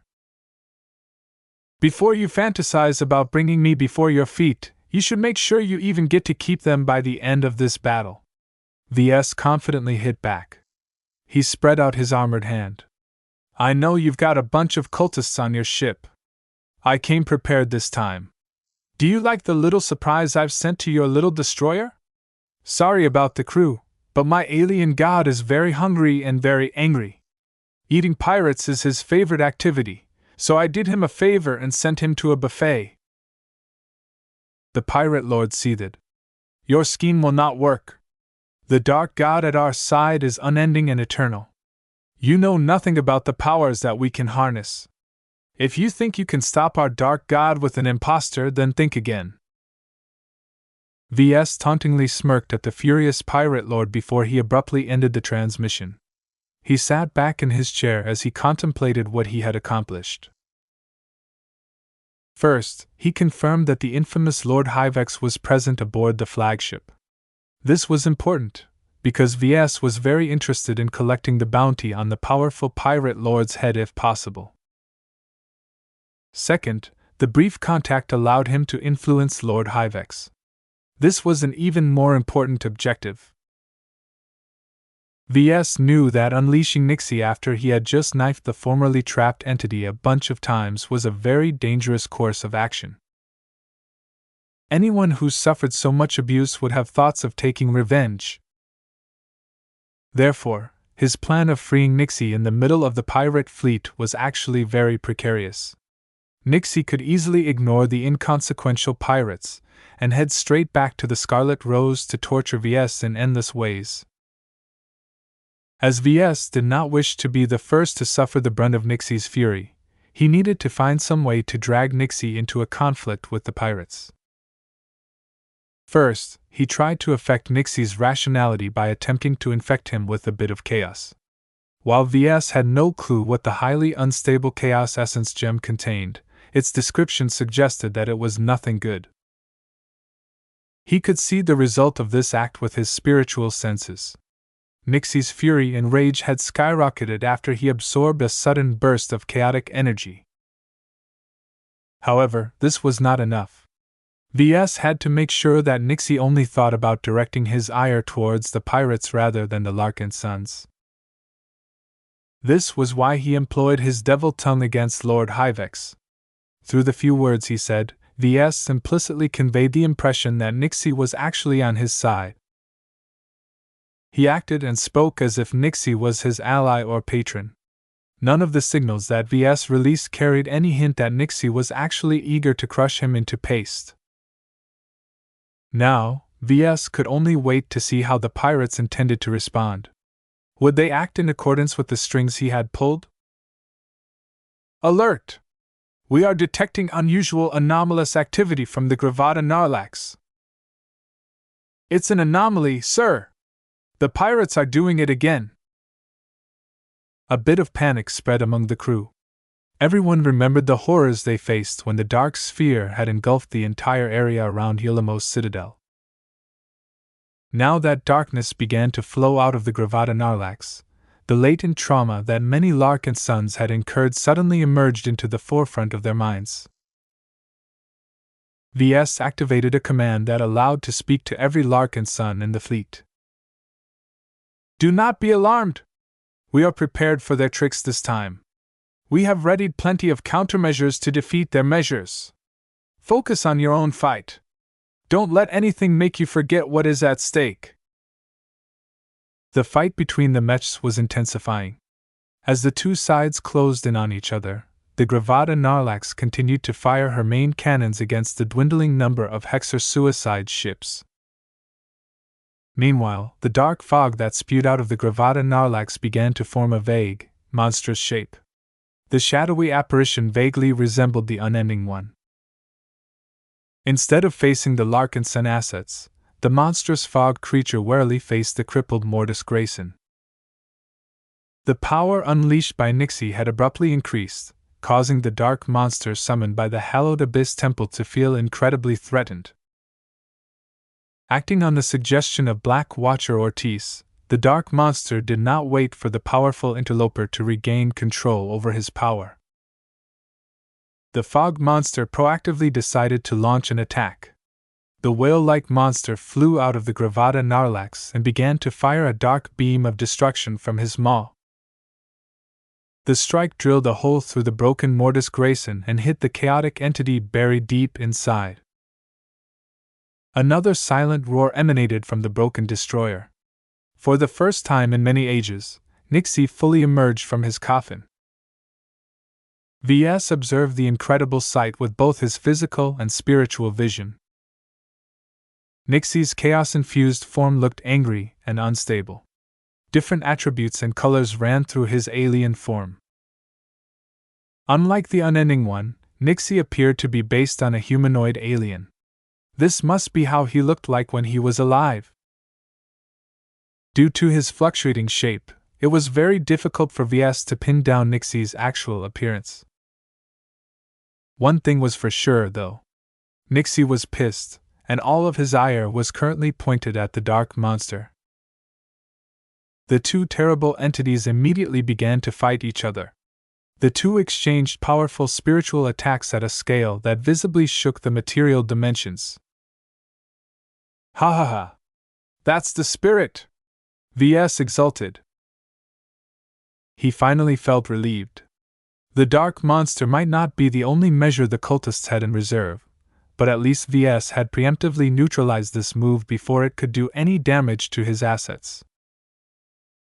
The rest of the battle did not go very well, though. Despite the darkness that continually poured out the Gravata Narlax, the ship was still keeping up its punishingly brutal barrage of fire against the Larkinsons. The other 5 escort ships were also keeping up their attacks. The Larkinson clan was losing ships at a rapid rate. Not only the penitent sister combat carriers, but also the ships of the avatars and sentinels were getting wrecked at a worryingly high rate. The fight between the mechs were also taking their toll. Though the Larkinsons and penitent sisters managed to destroy thousands of mechs, the core forces of the Alidus Alliance were still intact. Under their lead, the pirate mechs bled their foes at a gradual but alarming rate. The Larkinson clan only fielded less than 1,000 mechs to begin with. This made every loss a lot more painful than before. Their buffer was worryingly thin, and they would definitely not be able to survive getting mobbed by thousands of inferior mechs. Ves didn't need Major Verl to recognize that his side was still on a losing trajectory. He did not despair. He directed his attention to another projection. It's time! The Gravata Narlax may have succeeded in crushing the majority of incoming penitent sister suicide ships, but 3 of them barely managed to hold on as they made their end runs. The penitent sister skeleton crews aboard those vessels cleverly rotated their speeding carriers so that one of them would not be forced to absorb all of the punishing attacks. By evenly spreading out the damage, the 3 banged-up ships all managed to hang on long enough to reach the pirate flagship. At the final moments, the Gravata Narlax unleashed a near-simultaneous volley from all 3 turrets. 9 powerful kinetic projectiles slammed into the ship that was currently in the lead. The penitent sister carrier immediately shattered into pieces. However, the heavy cruiser had finally run out of time. Just before the 2 suicidal combat carriers crashed against the hull of the Gravata Narlax, the dark fog flowing out of the ship suddenly enveloped the ship. 2 smaller ships crashed against the blackened heavy cruiser. 2 huge impacts slammed against the darkened shell, though amazingly the solidified dark fog managed to withstand the hugely powerful blows. That's absurd! Ves shouted as he watched the event in disbelief. Though the fog visibly weakened to a huge degree, it had done its job. The crashes failed to inflict material damage to the Gravata Narlax. However, this was not the extent of this gambit. Just seconds later, a large amount of enriched nuclear bombs and other volatile explosives detonated all at once. Huge blasts engulfed the side of the Gravata Narlax. As the titanic explosions subsided, Ves and everyone else paid close attention to the heavy cruiser. A gaping hole had appeared on the starboard side the Gravata Narlax. Though the hull had been breached, the damage didn't appear to be fatal. "She's still alive!" Just as disappointment spread amongst the Larkinsons, a highly volatile anomaly spread from Gravata Narlax and rapidly engulfed the entire battlefield. The 3 highly unstable Chaos Essence gems that Ves planted in the final Penitent Sister combat carrier were finally making their mark. Under his deliberate arrangement, the energy unleashed by the gems were bringing the imaginary realm closer to the material realm. The shadow of an immense vortex descended upon the battlefield. Chapter 2395 Flipping the Board. The entire battlefield had grown more and more chaotic as time went on. Debris flung in every direction. A trail of broken starships littered from one end to the other end as the Larkinsons and Penitent Sisters both lost a substantial amount of ships. The losses ran in the thousands. Even if the crews of every ship frequently performed evacuation drills, any time the Gravata Narlax breached a vessel with her powerful main cannons, the resulting damage often killed at least a quarter of the people aboard. The tyranny of warships had managed to accomplish the one feat that every other threat in the Nixian Gap failed to accomplish. The pirate warships managed to fell at least a third of the starships of the Larkinson clan. If the Gravata Narlax kept focusing her powerful primary gun batteries on the remaining Larkinson ships, then Task Force Predator would certainly become history. Both sides knew this. The Alidus Alliance had taken advantage of the incredibly punishing firepower unleashed by the Gravata Narlax several times. Enemies who were stupid enough to underestimate the power of a heavy cruiser had all paid the price of their ignorance. Though Ves had never witnessed a ship comparable to the Gravata Narlax in action, his extensive foundation in mech design and engineering granted him a great amount of respect for her weapons and armor. It didn't matter if the underlying tech was rather rough and crude. Scale alone compensated for most of the weaknesses. Therefore, from the very start, Ves always prioritized taking out the Gravata Narlax. There were still ways to overcome the thousands of pirate mechs and the handful of smaller pirate warships, but taking down a heavy cruiser was too difficult with just the mechs at his disposal. There's also the cultists to consider. He already knew for certain the Hallowed Abyss Temple wanted to take revenge. The Larkinsons pissed off the Unending One quite a bit during the last battle. Ves could easily predict that a dark god as vengeful and furious as the tentacled whale would push its worshippers to go for a second round. Facing one of these two threats was already bad enough. Facing both of them at once spelled certain death, as far as he was concerned. If he played by the rules, his lack of assets meant that he would surely lose the game. This was why he had to mess it up. He resolutely plotted to flip the board, and the only way he felt he could accomplish was by taking a page out of the Book of Grey Watcher's Arnis. Transform the stage! As long as he called down an anomaly onto the battlefield, then the pirates with their formidable warships and ocean of mechs would have to fight against the environment, as well as the Larkinsons. Of course, his clansmen weren't having it easy either. As the strange anomaly that Ves had cooked up with the help of detonating 3 highly unstable Chaos Essence gems at once, the strange phenomenon that followed suit had caused everyone to freeze for a time. This was not because they were paralyzed, but because none of them could move. Both Larkinsons and pirates found out to their horror that every move they made, they automatically snapped back to their previous positions. One of the bridge officers experimentally lifted his hand, only for that same hand to return to resting on his desk. A formation of mechs attempted to fly forward, only for their mechs to stay in mid-flight several hundred meters back. One of the pirate destroyers called the Ailing Fry attempted to fire her potent primary laser cannons at a Larkinson light carrier, only for her turret to rotate back to its original orientation. Though every human remained aware of the passage of time, their bodies and their machines remained frozen for some odd reason.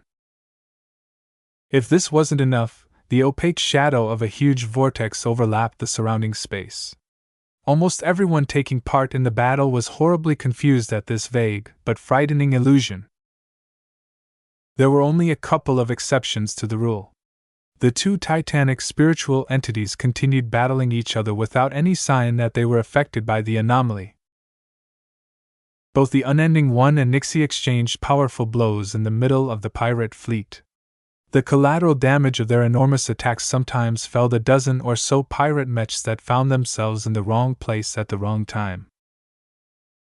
Ves also found himself to remain in control.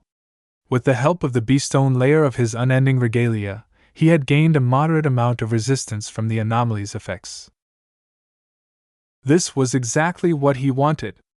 After getting caught flat-footed in the temporal anomaly a few months ago, Ves had always yearned to build this suit of combat armor in order to protect him against spiritual shenanigans. Ha ha! Ves couldn't help but laugh uncontrollably. Looks like my little surprise worked. The anomaly that he called into being was nothing more than an attempt to bring the imaginary realm closer to the material realm. He basically copied some of the principles of the temporal anomaly and tried to trigger it artificially through some means, though it had been difficult for him to develop confidence in his solution until recently.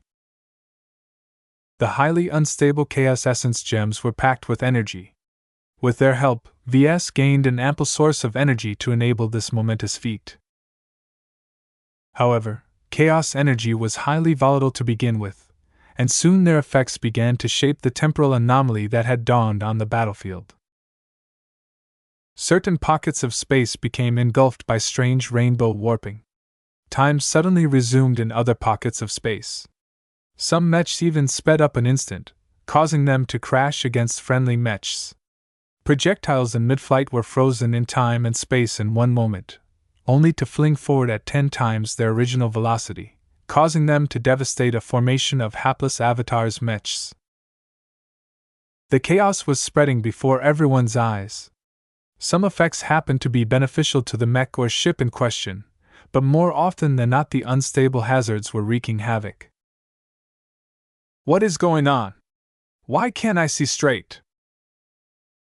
My mech is cleaved in half. I'm freezing. The suffering spread to both sides, but it was especially bad for the pirates due to their larger numbers. With more mechs and ships, the environmental changes affected them to a significantly greater degree.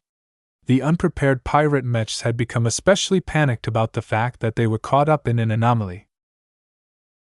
The onset of random hazards slowly offset the time freezing effect. Mechs and ships slowly started moving again, but that did not make life easier for everyone. They would rather be frozen in time than be assaulted by violent environmental changes. Ves couldn't let this situation go to waste. He studied the projection of the Gravata Narlax. The earlier attacks had caused her starboard side to lose a considerable amount of structure. It was as if a giant monster had taken a jagged bite out of the heavy cruiser. Right now, she barely looked functional.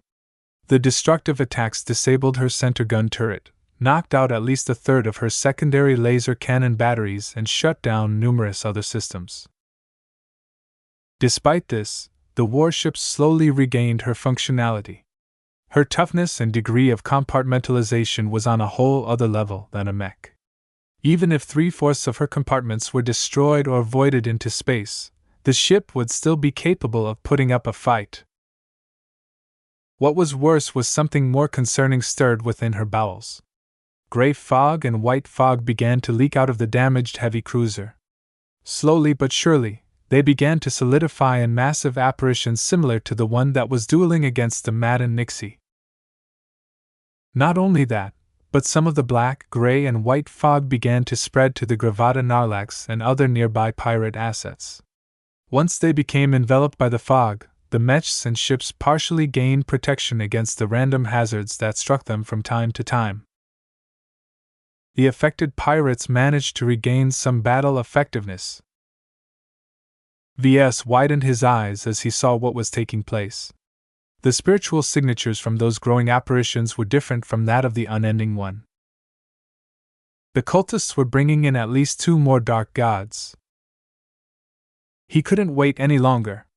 He had to deploy all of his trump cards before those new terrible beings tilted the battle in the favor of the pirates again. He activated the command channel. Sword maidens, battle criers, penitent sisters, engage your battle formations. They will shield your mechs against the anomalous hazards. Yes, Patriarch. Venerable Janzi, Joshua, Orphan and Dice, your time has come. Deploy your mechs and show these pirates the might of the Larkinson clan. Yes. Finally! Joshua exultingly cried. It's about time. Commander Orphan grinned. I cannot do much, but I will shield our fleet as best I can. Venerable Janzi modestly stated. What about me? Tusa indignantly asked. Oh yeah, you too. Go out and make everyone acknowledge your existence. Venerable Janzi and the expert candidates finally launched from the carriers that had deliberately hung back in the rear of the fleet. Ves had intended for each of them to play a key role in the battle, but he knew that their spiritually enhanced mechs would certainly cause them to undergo apotheosis right away. This made it important for him to choose the right timing for their introduction. Well, the formation of 2 more entities like the unending one certainly qualifies. Throughout all of the chaos, a hint of order reasserted itself. The first change came from the mechs that were slowly adopting some unusual formations. The penitent sisters moved first. They had been waiting for the fateful order since the beginning of the battle. As soon as Ves said the right words, the exiled hexers each opened themselves up to the Superior Mother. Bless us, Supreme! Give us the strength to wipe out these degenerate boys!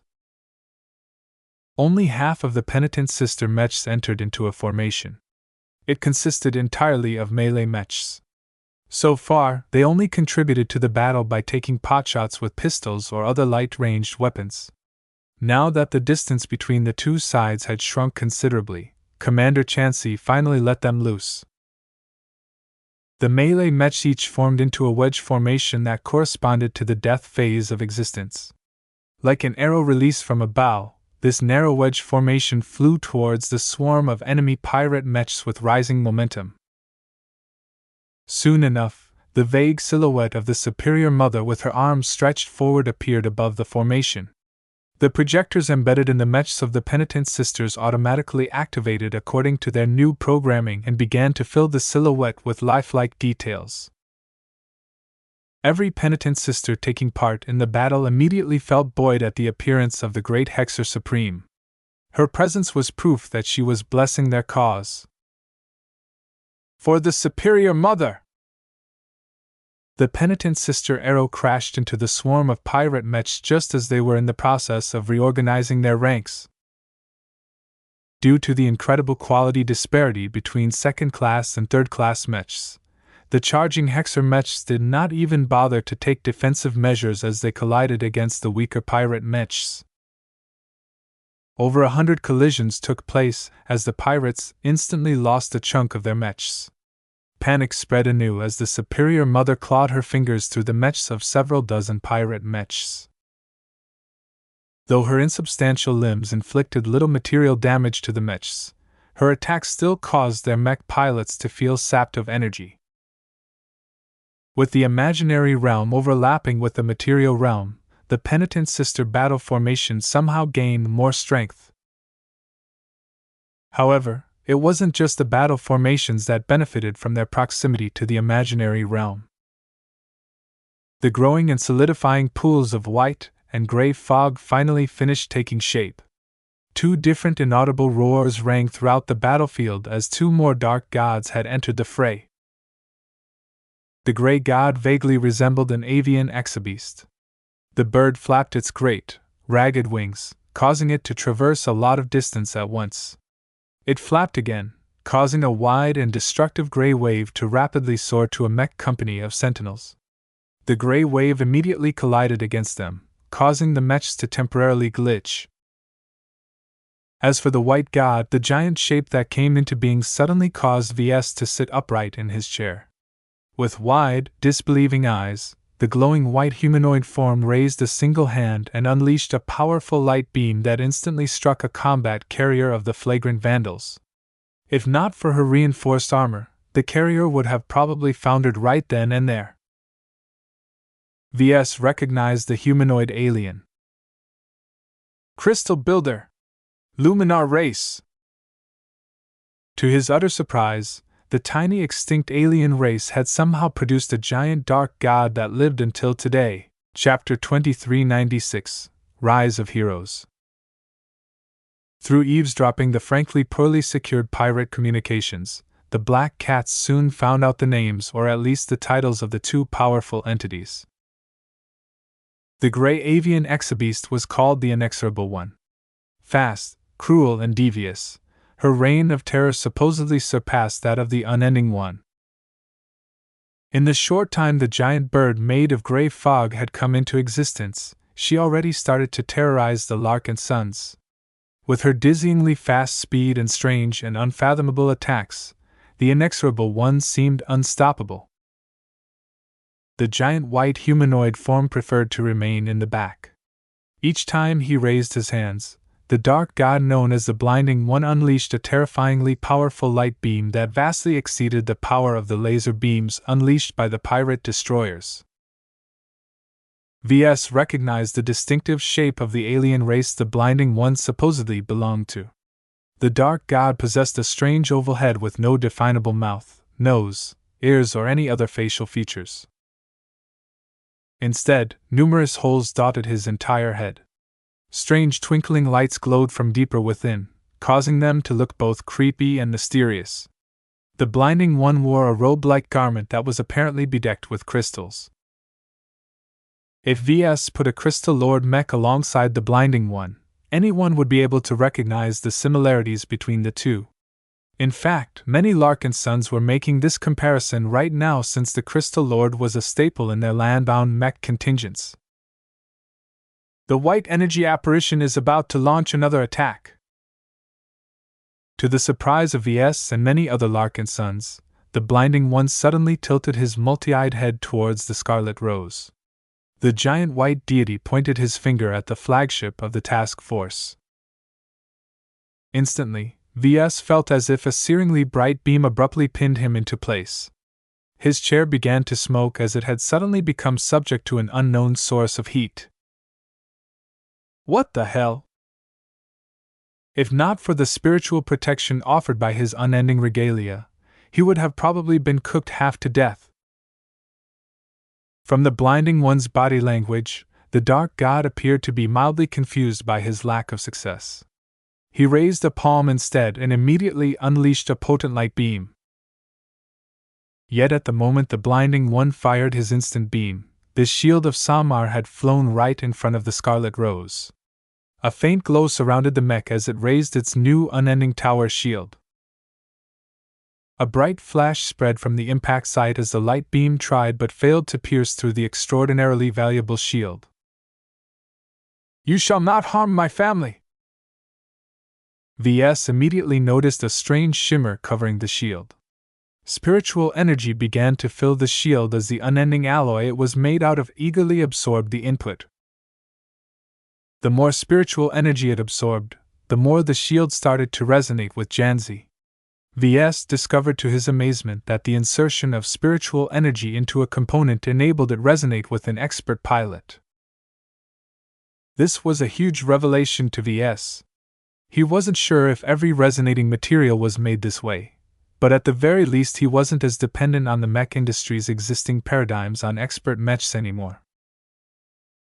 What was even more amazing was that the convergence of the imaginary realm and the material realm actually allowed one of his design spirits to converge directly onto the battlefield yet again.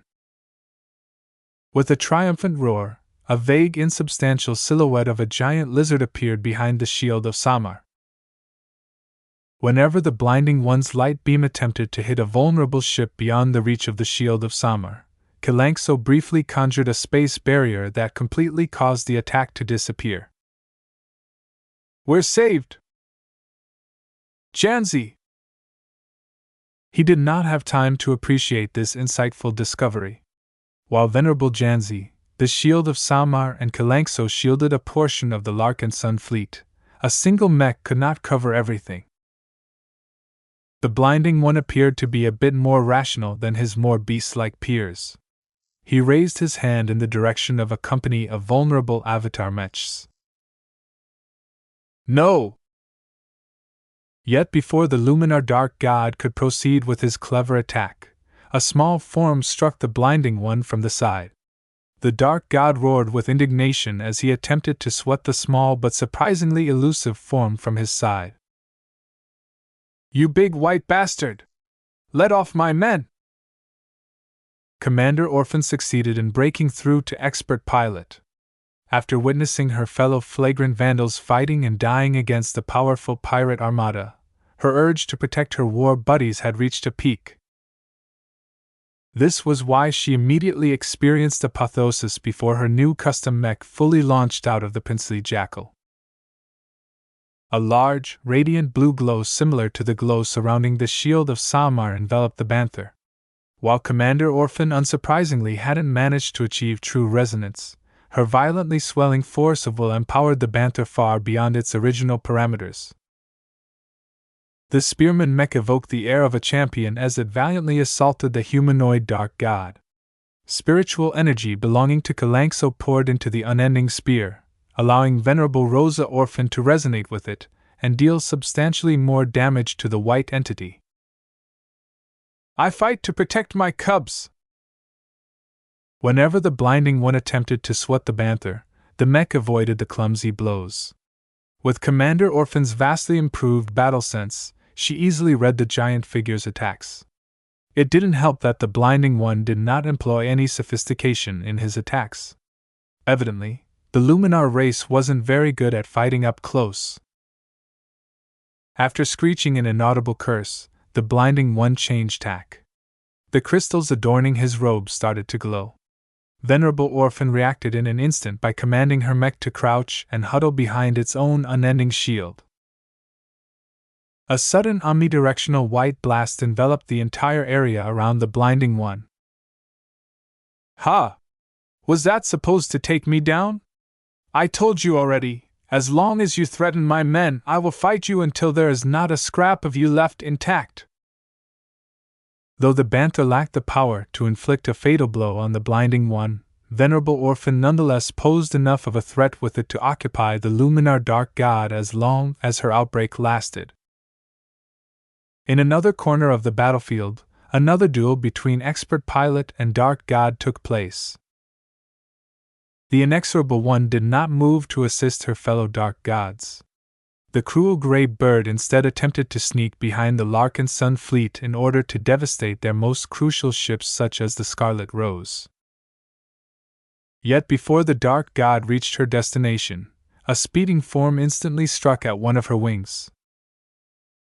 A spiritual roar of fury escaped from the inexorable one as her flight deviated due to the sudden attack. The gray bird quickly tried to pin down the offending attacker. "I'm here, you rotten bird!" A sharp blue line struck the bird from behind. The attack inflicted serious pain and caught the inexorable one off guard.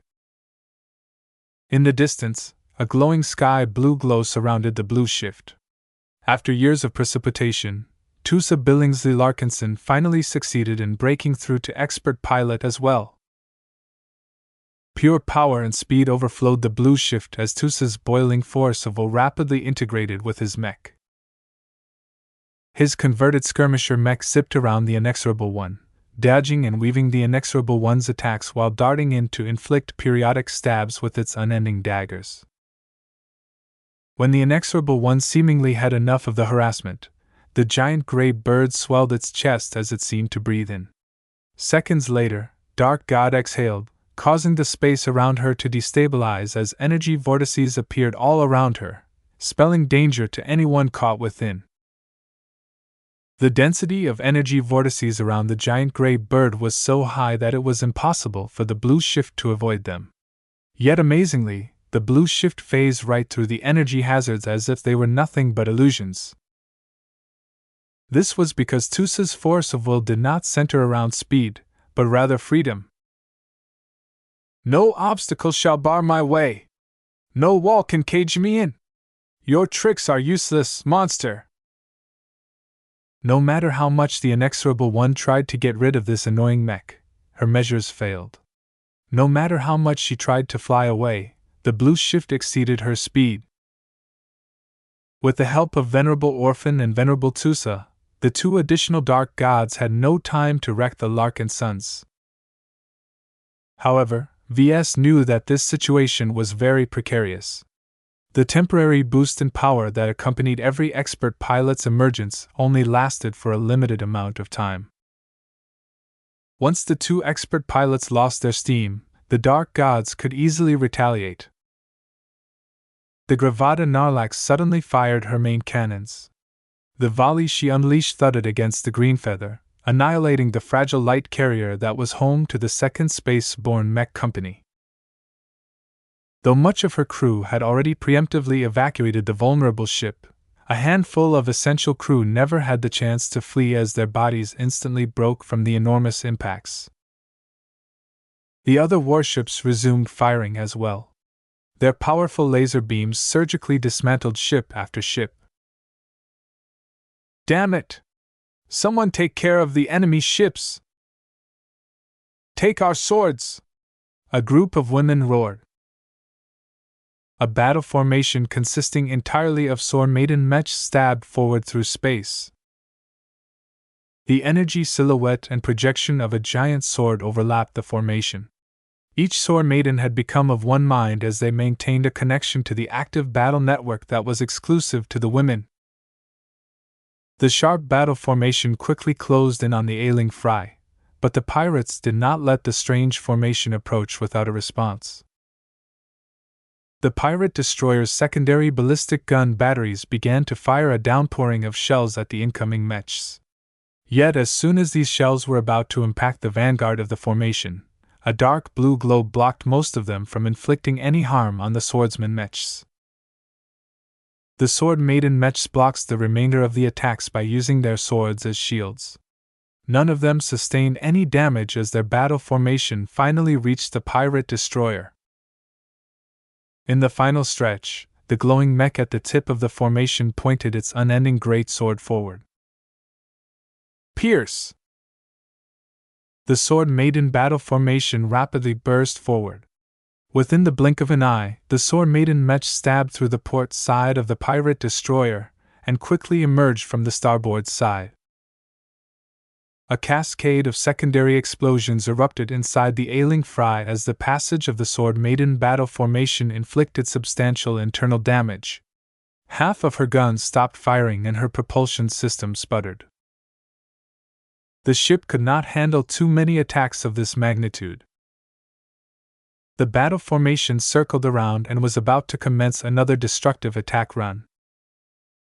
Yet before the sword-maidens could finish off the heavily damaged ailing fry, a large number of highly organized pirate mechs attempted to intercept the sword-maiden mechs. "It's the Alidus Archons! They're the elites of the Alidus Alliance!" Up until now, the Alidus Archons were held back as reserves. Now that the destroyers of the pirate armada were under threat, the Archons finally moved into action. While the Archon mechs weren't able to match the sword-maiden mechs on an individual basis, they consisted of over 500 mechs, thereby outnumbering the sword-maidens by 14 to 1. Yet despite the enormous disparity in numbers, the sword-maiden mech pilots under the lead of Commander Dice did not shy away from the challenge. "Sisters! Sweep these rabble away!" "Yes, Commander!" The sword-maiden battle formation shifted. Instead of pointing its tip straight forward, it began to orient so that its blade faced the enemy mechs. Once the formation closed in, the giant sword rapidly slashed across the formation of Alidus Archon mechs. Just a moment later, over 100 Alidus Archon mechs exploded or simply split apart, as an enormous cut seemed to have cut most of them in half.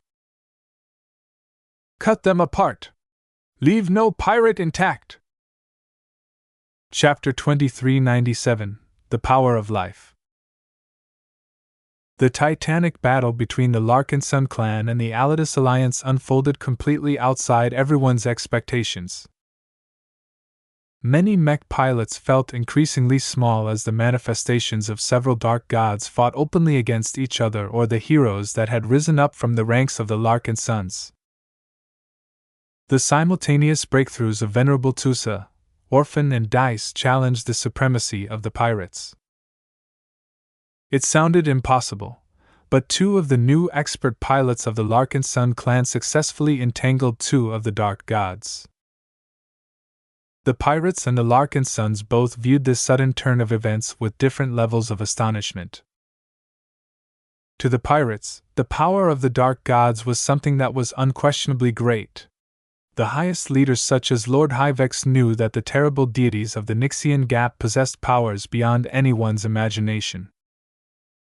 Even if the dark gods hadn't actually descended in full, their fog manifestations already represented a considerable portion of their power. Yet despite this fact, the Banther and the Blue Shift continually challenged the Blinding One and the Inexorable One, proving that humans and mechs were capable of fighting against literal gods. While the Larkinsons largely did not believe in the existence of actual gods, they still possessed a lot of fear towards these giant entities. In fact, the more the dark gods demonstrated their might, the more the Larkinsons began to question whether these powerful entities were truly divine.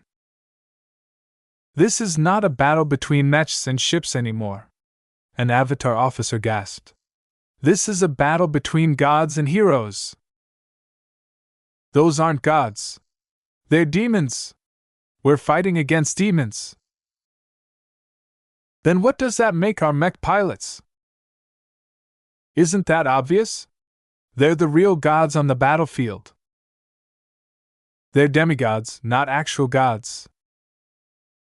Semantics. The perspectives of every Larkinson taking part in this battle shifted in real time as the multiple confrontations between gods and expert pilots enlightened them to the true power of mech pilots. This wasn't all. Not only did Venerable Tusa and Venerable Orphan prove that humans were capable of fighting against gods, but Venerable Dice and her linked sword maidens were wreaking havoc amongst the ranks of the Archons. Ordinarily, the intensive battle formations of the Sword Maidens should have drained the female mech pilots straight away. Yet to the mild surprise of VS, the battle formation led by Venerable Dice successively employed her draining battle formations with no end in sight. This was all due to several reasons. Her breakthroughs supplied her with an ample amount of energy. Her bond with Kalangso also allowed her to borrow the Design Spirit's powerful energy. Finally, the convergence of the imaginary realm and the material realm amplified every spiritual exertion. Cut!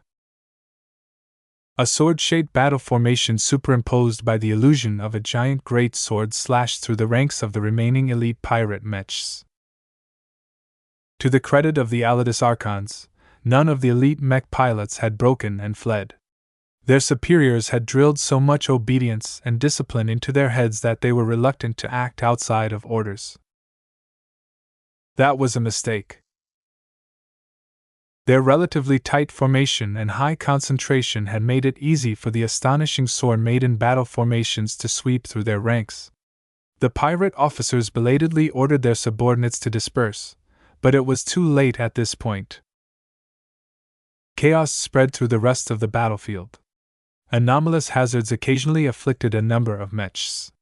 Though their frequency had lessened, they still caused a lot of grief to pirates and Larkinsons locked in battle. While the thousands of pirate mechs continually suffered losses from the unstable environment, the Penitent Sister battle formation that had Dove in their midst were exempt from this threat. With the giant form of the Superior Mother watching over the Penitent Sisters, her presence protected the Hexer mechs from many anomalous hazards. Along with other advantages, the penitent sister mechs were able to butcher the pirate mechs at an unimaginable rate. Though the penitent sisters hadn't become gods, they nevertheless received the superior mother's blessing. With the Supreme lending her power to her devoted, the penitent sister mech pilots had become more and more fanatic in their beliefs. Their minds and spirits united as one as their increasing fervor enhanced their connections to the battle network even further. Yet even as the pirates suffered great losses, Ves did not assume the battle was over and done. Multiple pirate warships remained intact. Their turrets and gun batteries had already inflicted significant material damage to the Larkinson fleet, and were in the process of inflicting even more damage.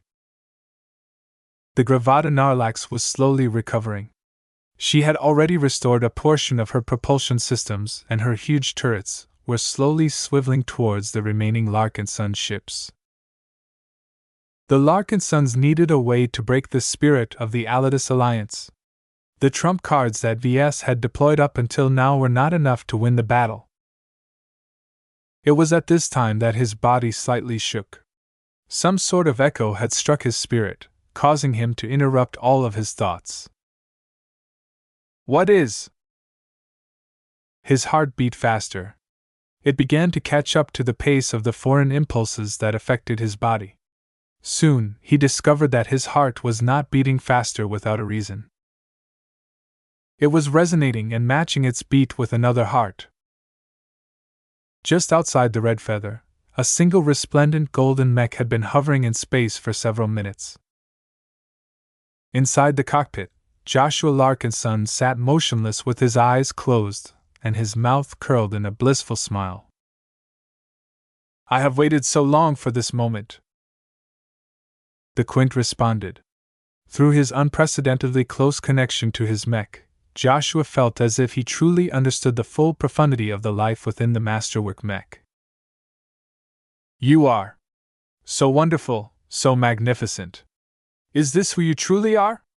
Let us join forces and open ourselves up to each other. The man-machine connection between Joshua and the Quint took a life of its own. Its parameters instantly shot up, so much so that it forcibly exceeded the safety limits imposed by the neural interface. The extraordinarily deep connection allowed Joshua and the Quint to exchange with each other to a degree that would have ordinarily fried the young expert candidate's brain. Yet at this time, Joshua felt no strain at all. No matter how much data and other input poured into his head, it did not come close to exploding.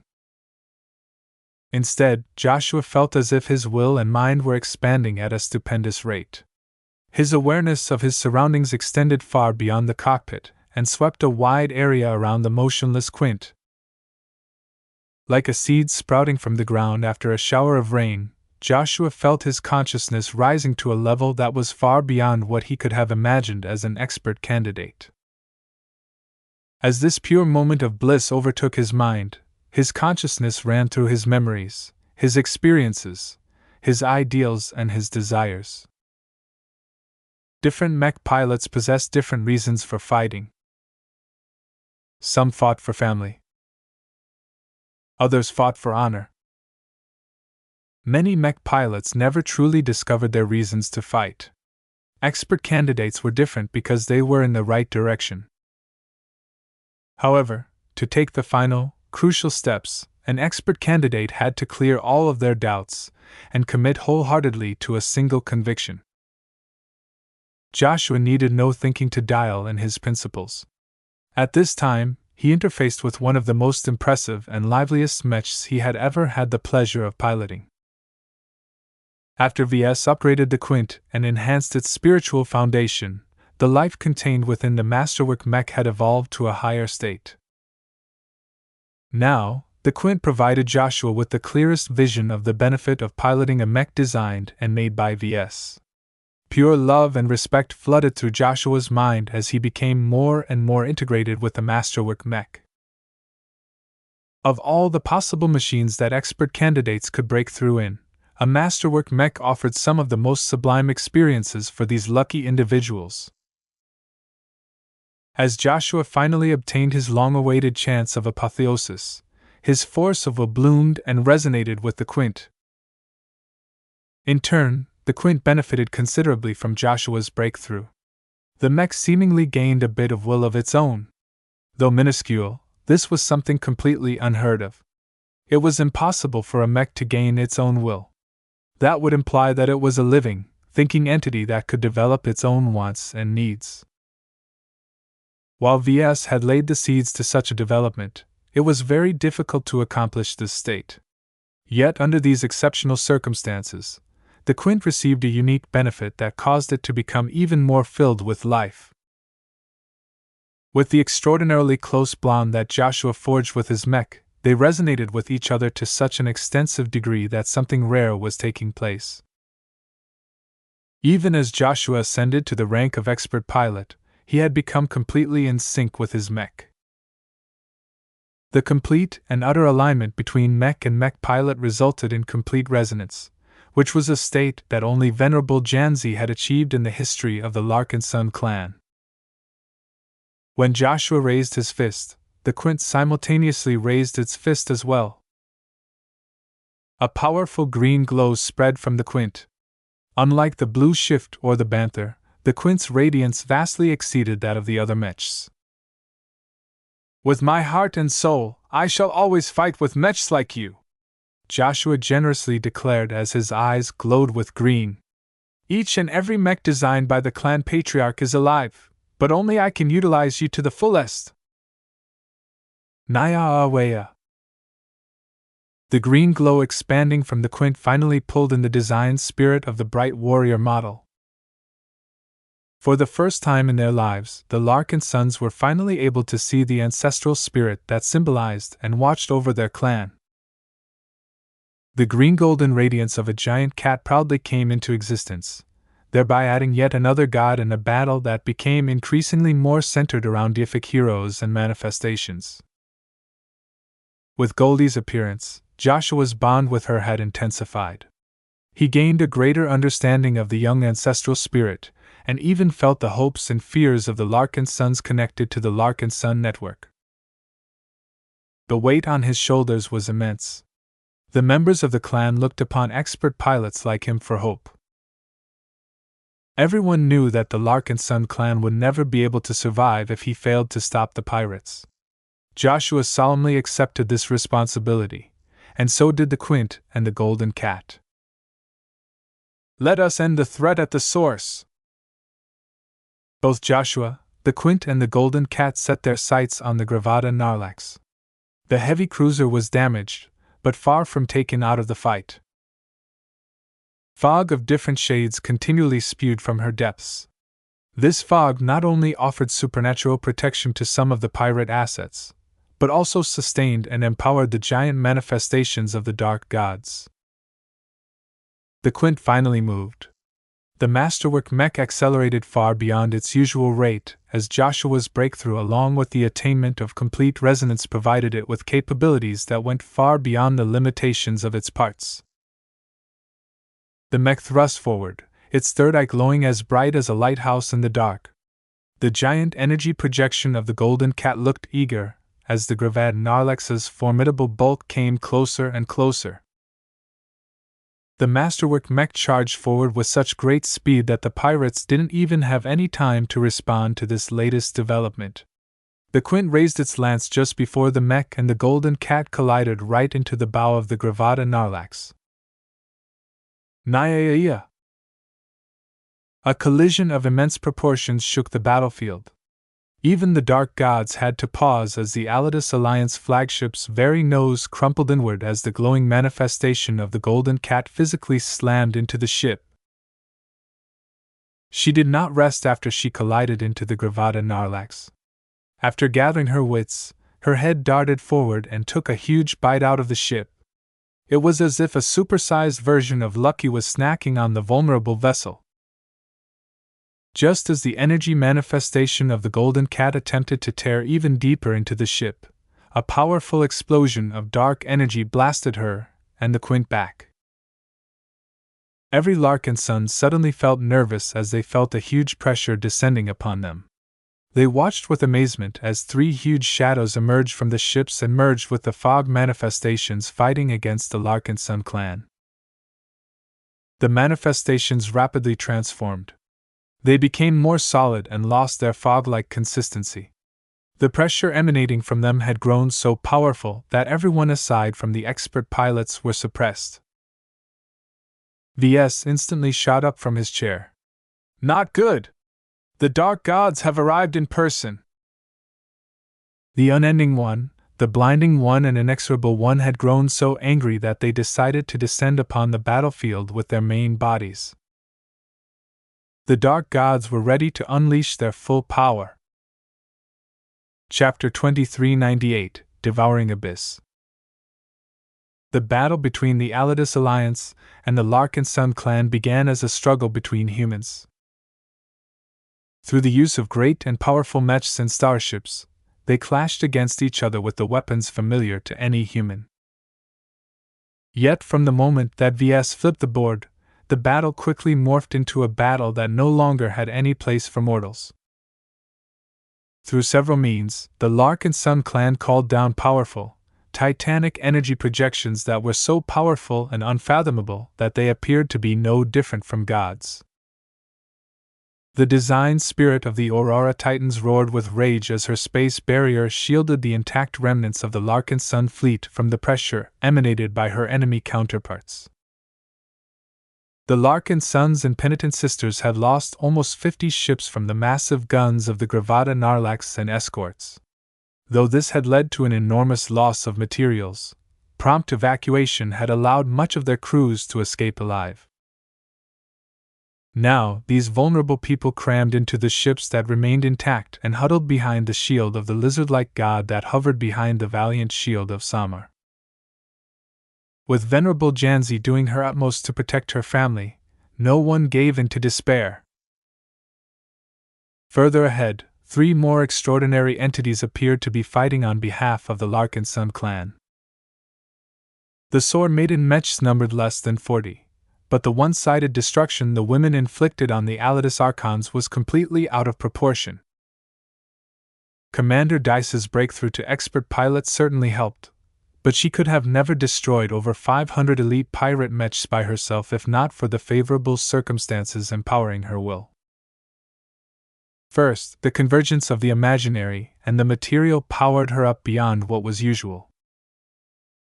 Second, her bond with Kalanxo had provided her with a powerful boost, especially since she finally found a reason to fight that was compatible with the sacred god's ideals.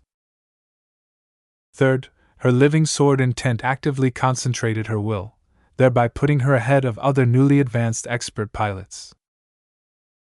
Fourth, her living sword intent also functioned as a battle network. After the connections became active, her strong will flowed into her subordinates. The sword projection that superimposed itself onto the battle formation of the Sword Maidens seemed unimaginably real. I was a sword that completely surpassed anything that could have existed for real.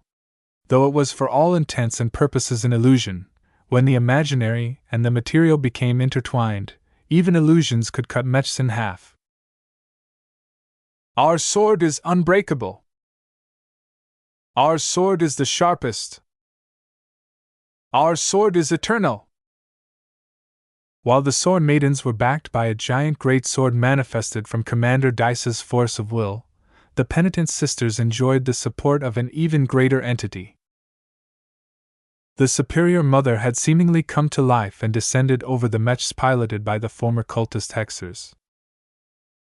Though they had left the hegemony in disgrace, not a single shred of shame or defeat graced the excited faces of the Hexer mech pilots. Despite grossly outnumbering the Penitent Sisters, the mechs piloted by the pirates all flew away in terror. Being besieged by incredibly powerful second-class mechs was a frightening prospect to any Nixian scum. While it should have been possible for the pirates to organize themselves and mob the Penitent Sister mechs with overwhelming numbers, the energy projection of the Superior Mother put that plan to rest. Each time the pirate mechs attempted to group up, the Superior Mother stretched out with her arms and clawed her fingers through the mechs. Each time she did so, the mech pilots inside felt drained as they lost sort of energy. The appearance of this hexer god completely broke the pirate conscripts. Even the rank and file of the Alliance Alliance quaked in their boots when faced with this supreme come to life. How could mere humans like them ever stand a chance against gods? Each time their mechs attacked the superior mother, their blows just went right through her projected body. We messed with the wrong people. These Larkinsons are crazier than some of the cults back home. Only gods can fight against gods. Though the superior mother made a very big impression on both sides, she had only come into existence due to the activation of a battle network. The most real entity that fought on behalf of the Larkinson clan was no one else than the Golden Cat.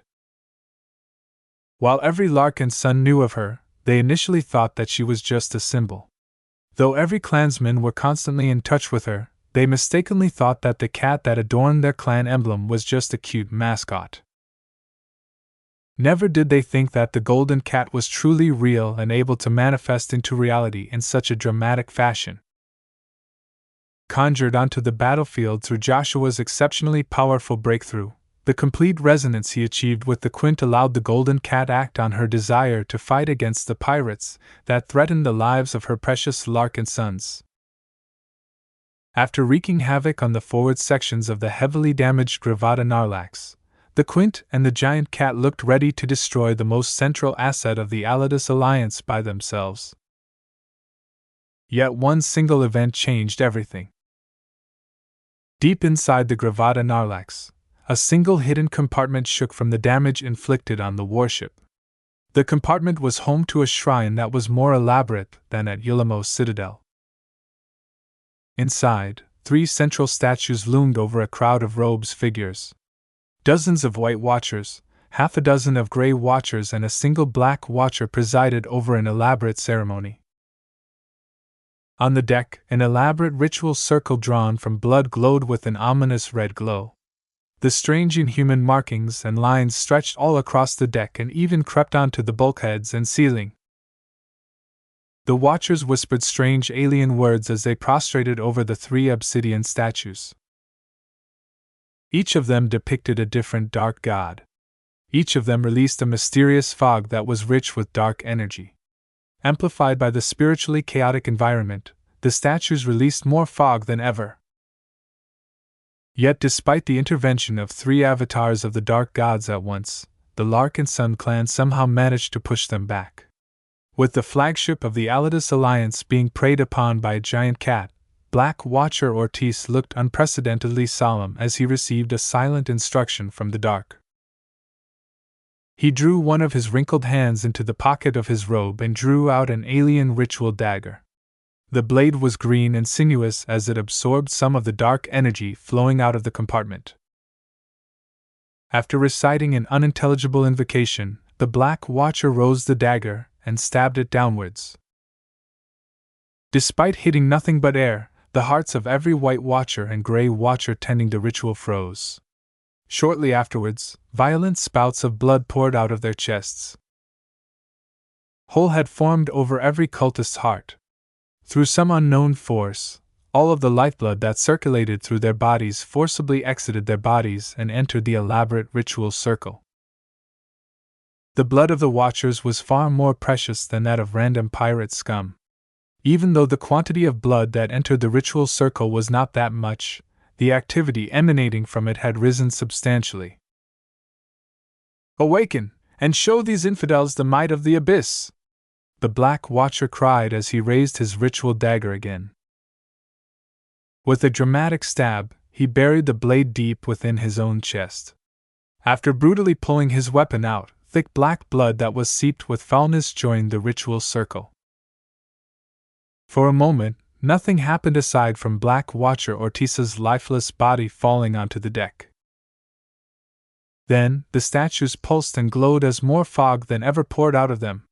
Soon enough, 3 immense existences squeezed out of the statues and rapidly moved out of the Gravata Narlax.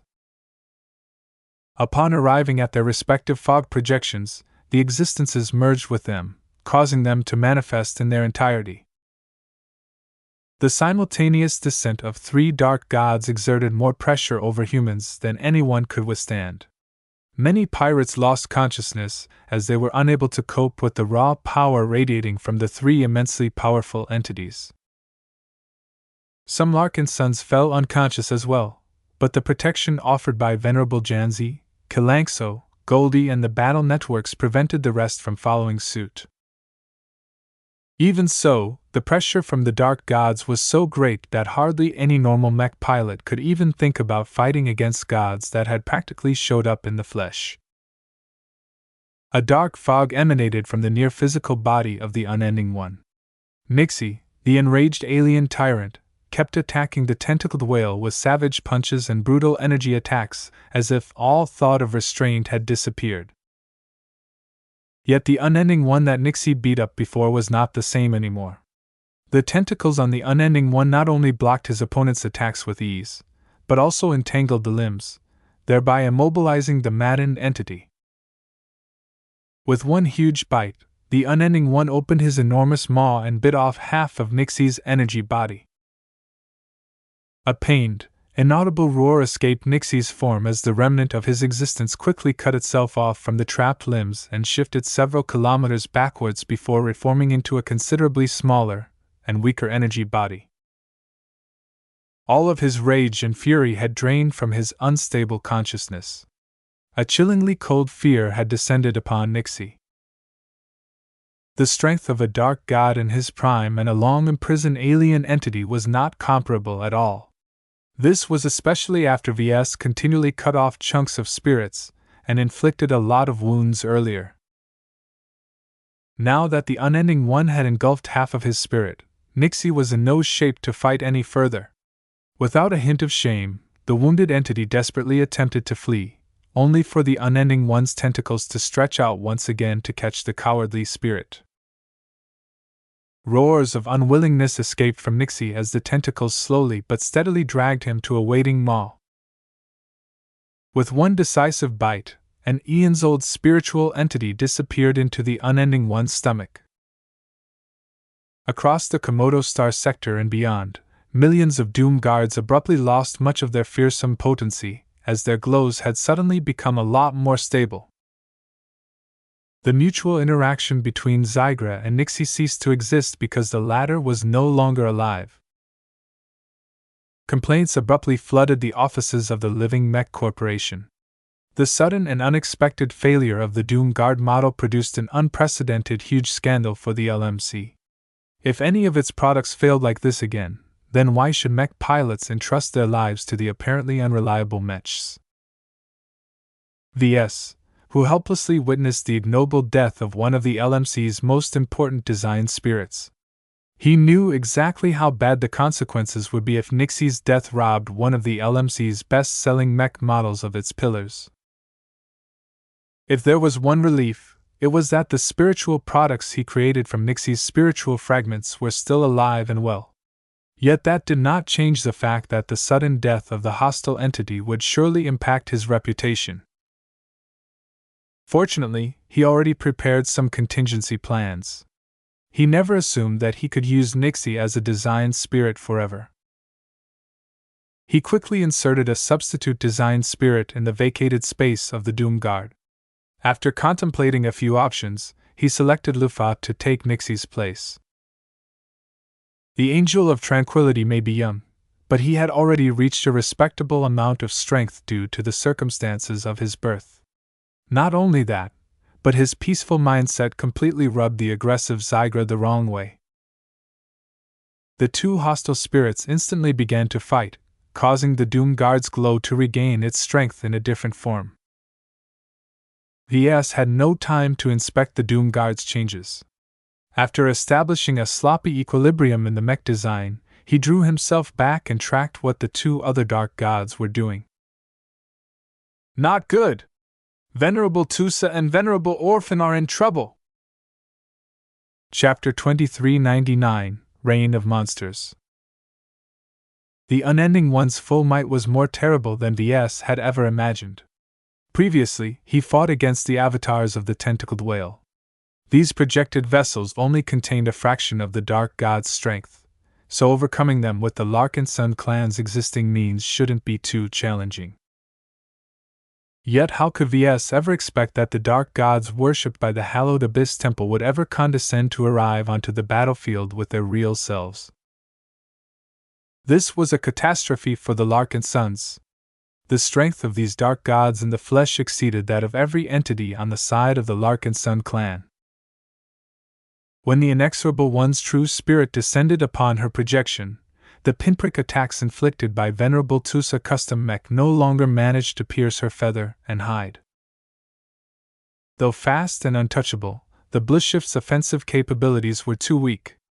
Light skirmishers were some of the worst mechs to employ against huge godlike creatures. Not even the exceptional nature of the Blueshift's unending daggers changed the fact that they resembled pinpricks when compared to the enormous gray bird's bulk. It didn't help that of the 4 expert candidates who underwent apotheosis, Venerable Tusa's breakthrough was weaker than the others.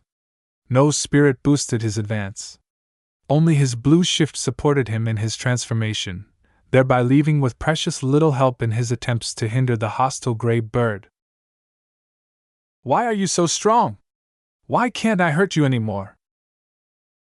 After adjusting to her new circumstances, the Inexorable One no longer bothered with the annoying fly that previously hindered her from displaying her might.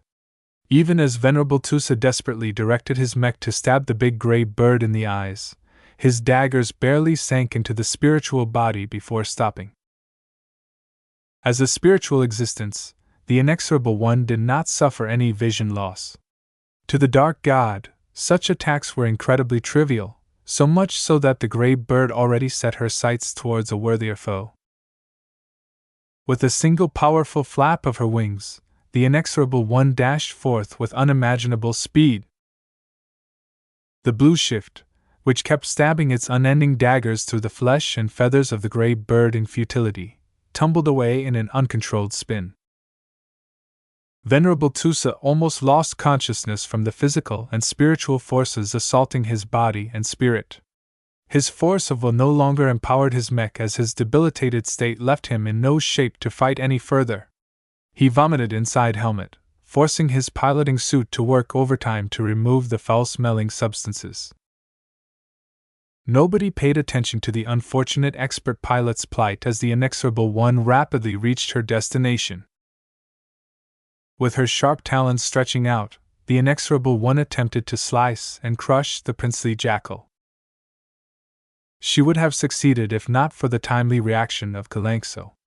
The giant lizard energy projection roared a warning at the Inexorable One as her talons tore through the space barrier hastily put up in her path. Ves widened at the sight. Kalankso's space barriers were usually powerful enough to negate any attack. Not even the main cannons of the Gravata Narlax could overcome the barriers under normal conditions. However, the difference in strength between the two godlike entities was too wide this time. Though Janzi managed to conjure Kalankso's energy projection a second time, she was not sustaining it with perfect resonance at the moment.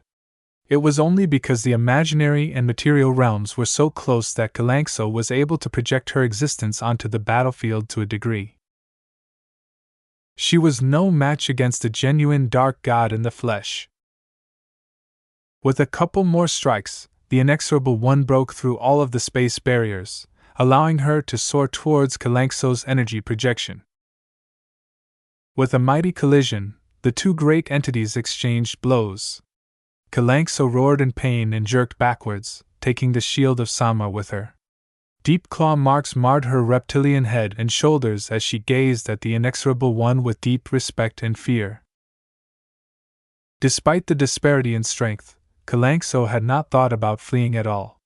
Her intent resonated with Venerable Janzi and the shield of Samar. All three of them wanted to protect the Larkinsons in the fleet, and the only way to do so was to entangle this horrible bird as long as possible. "We are the shield of the Larkinson clan," Venerable Janzi stated her convictions. "No brother or sister of mine shall suffer at the hands of this beast." Kalankso attempted to put up a good fight, but the Inexorable One was too fast and powerful for the sacred god to fight against. The ancient bird delighted in the torture she inflicted upon the lumbering lizard.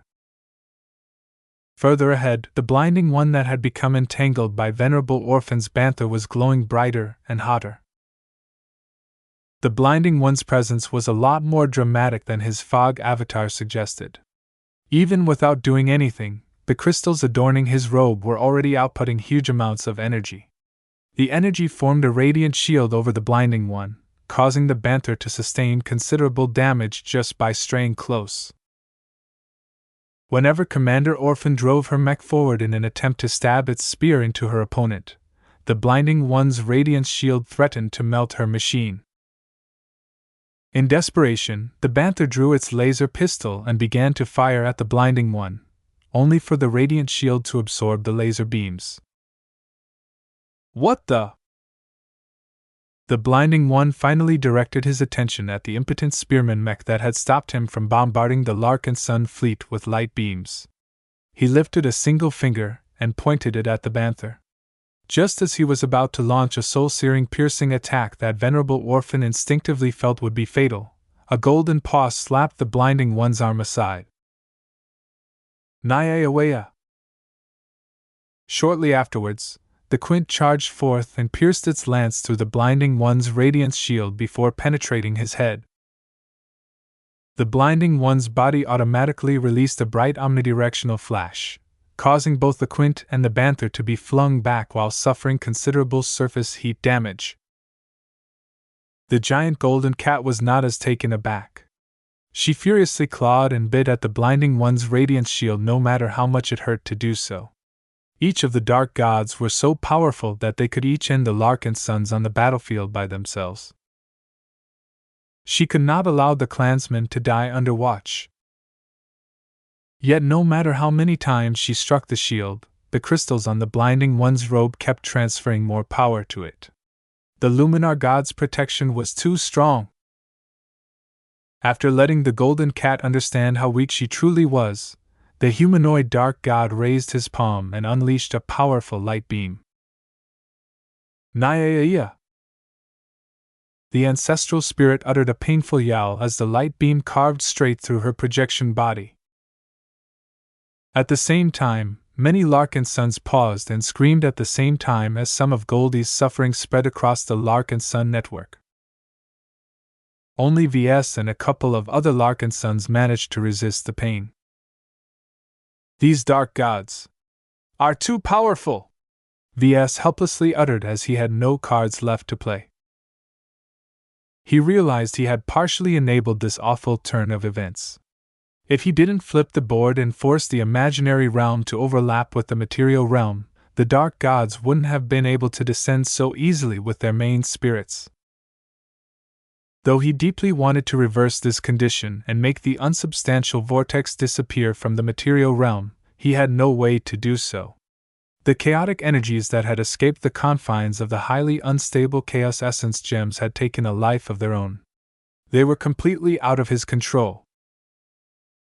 Though two of the three dark gods briefly encountered hindrances, the unending one had just finished devouring Nixie. With no Larkinson-aligned entities left to hinder the tentacled whale, the cruel dark god slowly set his sights on the Scarlet Rose. Ves hitched his breath. His heart almost seemed to stop as he felt the pure malice and desire to destroy from the powerful entity. The unending one's hatred for the Larkinson clan was inestimable, and somehow he knew exactly who was in charge. The unending one surged forward with surprising speed. Though he wasn't as fast as the inexorable one, he swam through the ocean of space as if he belonged in it. The closer the tentacled whale approached, the more Ves and the Larkinsons aboard the Scarlet Rose sensed their imminent doom. Goldie couldn't help. Kalankso couldn't help. The other entities were simply too weak to put up a fight against an entity that was as powerful as the unending one. Is this the end? Ves whispered to himself. Get back, foul beast! Just as the dark god was about to ram into the Scarlet Rose with fatal momentum, a giant, slender and scaled hand stretched out from behind the mobile supply frigate and released a purple beam energy blast that caused the unending one to halt and rear back. Who? Ves looked around to see one of the most frightening sights in his life. A terrible but majestic entity appeared beyond the shaky, psychedelic portal that had emerged behind his ship.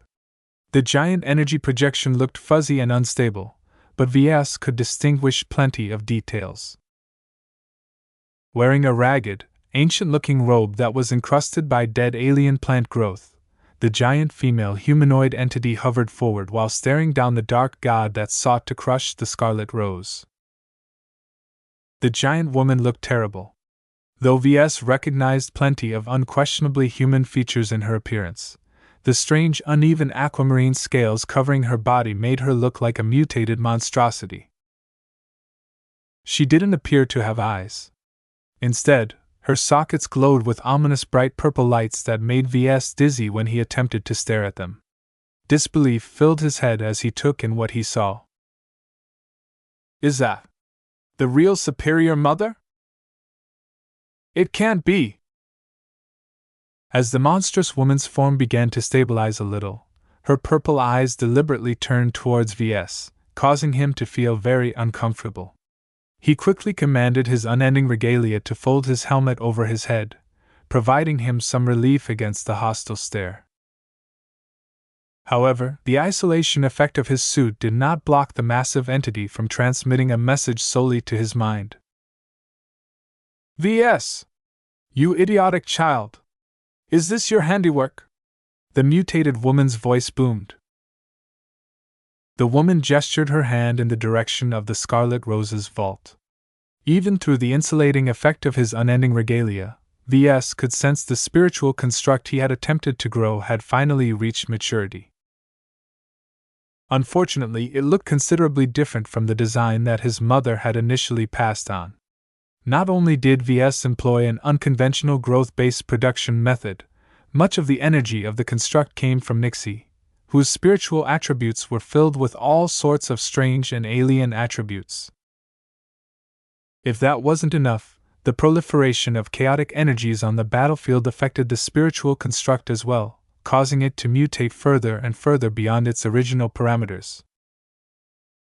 Whether all of these changes were responsible for summoning a giant version of his mother as an eldritch horror, Ves wasn't sure. All he knew was that he had screwed up yet again. Could you please help me out? My clan and I are under attack right now, and we won't be able to hang on for long without your help. The mutated woman scowled, causing her to inadvertently reveal her pointed, carnivorous teeth. You brat! If you aren't my son, I would have turned away already. She looked away from Ves and turned to the Unending One. The Dark God had grown incredibly furious as yet another enemy had appeared to stop him from taking revenge. The giant whale opened his maw, unleashed a challenging roar that rattled the spirits of everyone on the ship. Everyone aboard the Scarlet Rose aside from Ves lost consciousness. For her part, his monstrous mother scowled deeper. She opened her frightening mouth and released a soul-rending shriek that made Ves feel as if his spirit was about to detach from his body. Chapter 2400 Assaulting the Gods. After unleashing a powerful shriek, Ves Larkinson's mutated energy projection dove forward and began to do battle against the Unending One. To his surprise, his mother was doing far better than Nixie. While Ves was still trying to recover from all of the shocks to his spirit, he could still see how she was putting the Unending One through his paces. Strangely enough, Ves sensed that his mother was significantly weaker than the tentacled whale.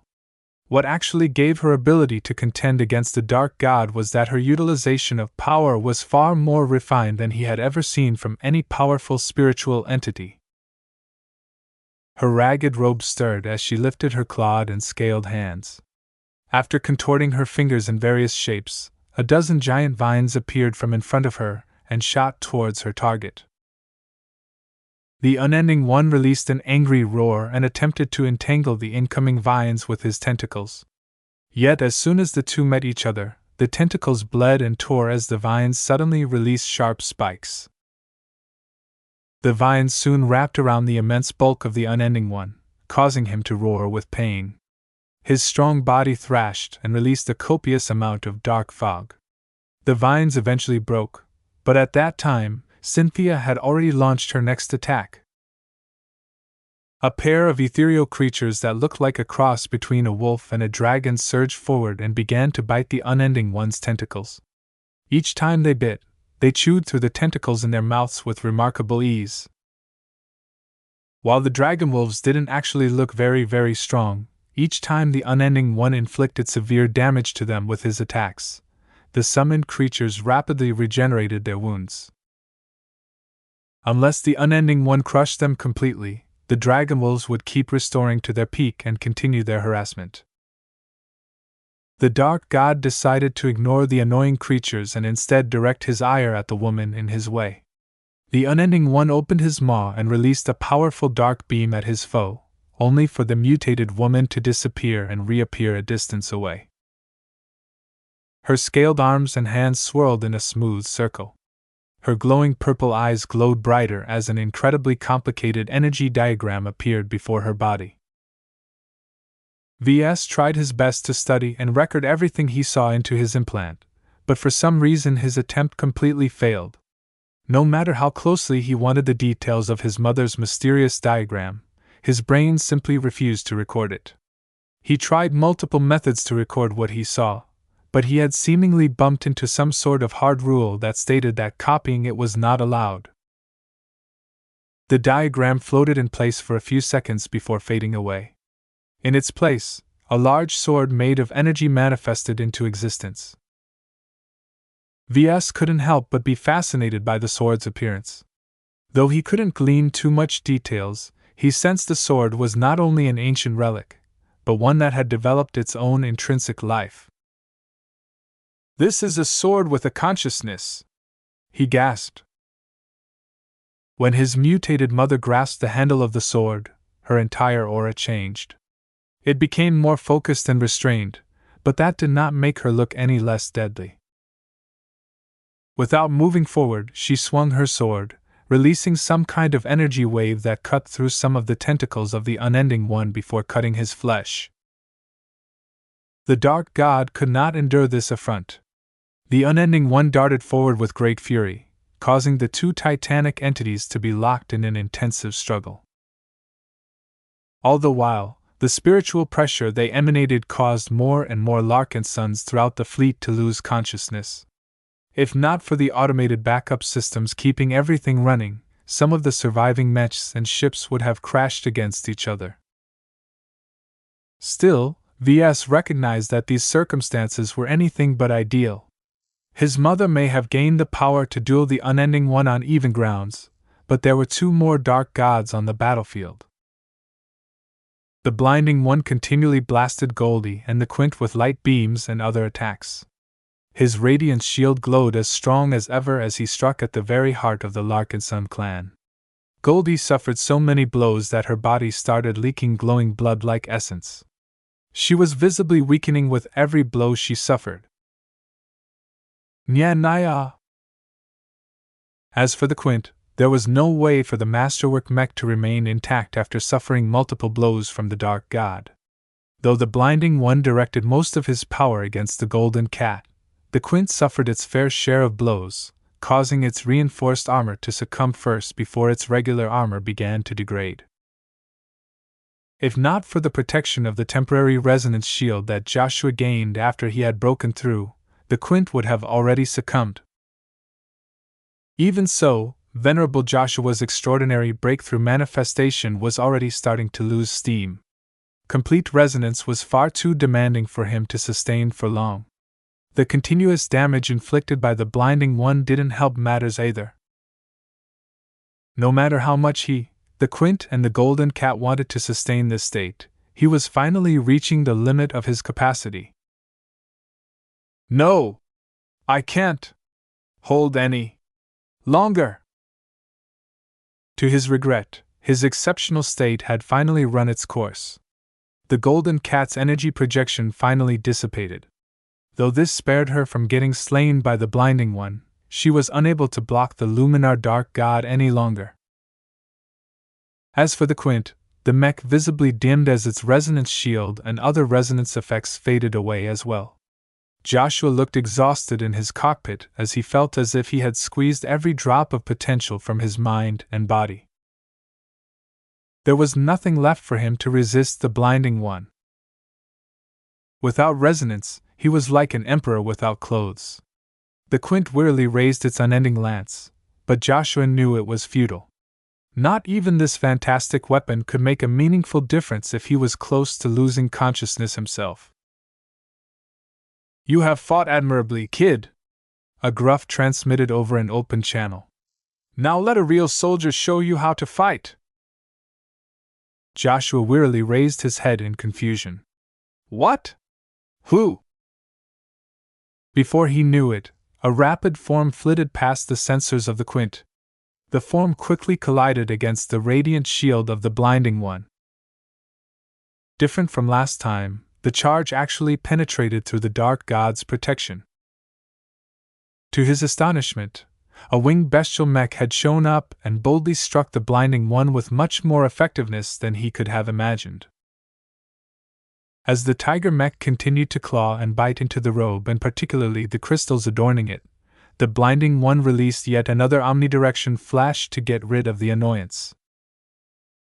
Yet despite releasing such a potent flash, the tiger mech avoided getting blown back. A rust-red glow surrounded the machine, causing it to resist and negate the attack. Expert mech! The Devil Tiger, the first true masterwork mech made by Ves, had finally appeared on the battlefield. The mech emerged through the portal shortly after Cynthia Larkinson's energy projection had passed through. Strangely enough, the Devil Tiger had passed through the portal without undergoing any mutations or abnormal changes. A strong aggressive will surrounded the extraordinary tiger mech as it began to savage the blinding one. The Luminar Dark God seemed to act increasingly more alarmed as he tried several ways to repel the expert mech. Yet all of his attacks, whether it was light beams, guided bolts or simple swipes with his hand, the Devil Tiger's powerful flight system allowed the mech to evade most of the attacks.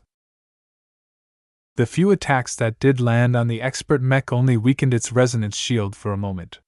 The Devil Tiger's resonance shield was remarkably stable and abundant, signifying that it was piloted by a genuine expert pilot who was much more seasoned than him. The readings from the resonance meter only confirmed this observation. Where did this expert pilot and expert mech come from? While Joshua and many other Larkinsons had a lot of questions about the appearance of the bestial mech, they were still grateful for its intervention. Though the difference in power between the blinding one and the Devil Tiger was actually quite big, the latter was putting up an excellent fight. The blinding one's inherent weakness in close-range combat left him unable to deal any significant damage to the expert mech.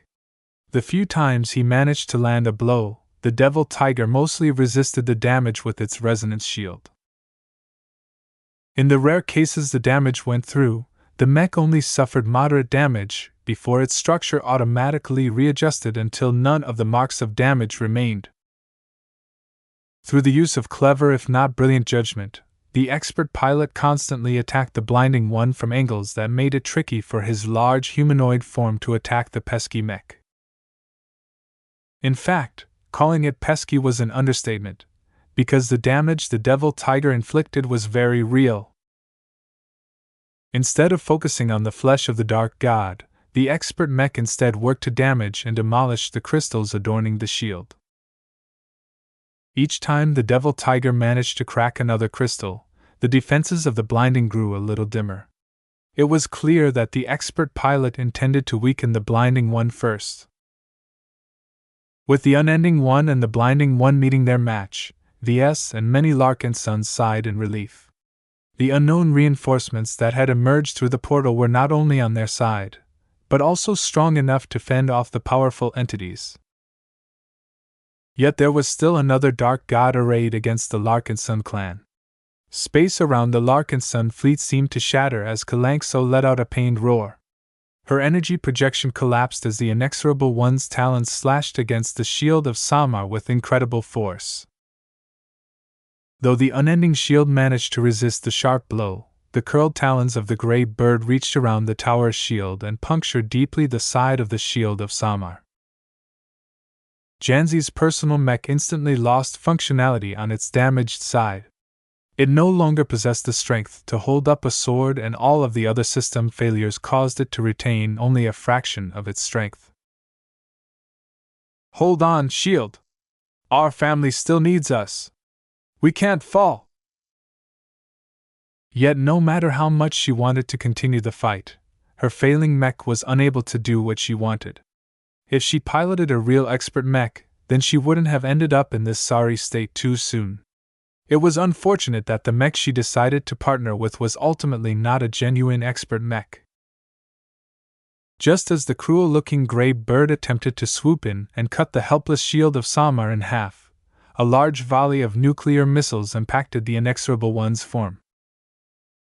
Though the powerful explosions unleashed by the shoulder launchers of the bright warriors failed to inflict any serious harm to the inexorable one, the huge explosions did stop her from delivering the coup de grace. As the inexorable one turned her avian head to see who had the temerity to challenge her, she saw a motley collection of more than a dozen mechs soaring forward. A fair amount of them consisted of gold-coated bright warriors, but there were plenty of other mechs that belonged to the other mech forces. What made them special was that each of them were surrounded by unstable resonance fields. When Ves looked at the advancing mechs, his eyes almost popped out of their sockets. "Expert candidates! They've broken through!" The intense battle and the increasing pressure the mech pilots faced had caused many of them to faint or become so suppressed that they could barely lift a finger. However, a few of them found themselves thriving under the pressure. With the survival of tens of thousands of Larkinsons at stake, they somehow rose to the occasion and condensed their nascent, prototypical force of wills. The breakthroughs not only freed the mech pilots from much of the hostile pressure, but also powered up their mechs through forced resonance, thereby giving them the capacity to challenge gods, however briefly. "Charge forth and clip this evil demon's wings!" Casella Ingvar roared over the channel. "We're eating hot wings tonight!" Iman Ingvar excitedly added,